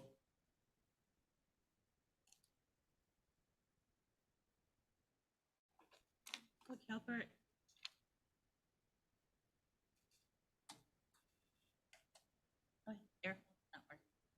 Okay, let me just finish this up. This is Lot 3F. It's approximately 27,000 square feet. We plan to fill in the lot above the base flood elevation for safety purpose, and then we can award this lot. Next slide, please. Communal land acquisition. So this is a project that is funded through Act 279. This was an acquisition for 121 acres approximately, and DHHL recently acquired this for a purchase price of $2 million. There are long-term maintenance and traffic concerns here, and so currently it's going to be land banked while we work on other East Hawaii projects. Okay, next slide is more details on the land acquisition. It is through the Puainako Street extension. And let's see, next project. Is Cover still having problems with audio? Can you hear me? Okay. Cover, can you proceed on Pihonua? So for P Honua, we're looking at possibly trying to develop some residential lots in the residential area. So the yellow section on the first part of the map is, yeah, right there is where we're looking at residential lots. And this would just be a preliminary layout of how the lots would look like, accessible by a new roadway for the interior, and then the outer roadway would be for the lots that are capable of getting water and electricity right away. Can I add that the assessment, environmental assessment funding is subject to fiscal year 25 sufficient sums budget requests. So this is something that is in the handout that Brian Furuto, ASO, had provided.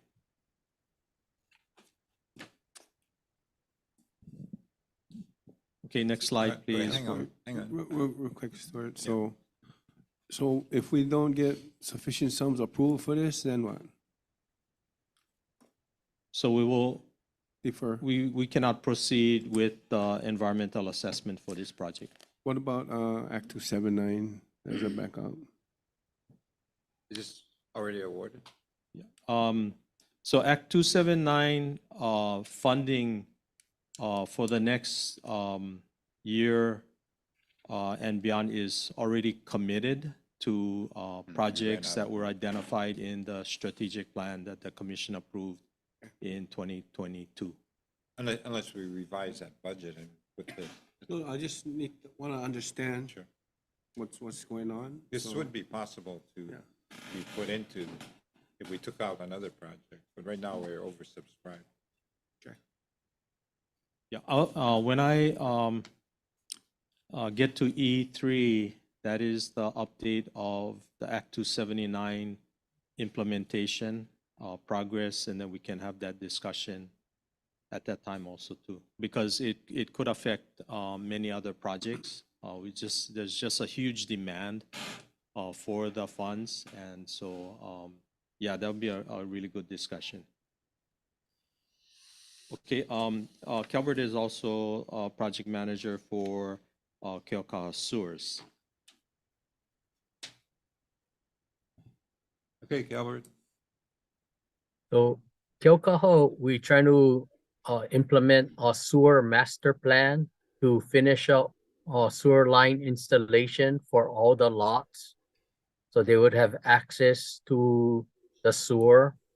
And this is in anticipation of cesspool closures, which is coming up in 2050.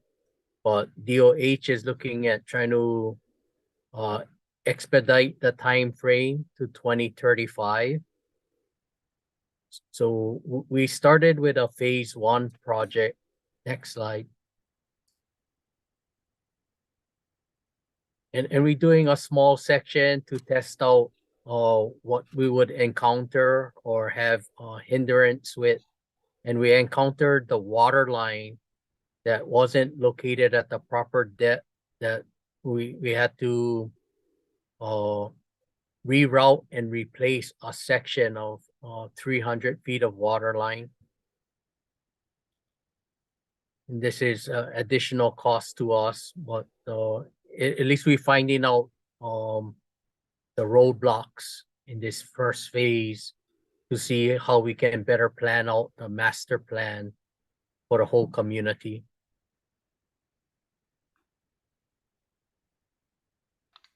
Next slide. Okay, thank you. I'll take this one. This is our regarding our statewide cesspool investigation. As a background, Act 125, Session Laws of Hawaii in 2017 requires upgrade and conversion to individual wastewater systems or sewer connection of all cesspools by 2050. And as Kelbert had mentioned, that Department of Health is seeking to move that timetable up. Areas like Keaukaha, Kalama'ula, Kekaha are close to the ocean, subject to sea level rise, high water table, and also infiltration of the sewage into the groundwater and into the nearshore water. So it's really important to malama this so that we prevent these kinds of occurrences. So the Department of Health had identified about 88,000 cesspools throughout the state. There's approximately 2,500 cesspools on Hawaiian homelands statewide, and of which 900 occur on DHHL properties on Hawaii Island. So we've gone through and started ground truthing by just consultants going on the ground, looking at the Hawaiian Homelands properties, and also including drone surveys to identify the lots with cesspools, where they're located, et cetera. And so what this information will do is provide alternatives to converting cesspools to IWS, or whether it's feasible to construct private package plants, or connecting to, and in this case in Hilo and Keaukaha, connecting to the county wastewater system. So this work is in progress, and just informing the community that as we go through the communities, we'll be sending out notices of when the consultants will be in the field. So your kokua is highly appreciated. Next slide. In Land Development Division, Solana Rosa Tutop is the project manager for the Hawaii Community College model homes, but she's not available today. So I'll go through this. Oh, you are? Oh, terrific. Okay. Thank you so much. Okay, it's all yours. Okay. Aloha, Chairman and Commissioners. Solana Rosa Tutop, LDD Housing Specialist. And I'll be covering the next few slides. Hawaii Community College Model Homes Project. In February of 2022, the Hawaiian Homes Commission approved the 5-year agreement renewal between the department and Hawaii Community College. In July of 2022, the 5-year agreement was signed and executed with Hawaii Community College. Currently, the status of DHHL model homes for fiscal year 23-24 is 25 model homes completed, one of which just completed in May of 2023, and one model home currently preparing for fiscal year 23 and 24.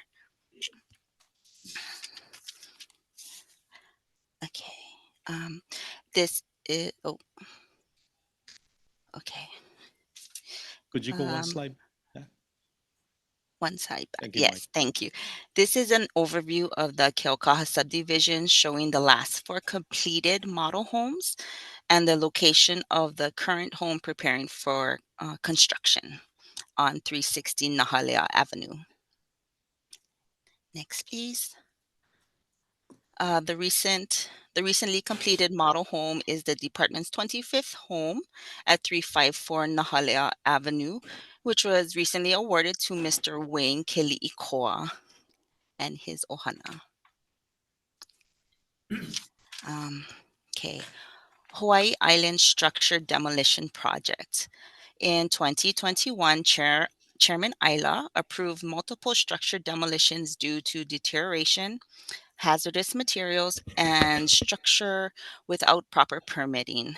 It's concluded that the estimated remediation costs would outweigh the appraised value. In this project, it includes 6 properties in Keaukaha and 1 property in Panaeva. The invitation of bid was contracted in late January of 2023 to Island Demo Inc. And commencement is pending due to a slight hiccup with county permitting, which required SHIP-D concurrence. But we are working internally to meet these requirements to get this project moving. And lastly, the construction schedule is estimated to take 6 months once the notice to proceed is issued. This is an overview of the 6 properties in Keaukaha. And as you can see, they're quite scattered, so should be fun. And next slide, please. And this is the overview of the last property in Panaeva. Thank you. Okay, we'll pass it back to Kelbert. Just one, So the, Kalani, on those demolition units, those are in your oversight regarding replacing them with homes and awarding them out? Yes, it is.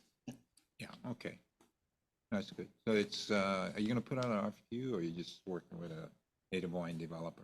We're going to work with awards to make sure we bundle it and have a sufficient amount that would be offered in that particular region. Yeah, let's get them out, guys. Sounds good.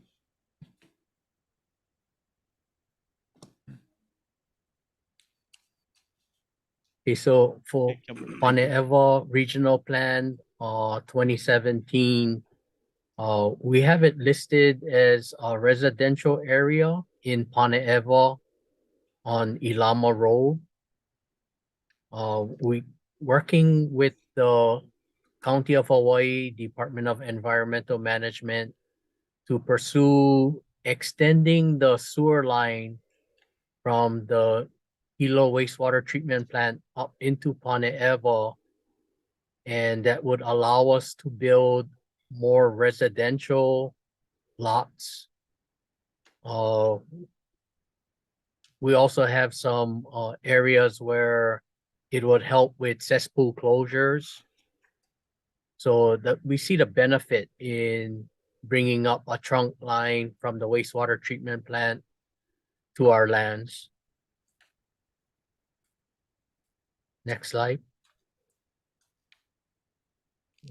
This is Panaeva Lot 184. We just finished the awarding out the Panaeva Lot 185, where we had 16 half-acre lots. So we acquired a portion of this land on Lot 184 from the lessee, and this will allow us to design and construct 6 additional lots as shown here on the map. Kelbert, how big was that lot originally? The total? Was that a The 5-acre? total lot size was 10 acres. We acquired 4 acres, and we're doing Oh, you 6 used- lots. I see, with the 4-acre. That's kind of like with the commission, I guess. We looked at the 5-acre, so something like this maybe we could do. Okay, thank you. Correct. Uh, so on the earlier slide showing Ponte-Eva, if we bring up that trunk line from the sewage treatment plant, that would allow us to build residential lots. Next slide, please. So this one is on Ilama Road, where it shows designation for residential zoning, and guess roughly kind of looking at how much roads and lots that we can develop. And we're looking at 300 residential lots with several additional roads being put in. There is electricity and water in the vicinity. So the only thing is if we can bring up the sewer line into the subdivision, that would allow us to go down to 10,000 square foot lots. Calvert, you know, on that sewer treatment plant that they got over there, I remember going and looking at it. It was pretty bad. Any discussion with the city, not the So city, the county regarding the repair and improvements?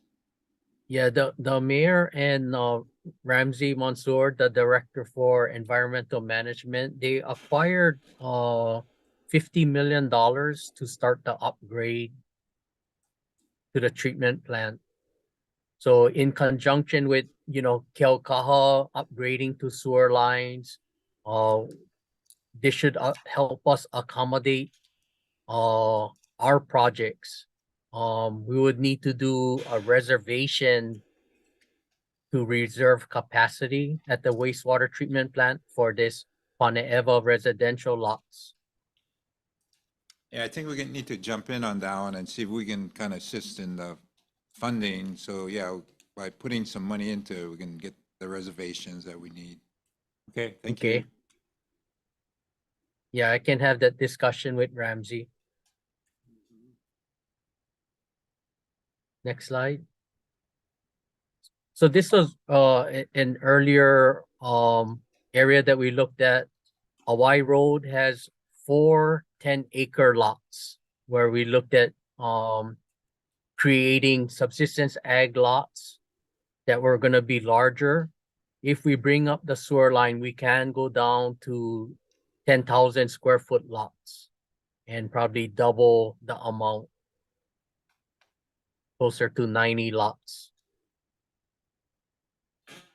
So it has a lot of potential. Next slide. So this is the Maku'u residential subdivision that we looked at, and this has a lot of potential for a lot of units. The county is proposing doing an EIS for a wastewater treatment plant while we're looking and exploring the resurrection of the Maku'u well site.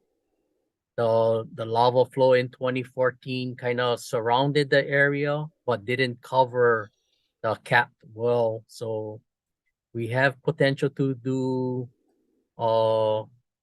smaller lots and create, at least 400 to 600 lots in the Maku'u area with water, sewer, electricity, all readily available, and working with Hawaiian Telecom, they can provide internet service in that whole subdivision too.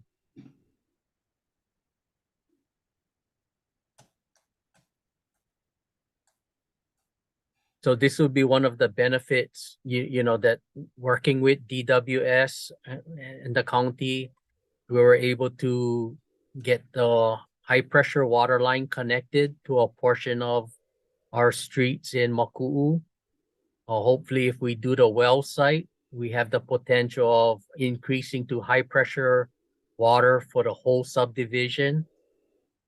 Especially, if we're looking at trying to get water down to the Makai properties along the coastline.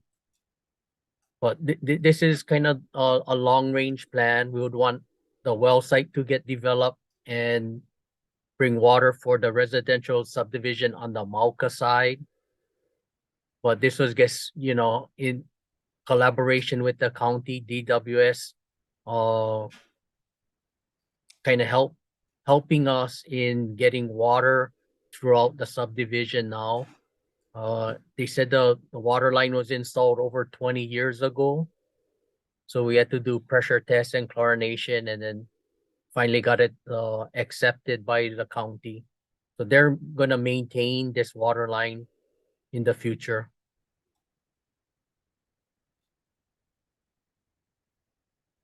So this is a picture of the well site.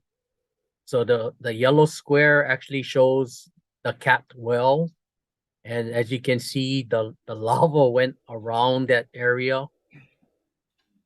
But I'll schedule a site visit to go and take a look at that area so we can kind of establish the exact scoping and kind of generate a budget costs for the work.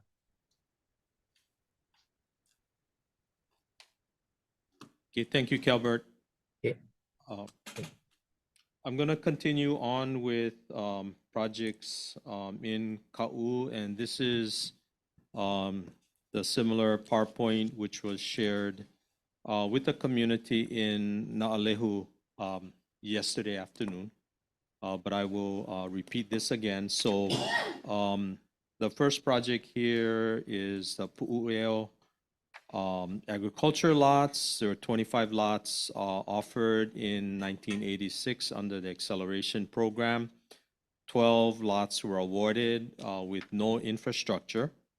The good news is that in our current development budget, $6 million has been set aside for planning, design, and construction of infrastructure. Currently, the Waiohinu lands are not conveyed to DHHL, so new lots are not possible at this time. Yesterday, the community was really concerned about funding for the Ka'u area. So this is, again, this is currently in the budget. So we're in the process of selecting a consultant to start the environmental assessment and the design portion of this project.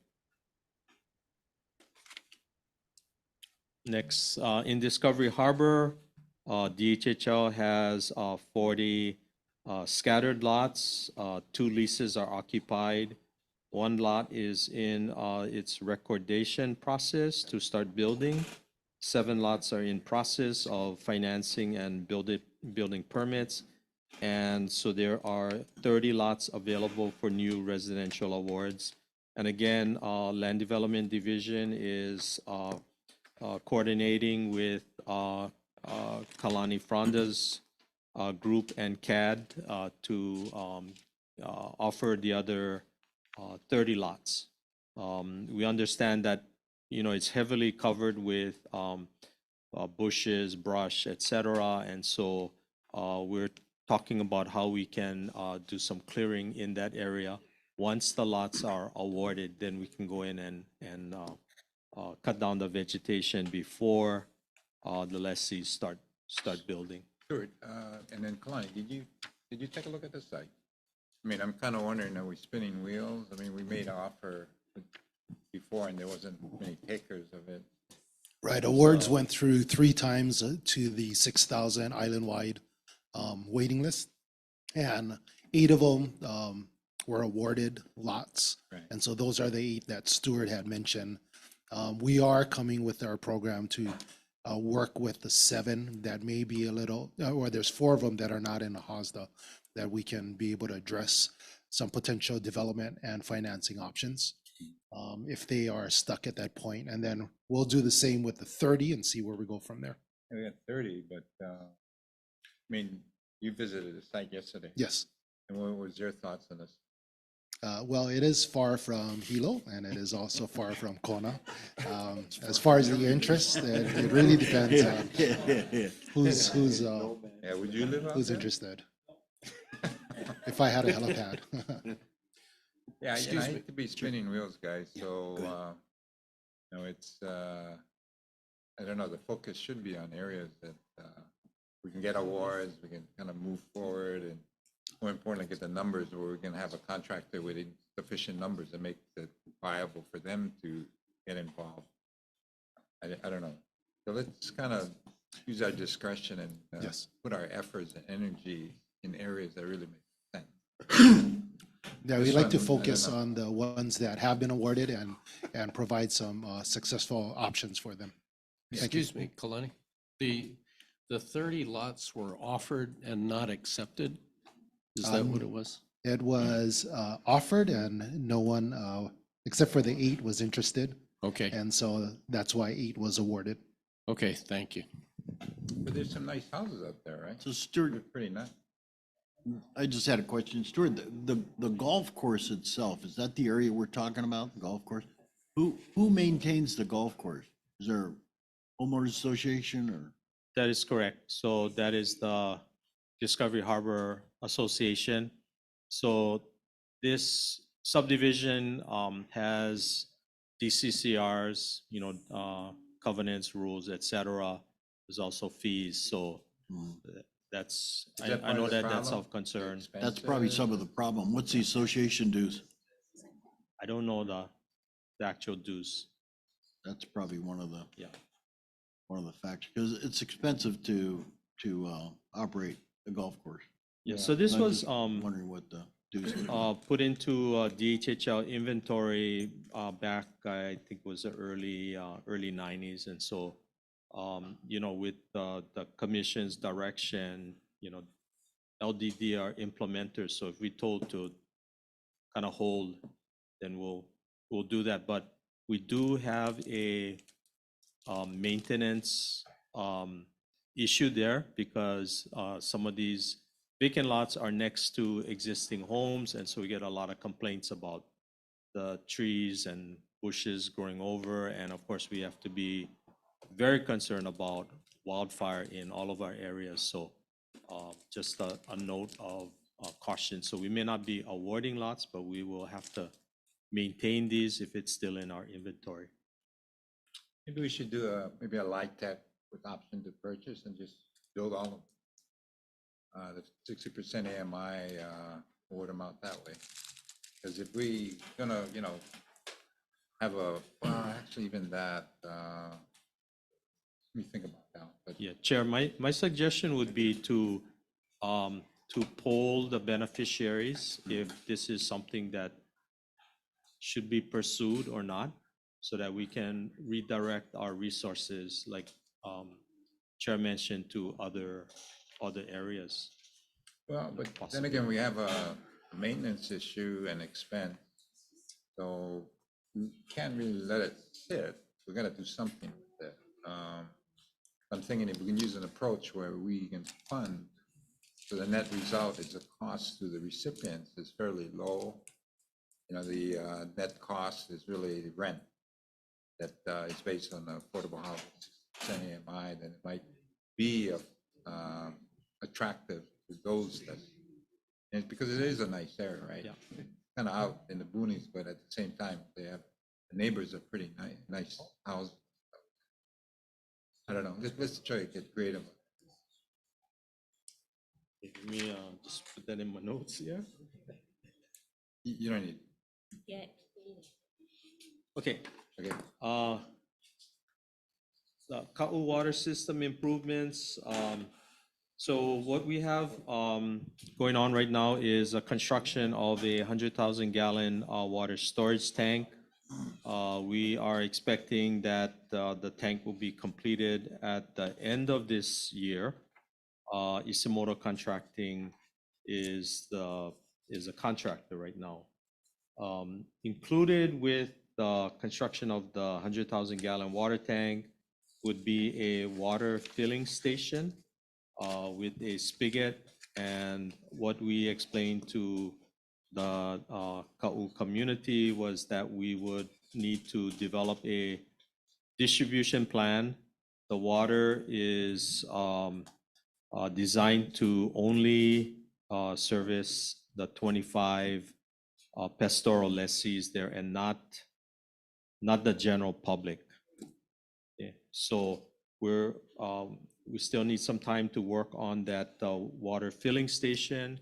We've reached out to County Department of Water Supply to, because they do have filling stations. We asked them to send us the plans and specifications and whether that would be useful for us to do, since we have not gone in that kind of direction.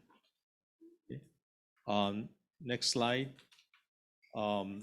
We have been, next slide, please. Thank you. So phase 2 of the project was to replace and upgrade pressure regulating valve stations, 4 of them in the South Point area. We have had difficulty in securing access because the most of the PRVs are located in private property. Supposedly the county has easements, but they don't have the palapala.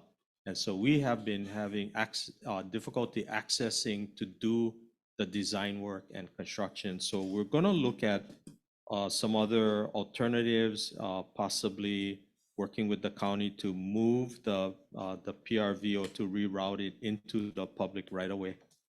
So that is something that's ongoing work.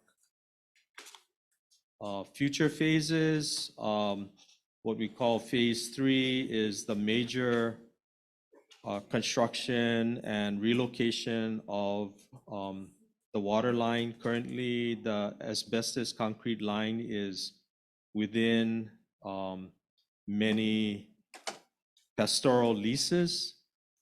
There's not a clear easement on it. And so what we plan to do is to construct a new county standard water line in South Point Road within the right of way, and to provide each of the 25 lessees with individual water meters. We have an estimated cost of $20 million. And this is one of the requests that we have in the sufficient sums budget for the next fiscal year, and the request to the legislature to fund this project. Stuart, on that last slide, what's the condition of the existing pipeline through there? The existing pipeline is asbestos concrete. We have been eliminating those pipes, and so the condition is that it is, I'm not sure if it's a 4-inch or a 6-inch line, but it's not really at capacity to provide all of the meters. We understand that there are source issues and also the transmission, and there's some losses of water. And so we have been in communication with county water supply about this, and working through also with our planning office on what we need to do to capture that source and to eliminate any waste from that line. The new proposed line we're going to put in, that'd be 6-inch or 4-inch? It will likely be something in the order of an 8-inch line, because what we also want to provide is fire protection for that area. Okay, thank you. So, you know, on the 25 pastoral lots, are there any houses on any of them? No. Get one? No. Yeah. And so the water line that we're talking about putting in is not really for residential use, it's just to irrigate the pastoral lot? It is to provide supplemental stock water. It'll really depend upon the negotiation with the county on the development of the source, and also on the transmission line throughout this, the region. And how many of the 25 are actually active users? It's You know, when we went down there yesterday, uh, you know, we saw some activity, but, you know, we weren't counting like exactly how many are using, and, you know, it's hard to, you know, estimate what exactly our use would be once you put in this line, but there will be intention to have those kind of discussions with the lessees so we can plan this out. Well, you more know, efficient. my thing is, you got, I don't know, maybe 20 or so active users, pastoral, it's not even a residential. And we're looking at a price tag of $20 million for X amount, maybe max 25 users. Now, the numbers just don't work. You know, I hate to make a reality check for these guys out there that, you know, yesterday I felt bad, you know, and I was thinking about it, but the reality is it's 20 million for a handful of pastoral lessees. I don't think so. And, you know, I don't want to lead these guys and mislead them to think we're going to actively pursue it when, you know, they compare it to Laopua. We're going to hand out 525 less leases to, you know, residential with all the resources, and we're spending money on the infrastructure, including the water development. But this is a tough sell, as well as when we try to look at priorities, and I think that's why the PIG guys, when they decided which ones to go after, this wasn't on the list. And, you know, I feel for these guys that have waited for so long, but, you know, numbers just don't make sense. So, I don't know. Anyway, that's my thought. Chair. Yeah. So, yeah, I'm a little bit familiar. So, yeah, on the 25 lots, it's just the one structure because there's only one TMK, right? But we have a whole bunch of ag lands, right? And pastoral. If there's, we just approved the ROE, yeah, for the annual. Well, that's what I was thinking. We got about, what, 10,000 acres Yeah, collectively so over there. You got if we KS can next door. do more with that additional lands, then maybe the Then numbers might that would work out. justify it. But I'm also thinking that, you know, if we could consolidate it, and if you're talking pastoral use, that's one of the things we're looking at is, Yeah. you know, cutting up into these little pieces don't make sense unless maybe you're going to put a residence on it. But we need to get realistic about the use of the lands and use it in a way that we can give it out, whether it's a, you know, like in Waimea, we got 7,000 acres that we're looking at, as well as in Hawaii High, 10,000 acres. And so we're looking at discussing and working with these active pastoral homesteaders and see how we can maybe consolidate and have them and give them access to these larger, more viable, at least commercially, use of these lands. So we're also looking at talking with other private developers that have not only a slaughterhouse, but also, you know, animals that might be a lot more viable from a sales perspective in the commercial arena. So we cannot, I don't think it's fair to go in for budgets that, you know, I don't feel very motivated to spend $20 million for a handful of homesteaders versus we can use it to house 1,000 homesteaders. So this is something we need to look at and maybe readjust our thinking, especially in the distribution of the land. Let's give it out in a way that we can provide success to these guys. And may not include that many homesteaders, but you want the active ranchers to actually have an opportunity to excel as well as be viable. So that's just my thoughts on this. Because I did feel bad yesterday when we met with the community. You know, they were giving us grief about where's the 279? How come we're not using this property? So we put it in the budget, but you know, how likely is it to get funded? I don't like to be misleading people. It's not fair to them. Chair, may I suggest then that, so these actions are provided through the KAU master plan. So we would have to go back and Let's go look at revisit that Yeah, plan, definitely do. and so that we can have that discussion on these items. Yeah. And then approach it that way. So we'll work with planning office. Well, the on that. planning office and the community. I think it's Yeah. more important we also talk to some of these ranchers and get their thoughts on how we can work with them to create a better opportunity from them. Even a small lot like this for pastor, and they don't even live there. What they can grow or graze on these small dinky little parcels? They're definitely not gonna be able to compete or provide or feed their family on what they're gonna raise on that. I don't know how many acres it takes to just feed one steer or whatever. Okay, just one last comment. The reason why there are no Act 279 funds involved in this project is that these are awarded lots. Right. And so Act No, I know that. 279 is geared towards new homesteads and getting I guess my applicants off point the is, wait list. we need to really talk Star and really, because you got KS lands right adjacent. They have 364,000 acres, quite a bit on this island. And then if we can collaborate and make these larger parcels that we can all work together, especially with the Lease Trust. I mean, that's a $15.1 billion trust. There's also commercial ranchers out there that are also very, very successful.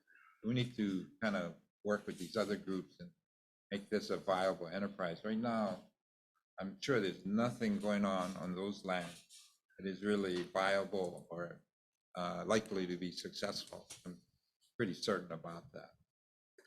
Let's change that around. Let's get more creative, and we're looking at that.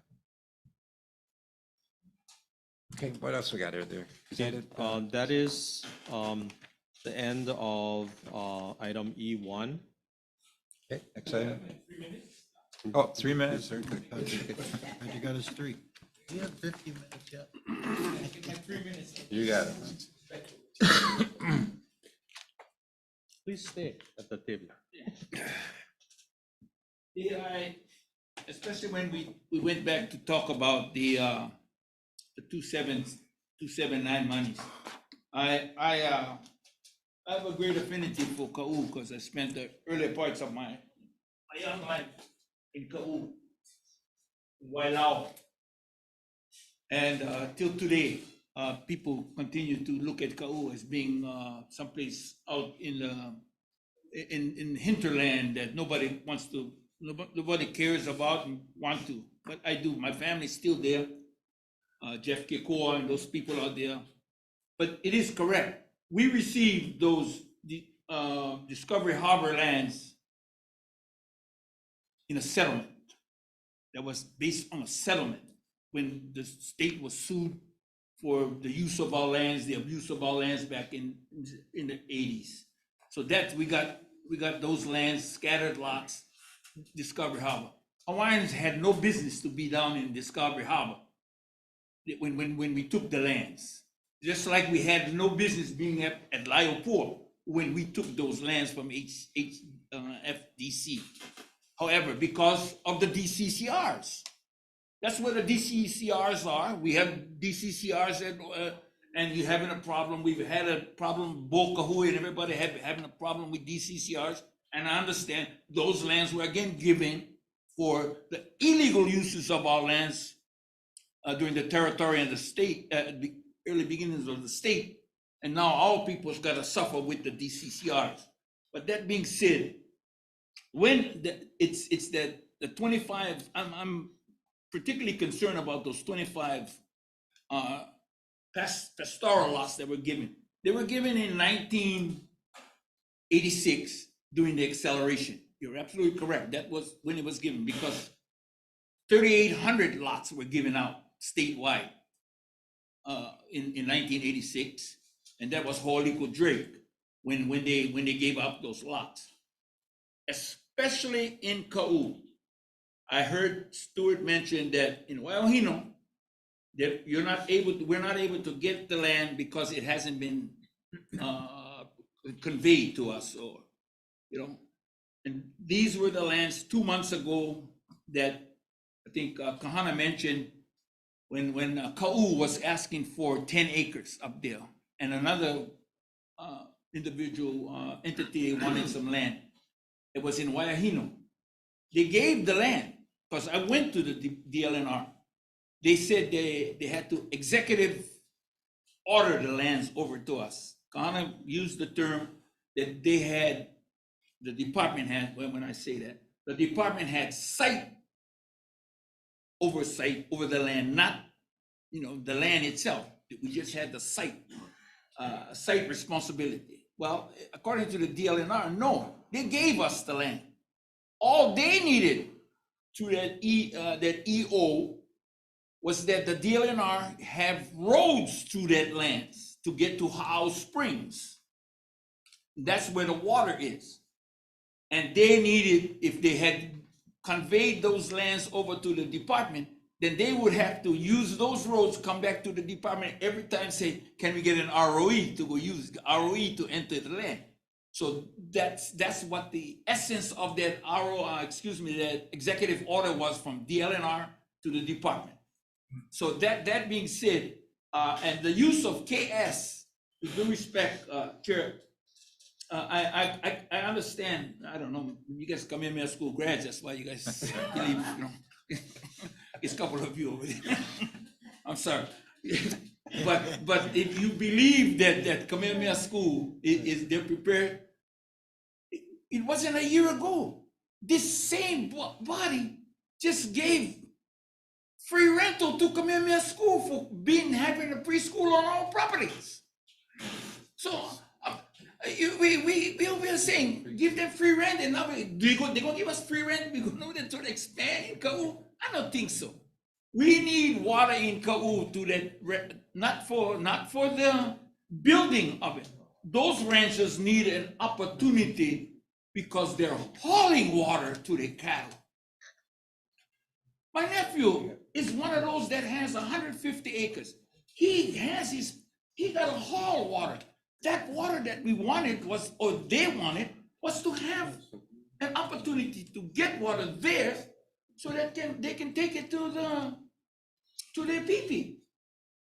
Then what we've got left, if any of you would ever think in Ka'u, what was on our lands, what was it used for prior to it now?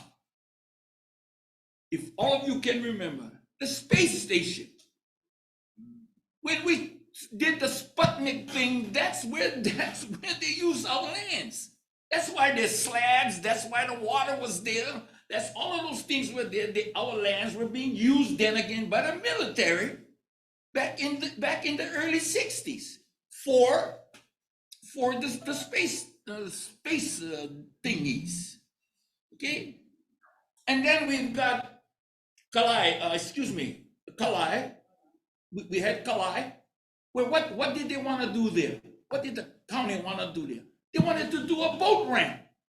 That wasn't going to Hawaiians never had boat. But we were going to do that. But that began the deterioration of our properties in Kalai. And the history of Kalai, for all of you Hawaiians that do not know the history of that point in Kalai, is that the Mo'olelo is where our Hawaiians left, and they then sailed to create Aotearoa. So that is what it's the ties we have. Ka'u is, the mana in Ka'u is so strong, but we just have failed. You guys have got the dubious distinctions of we have these lands were set aside for us. We had Mehana Beach. I don't know if any of you had the opportunity to go to Mehana Beach. I had as a kid. Mehana Beach, it's green sand. It's green. The beach, it's a big beach, but it's green. The sand's green.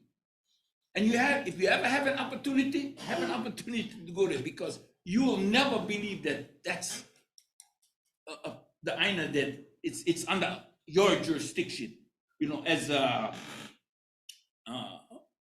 the commission. So it is for Ka'u. in what's happening in Kilka, excuse me, in Panaema, the update there that Stewart gave, that's gonna be my neighborhood. You know, those 370 homes, 300 homes on Elama Road. I live on Elama Road. That's where I live now.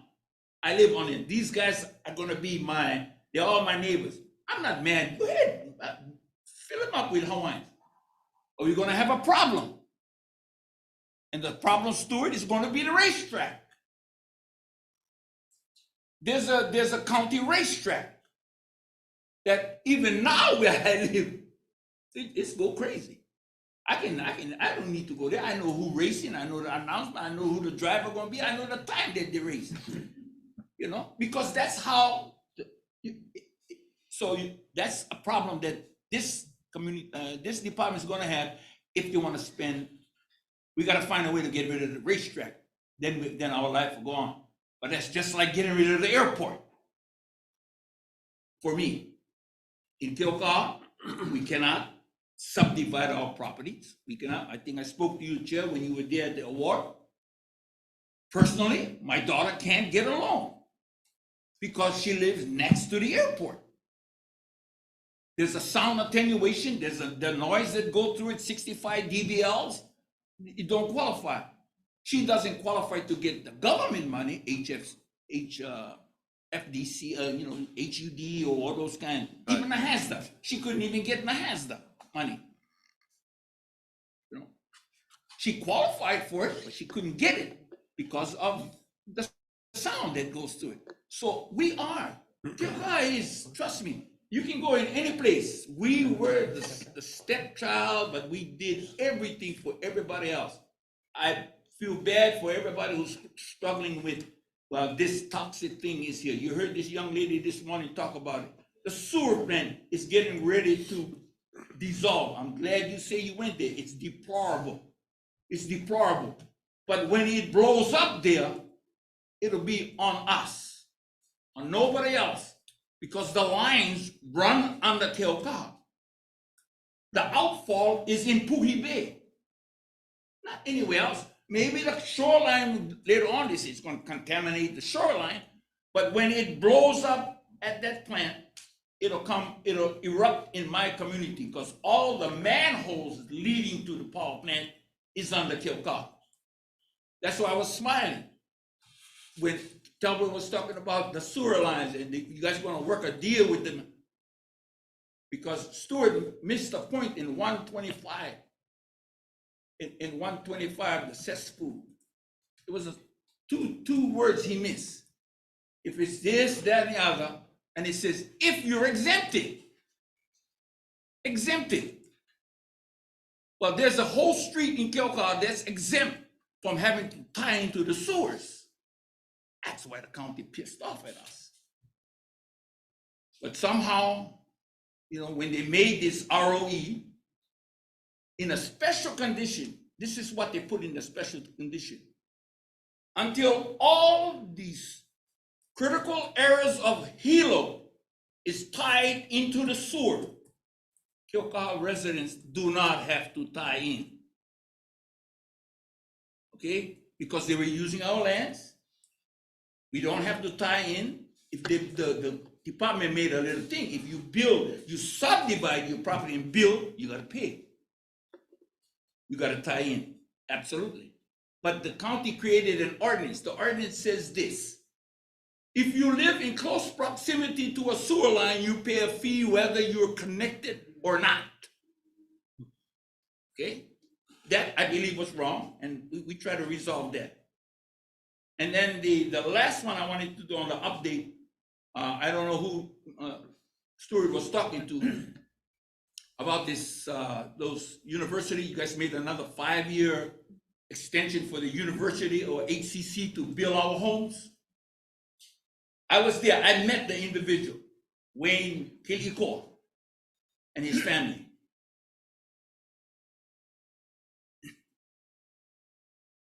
I asked him. I never like be nosy, but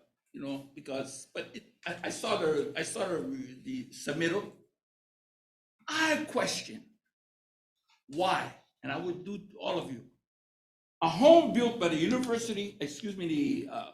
Hawaii Community College, students who pay tuition to the college to build the home, that the home goes for $282,000. Can somebody just tell me that? Why is the cost of a home built by students cost $282,000? One time somebody blurted out to me, Davis Bacon. Kids don't get Davis Bacon. Oh, the plumber that puts it in, absolutely. But he's not the guy, he's only the instructor. The kids are doing the plumbing work. Electrician, the electrician, he's the guy, Davis Bacon, one guy. But the rest of them are the kids doing it. Why is a home built by college students costing our beneficiaries so much money? And I'll end this with this. Mr. Chair, you know, because I contacted you about 15 years ago, Juan Garcia and those guys, I had a kapuna in my community asked for help. A water meter was placed in her driveway 15 years ago. It is now causing her problems. They have to drive over it. When I asked them to reach out to Juan, the answer I got from Juan was this: well, you signed a paper with prejudice, therefore you eat it. That's my vernacular. Maybe that's not exactly what he said, but I'm just paraphrasing. Okay, I'm Hawaiian, I can paraphrase. And I can paraphrase to the detriment of but that's exactly what it is. However, long story short, Mr. Chair, you brought on an individual who resolved that problem. They took care of the person with the water meter over there. They paid for everything that the beneficiaries had to do, because I believe it was the department's fault. But I also went after the water department. I went after the water department. Why did are you guys that stupid? You put a water meter in the middle of a driveway? Okay. Long story short, it came this way. The story was, when they put the meter, the driveway was supposed to be there. That's the plot plan of Hawaiian Homes.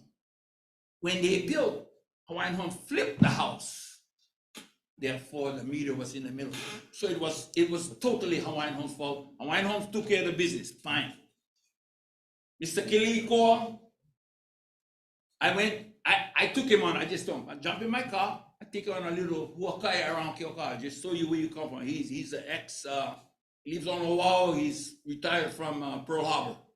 Don't know where the heck Keoka was, so I just took him around. But before we went back into his house, I said, Mr. Kilikoa, I just want you to look this. I took them to the house with the water meter in the middle of the road. Because right now, his driveway, when you drive into his home, the water meter is in the middle of the road of this new construction. So he asked me, he says, and this big white thing alongside his fence is the drain or the stub out for the sewer line. So I told him, you know what you do, Mr. Nico, you know, you get friends who can build you on stone wall. Build stone wall around it, because you bang that, you're gonna have crap all over your yard. So we just need, with due respect to, I don't know who planning these things for Hawaiian Home. I really don't know. But if it is of the staff, correct it, because these things is, the beneficiaries are suffering. They're the guys from building, you know? So please, and that's the update that they did. I just want all of you to understand, it was never my position to come forward and do this, but the end is almost here. And that's why I'm saying, I really beginning to appreciate your thoughtfulness in that. You spend $20 million on 25 places where nobody will leave. Okay? But Kau deserves something. Yeah. They need a water tank so they can they can do their pee-pee. That's what they need. They need water to feed their people. They're not asking water because they like to build a house down there. Because they like water so they can fill their pee-pee. And you're gonna have to take care of something that happened in the prior administration where general services was the big deal. How one person got a hold of 5,000 acres or 7,000 acres that he began to lease it out to whoever the heck he wanted. And that's why I got concerned, because that sounded like a third-party lease. And third-party leases on Molokai, it stopped with Larry Jeff, the watermelon king, when our own lessees were leasing their 40 acres in Molokai. And the only reason I can say that is because I was party to that. And I'm not even to say why, but I was party to it when we saw it, when we had to go after Native Hawaiians. And the results of it, that was the Hans case in Lambert Hans. That's the case that says there will be no third-party leases of Hawaiian homelands. People need to work the land on their own. So that's all I'm saying. Do it. I think I told you why we should look at, because I've seen you have these things going through your mind with vacant lots. That's why I showed you, there were vacant lots that man has not walked on for 35 years. Why aren't those lands removed from those people? Am I advocating that you take land back from Native Hawaiians? I'm not doing that. The act saying you gotta do it. If you don't occupy it, you gotta take it back. This is not the Goodfellow community. This is Native Hawaiians having a piece of property.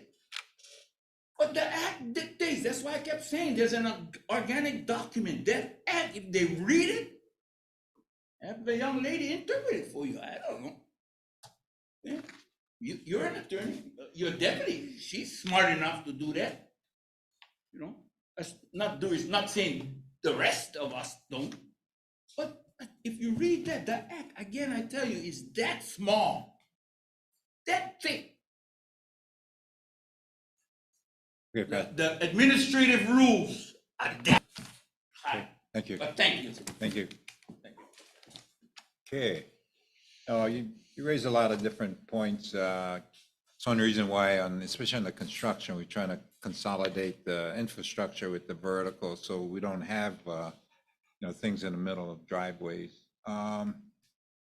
Also, let's see, what time we got here? Should we? Okay, fine. Okay. You got some time. Proceed? Yeah, proceed. Okay. Yeah, but hurry up. Thank you. Okay. Item E2 is for information. And it is what we're trying to do here is describe the request for qualifications procurement process as it differs from our typical request for proposals. So we're discussing the differences between RFPs and RFQs. So it is provided in the submittal.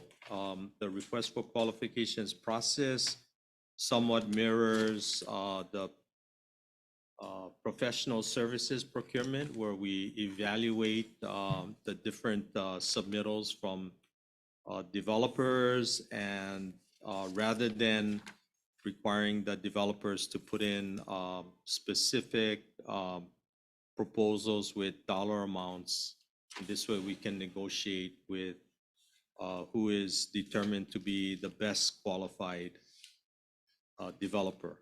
So DHH issued on page 4 the request for qualification projects, Ka'ulu o Kahai, Hanapepe residence lots, villages of La'iopua, and the Leali'i 1B subdivision. So what we're doing is we're bundling smaller increments into a single development Oftentimes, it includes both on-site and off-site infrastructure, as well as the construction, financing, and marketing of houses. So on the house portion, that is the developer's responsibility. DHHL assumes the costs for the planning, the designs, and the construction of the infrastructure. So that is it in a quick summary as you had requested. Well, let me kind of tell the commission that it is a very, very, not unique, but it's a different approach from what the department has done historically. Usually kind of piecemeal it and do maybe 100, the infrastructure first, and then doing the vertical construction later. And it's been very slow moving, ineffective. You have situations where things are in the middle of the driveways. And so one of the things is we also are mandated by the legislature regarding this Act 279 with a deadline on the encumbering of it. So one way to do it is to consolidate these different parcels into a collection of parcels that we put out on RFQ. As an example, the Ulokahai project next to the Kroc Center in Kapolei, we're doing 548 units. And we put out an RFQ. We have 2 respondents. So in the process, using the criteria shown, to choose 3 of them. We will negotiate with the first one, see if he fits what we're trying to do, and then make an award and have him take on a lot of the preliminary development issues that we typically address in-house, which I'd rather have the developers do it. And then more importantly, get the numbers out. In this case, 548, which will result in a lower per unit cost, which is one of the things that has always been a challenge for our beneficiaries. When you talk about that house built by the students, I mean, right now it's about 540,000 just for the vertical construction nowadays for a house, another 220,000 for the infrastructure per unit. So as you can see, the costs are extraordinarily high and they're going up. So we have to kind of not only encumber the money in a more expeditious fashion so as to encumber it before the deadline imposed by the legislature, but more importantly, we've seen and met with some of the beneficiaries, especially those on the wait list, that get very, very emotional, and rightfully so, because their parents or a brother or sister or uncle has passed away, and we can't have that. We really, it's dependent on the program to start moving forward. We're going to combine this not only with getting the contractors cranking up the production, but we're also going to crank up the awards process, where we are focusing in, bringing in third parties. We're starting to bring in more staff to work on this, where we make awards a lot more expeditiously.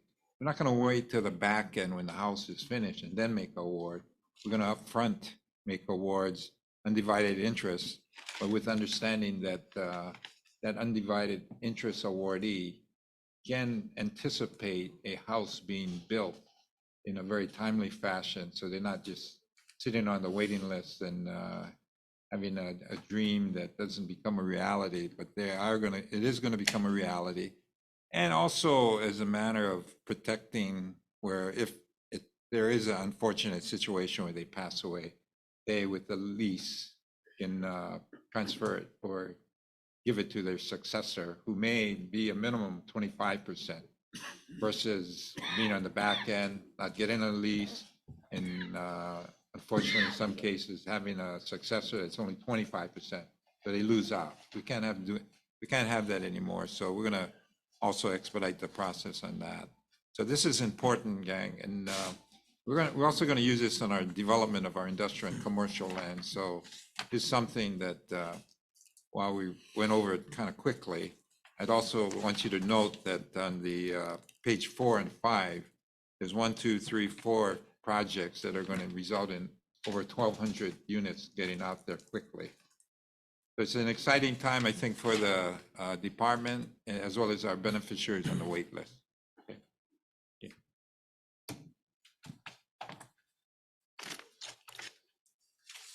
Okay, item E3 is for information only. It is the implementation progress report for Act 279, Session Laws of Hawaii 2022, as of August 31st, 2023. If Commission recalls that as of the end of the fiscal year 2023, ending June 30th, 2023, that the department was able to encumber approximately $193 million. And the matrix, the Exhibit A, shows which projects were encumbered at the end of fiscal 23. We also are pleased to share that we are requesting an additional $175 million to be released from Budget and Finance and the governor.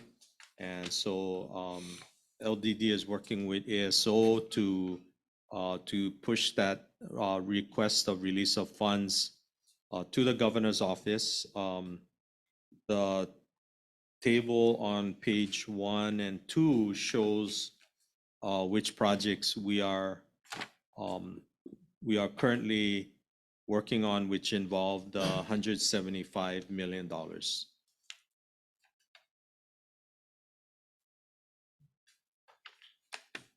Any questions, Commissioner?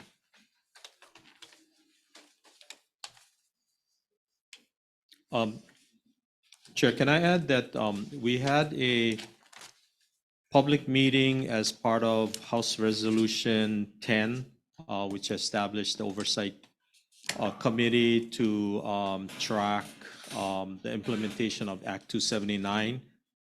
It was shared last week that the Department of the Attorney General made an opinion that the encumbrance of the 600 million would the lapsing date would be June 30th, 2024.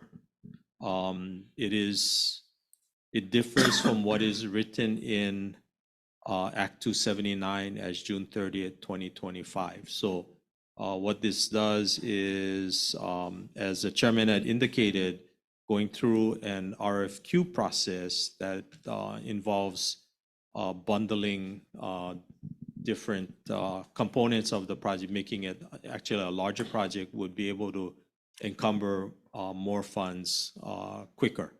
So we do appreciate in LDD that the chairman is actively getting additional staff, because right now the LDD is working on about $1 billion worth of projects. Right now, the 600 million plus about 400 million in CIP, geo bond finance projects, and trust funds and operating funds. And so actually, on your matrix, regarding the encumbrance, I guess that's where you're getting the billion, but we've already exceeded the 600 million. Yes, if all of the projects that are being vetted right now are contracted, then we will almost double the need for Act 279 funding.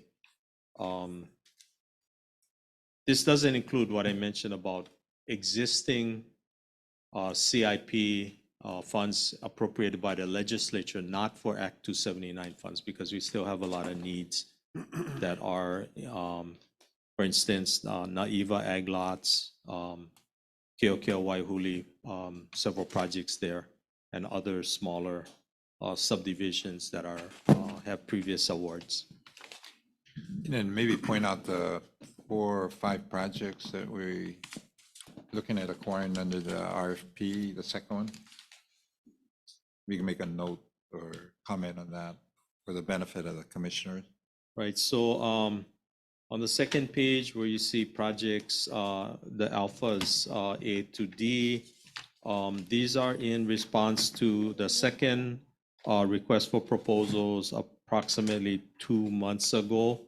And so there are 5 projects that are currently being reviewed and negotiated, subject to such things as finalization of water credits. Water is crucial in these projects. So that would add approximately 2,000, not quite 2,000 lots, but it'll be a big 1,600. Yeah, 1,600. Yeah, roughly. Yeah, and I guess the point is, the fortunate thing about the Act 279, it allows us flexibility in looking for new lands, and new lands that make a lot more sense. One of the things that I think has been a challenge, especially filling, for example, Hanapepe, we had a hard time filling it in phase 1. So 20 years later, we're probably still going to have a problem filling the 82 units we're going to build there. But one of the things that I really wanted to take advantage of was that flexibility that Act 279 provided, which is to acquire new lands. So we are doing that. We've put out a second RFP, and I think we had about how many proposals? We had 18 proposals submitted. Right. So there's really, I guess, a point now where we've tried to educate the developers as well as landowners out there. I've had a bunch of meetings with them, just letting them know that what's nice about our particular lands, especially lands that are placed in our inventory, we don't have to go through the rezoning, the 201H, the approval to build houses on ag lands. So that not only allows us access to a lot of nice lands in good locations, close to infrastructure, but more importantly, lands that I think are a lot more attractive for our beneficiaries. And so I'm excited about that as we're still in negotiations on these 4 or 5 that aren't listed, but we're getting close to reaching agreement. Then at that point, we're going to have not an issue, but an opportunity for you, the commission, to take a look at the collection of not only the new, but the existing. And you're going to have to make to me, not really tough decisions, but decisions on prioritizing which projects do we use that 600 million to move forward on. And I think, with the flexibility that allows you, or more importantly, with the leveraging and access to all these other funds that are also becoming available, we'll have some good choices. We'll really move this project or program forward to the benefit of our beneficiaries. And I think collectively, I hope to target at least 5,000 new homes for our beneficiaries. I don't think that's unrealistic. We do have 29,000, so I've already prepped the legislature that we're coming in for more money. The 600 million is not enough. And we don't need 3 years to encumber it. We can do it in 2 years, even though we were allowed 3 years. The AG is saying, well, you only got 2. So that's okay. We'll play with the 2. We'll get it encumbered. We're coming in for more money, gang. Sure. So Stuart, like the projects A through E, there's no specific location. Is that because we're going through the RFQ process? There are RFP. specific RFP. locations. However, because they're in process of negotiation, we cannot disclose where these offers are. Okay. So earlier you were talking about like Hawaii Island update. You had Maku'u and then Panaeva. That's not part of this. No, it's all new land. Okay. And, Correct. let me also say that even with these new land, we're continuing to have, in fact, some of the Lee trusts as well as other landowners offer us other land that are even better than these lands. So it's kind of an exciting time. It is an evolving process that, we're going to continue to look at all these good lands and really make some tough decisions. But also, let me add that one of the other nice things about what has kind of happened in the last 2-3 years is we're starting to get more Nahaza money. For the last 2 years, we've gotten 22.3 million. The third year looks like we're going to get another 22.3 million. So we can use those funds to do the transitional housing, the ADUs, and some of these other things that we haven't done. And so we're working with the different associations. We're even looking to work here on the Big Island, and whether it's kupuna housing or transitional housing, we can use this other separate funding source to also leverage and go after tax credits and bonds and rental housing revolving fund and DERF fund. And there's all this other funding that's out there. So we're gonna, take a crack at the 29,000 on our waiting list, but we're also gonna look at trying to house them, at least on an interim basis, so that we can prep them. And also in the kupuna housing, if they wanna stay in a transitional or permanent housing, so be it. If they don't like jumping and being encumbered with a $400,000 mortgage, stay in a kupuna house. And so it's a managed one with multi-services programs that we're working with Lunalilo Homes and getting them active. So there's a lot of things happening that we look forward to moving forward. So it's going to be some exciting times for the program. Anything else? Okay. That is it, Chair. Okay. And Commission. We got 10 minutes. Thank you. Thanks, Stuart. One more. Which one is that? G2, East Hawaii Water Issues and Projects Update. It's the last one, and this is a very, very important one in that with all our developments, water is key, guy. So this guy before you is a very important person, very knowledgeable and very helpful in moving stuff along. Commissioners, I'll have Andrew Choi, Planning Program Manager. Item G2 for information only, East Hawaii Water Issues and Projects Update. With me today, I have the very important person, Dr. Jonathan Wikeke Shoya. Aloha, Mai Kako, aloha, Commission. I'm sorry to be presenting technical information to you at this hour of the day, but hopefully it will be engaging enough, and we'll go over what's in this presentation. Just as a background, including because we have two new commissioners, in 2014, for the first time since 1921, this commission passed a water policy plan, the first comprehensive statement of the department's kuleana, its rights and responsibilities regarding water since passage of the act. The first goal of the 4 priority goals in the water policy plan is to affirmatively communicate with beneficiaries regarding water decisions, performance, and water rights on a regional and annual basis. So every time this commission travels to different communities, we do an update on water issues focused in this particular community that we're setting in. There's only 2 main parts to this presentation. First, a review of proposed water leases that the state of Hawaii is proposing to issue for the Wailuku River in Hilo and for some spring sources and tunnel sources in Ka'u. And then second, a brief update in our particular interest that we have in what some call a new water source on Hawaii Island, deep confined groundwater that people are pursuing for development in different parts of Hawaii Island. This first part of the presentation, I want to just briefly cover what a state water lease is, what our particular interests are in state water leases, your interests as the commission, the departments, and beneficiary interests, what related provisions we have from the water policy plan that guide our engagement in this, and then I'll go over some of the details and status of these 2 proposed sets of leases. So a state water lease, it's a legal agreement from the state of Hawaii to a private party that allows them to use water for a particular period of time. The origination of the state issuing water leases actually comes from laws initially passed in the late kingdom where various sugar plantations or in some cases, commercial developments in Honolulu were seeking to obtain water from at that time kingdom-controlled lands, now state-controlled lands.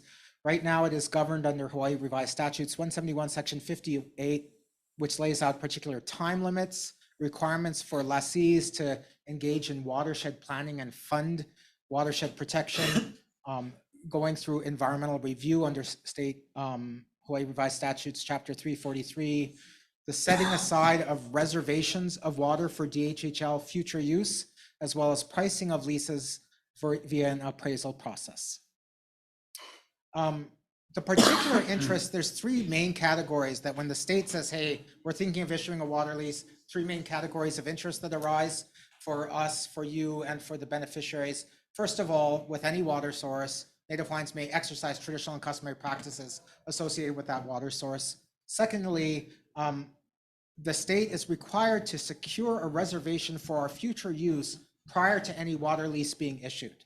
That's basically a kapu for future homesteading needs, as was just discussed in Ka'u and elsewhere. We have lots of lands which have no water sources. So before the state gives access to another party to water for a long period of time, they're supposed to reserve rights for our uses from that water source. And then in addition, and this was an original provision of the Hawaiian Homes Commission Act, when those water leases are issued, 30% of all the revenue from those leases go towards the Native Hawaiian Rehabilitation Fund, which funds grants for services on our homestead lands. To go to the next slide. This is related to two particular provisions in the water policy plan. The second of the four priority goals in the water policy plan that you passed is to aggressively, proactively, consistently, and comprehensively advocate for the kuleana of the beneficiaries, the department, and the commission to water before all relevant agencies and entities. And there's a very specific additional goal 11, ensure that all legal provisions for the licensing or leasing of state water are followed. So with that, we'll go into a little bit more background just to talk about, no, next slide is great. Where are state leases being considered for water? Basically in the areas that used to be subject to long-term water leases, but were then converted into year-to-year revocable permits and have now been, for decades in some cases, been month-to-month revocable permits. This includes the so-called blue hole source of Waialeale on the Wailua River on Kauai, a groundwater well in Moloa'a on Kauai, water from the Waimea River that's associated with the West Kauai Energy Project, which we briefed on last month. On Maui, the biggest and most well-known is the proposed long-term lease to the East Maui irrigation system. And on Hawaii Island, both the Wailuku River in Hilo and Ka'u for ranching and domestic purposes, which I'll talk about here. I want to note for you, just so it's really clear, there's many cases where water is emanating from state lands, and the state land division is not proposing the issuance of long-term leases.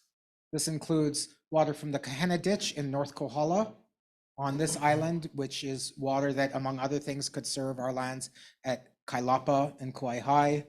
Water from the Waimea water system, Waimea that serves the Waimea water system of the county. Richard Haw has a hydroelectric project on his lands, and half the stream bed is state land, but no water lease is being proposed.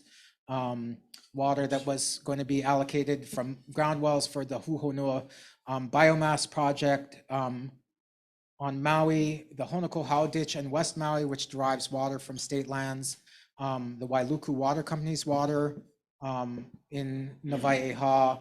In West Maui as well, there's two large development tunnels in the Honokauai aquifer, one of which is entirely on state lands, and the state is not proposing issuing a state water lease. On Molokai, both the Molokai mountain water system controlled by the Molokai Ranch and the Molokai irrigation system controlled by the Department of Agriculture, the Waiahole Ditch on Oahu, and other than the one system on Kauai, generally they never are considering issuing leases, even though the state has claim to all water and water is derived from groundwater wells. This is a chart of data from 1980 to 2017 of water license revenue into the Native Hawaiian Rehabilitation Fund, which has, with the decline of sugar, precipitously declined. Next slide. So when the state proposes, this is their chart, issuing a water lease, somebody comes to them for a lease or license, the terms are used interchangeably. DLNR informs DHHL of the request. We work on a beneficiary consultation process to determine how much water should be reserved. We develop that water rights reservation. Then there's a process of consultation with the Office of Conservation and Coastal Lands. If they have jurisdiction, the applicant complies with Chapter 343. They develop a watershed management plan and a lease covenant for that. It is approved in front of the Board of Land and Natural Resources for a lease. An appraisal is done to determine the upset price of the water lease. There's a notice of public auction, a qualification of bidders, a public auction, and then the lease is executed. So far, no entity has gone all the way through the process. The one that is closest is the Wailuku River in Hilo. Hawaii Electric Light Company has sought a new water lease for their Waiau power plant.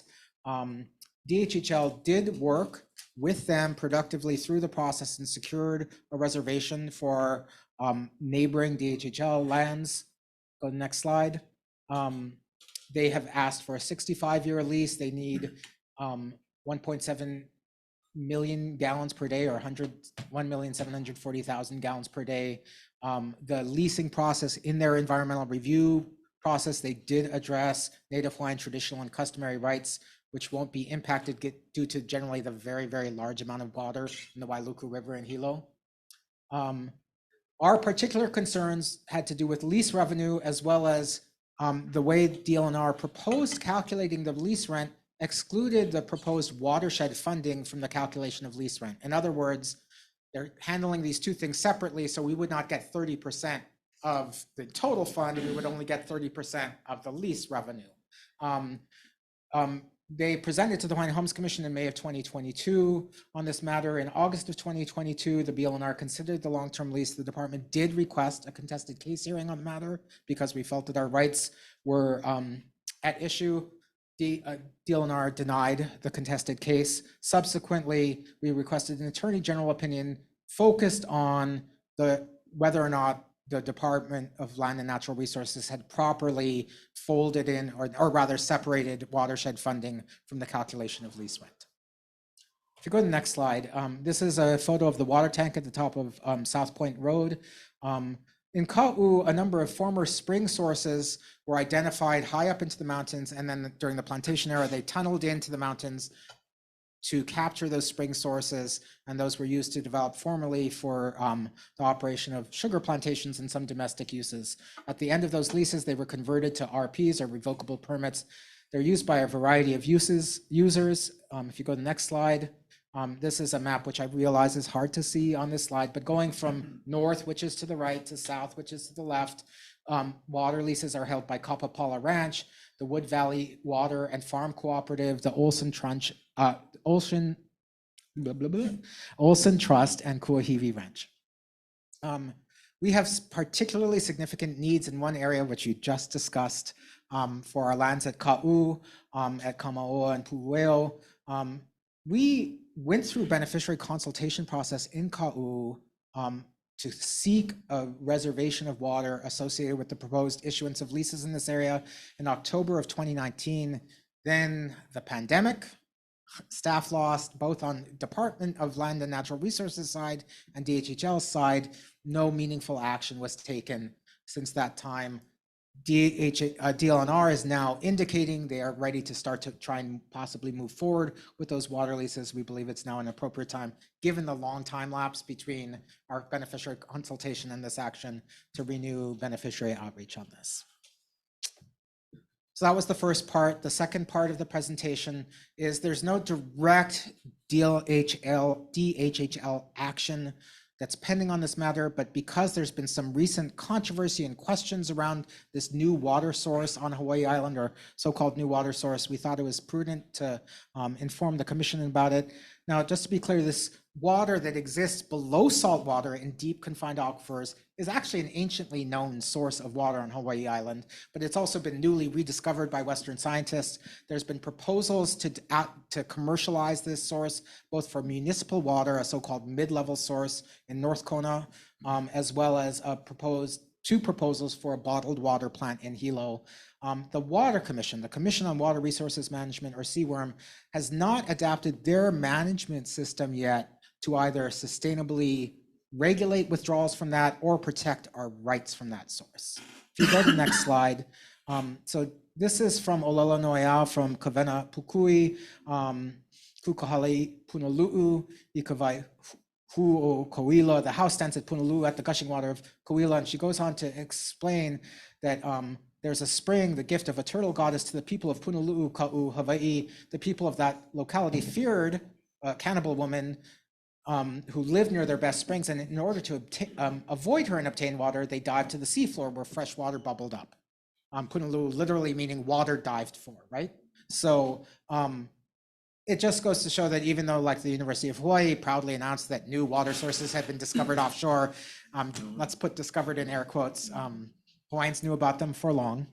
If you go to the next slide.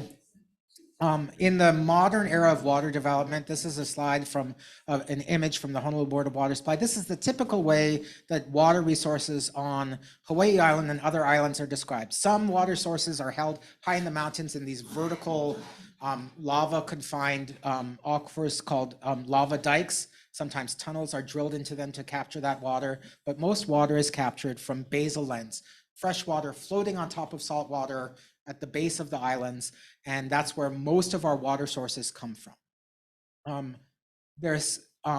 Based on that, no, go to the next slide, that's perfect. For each of the islands, the Commission on Water Resources Management divides the islands into different aquifer sectors, which are the different colored areas, and then the sub areas are different aquifer systems. Assuming that the entire island is based up of only basal sources, not deep confined water, not high level water, they say, okay, here's what the sustainable yield is. How much water can be taken from that in a sustainable manner so that the wells themselves don't salt up. So that's how the state currently assumes everything's a basal source and sets sustainable yields. If you go to the next slide, what ancient wisdom as well as current scientists is telling us is that below the basal aquifer, there's also these multiple confined sources of deep, fresh groundwater.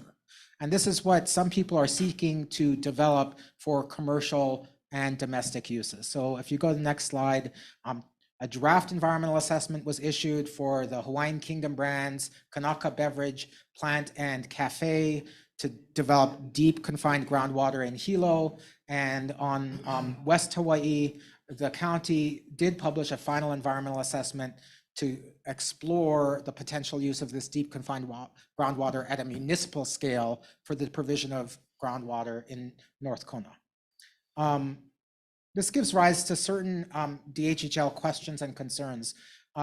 First of all, when we have water reservations, we can get water reservations anywhere in the state, but only in designated water management areas, which doesn't include anything on Hawaii Island, are other users required to get permits, and those permits are conditioned on the rights of the Department of Hawaiian Homeland. So on all of Oahu, except for Waianae, groundwater, all groundwater on Molokai, groundwater and surface water in Lahaina of Maui, and groundwater in the Iao Aquifer, everybody can go for permits, but if they successfully get a permit, it is subject to the rights of the Department of Hawaiian Homelands. Everywhere else, people get permits to put in wells and pumps, but they don't have that condition placed on them. So we have this extra protection of our reservations. Reservations are given by aquifer area, again, based on this assumption about sustainable yields, but they're not tied to a deep ground level source or a basal source. So there's no particular protection that's given to our need for water for our homestead lands from these particular sources.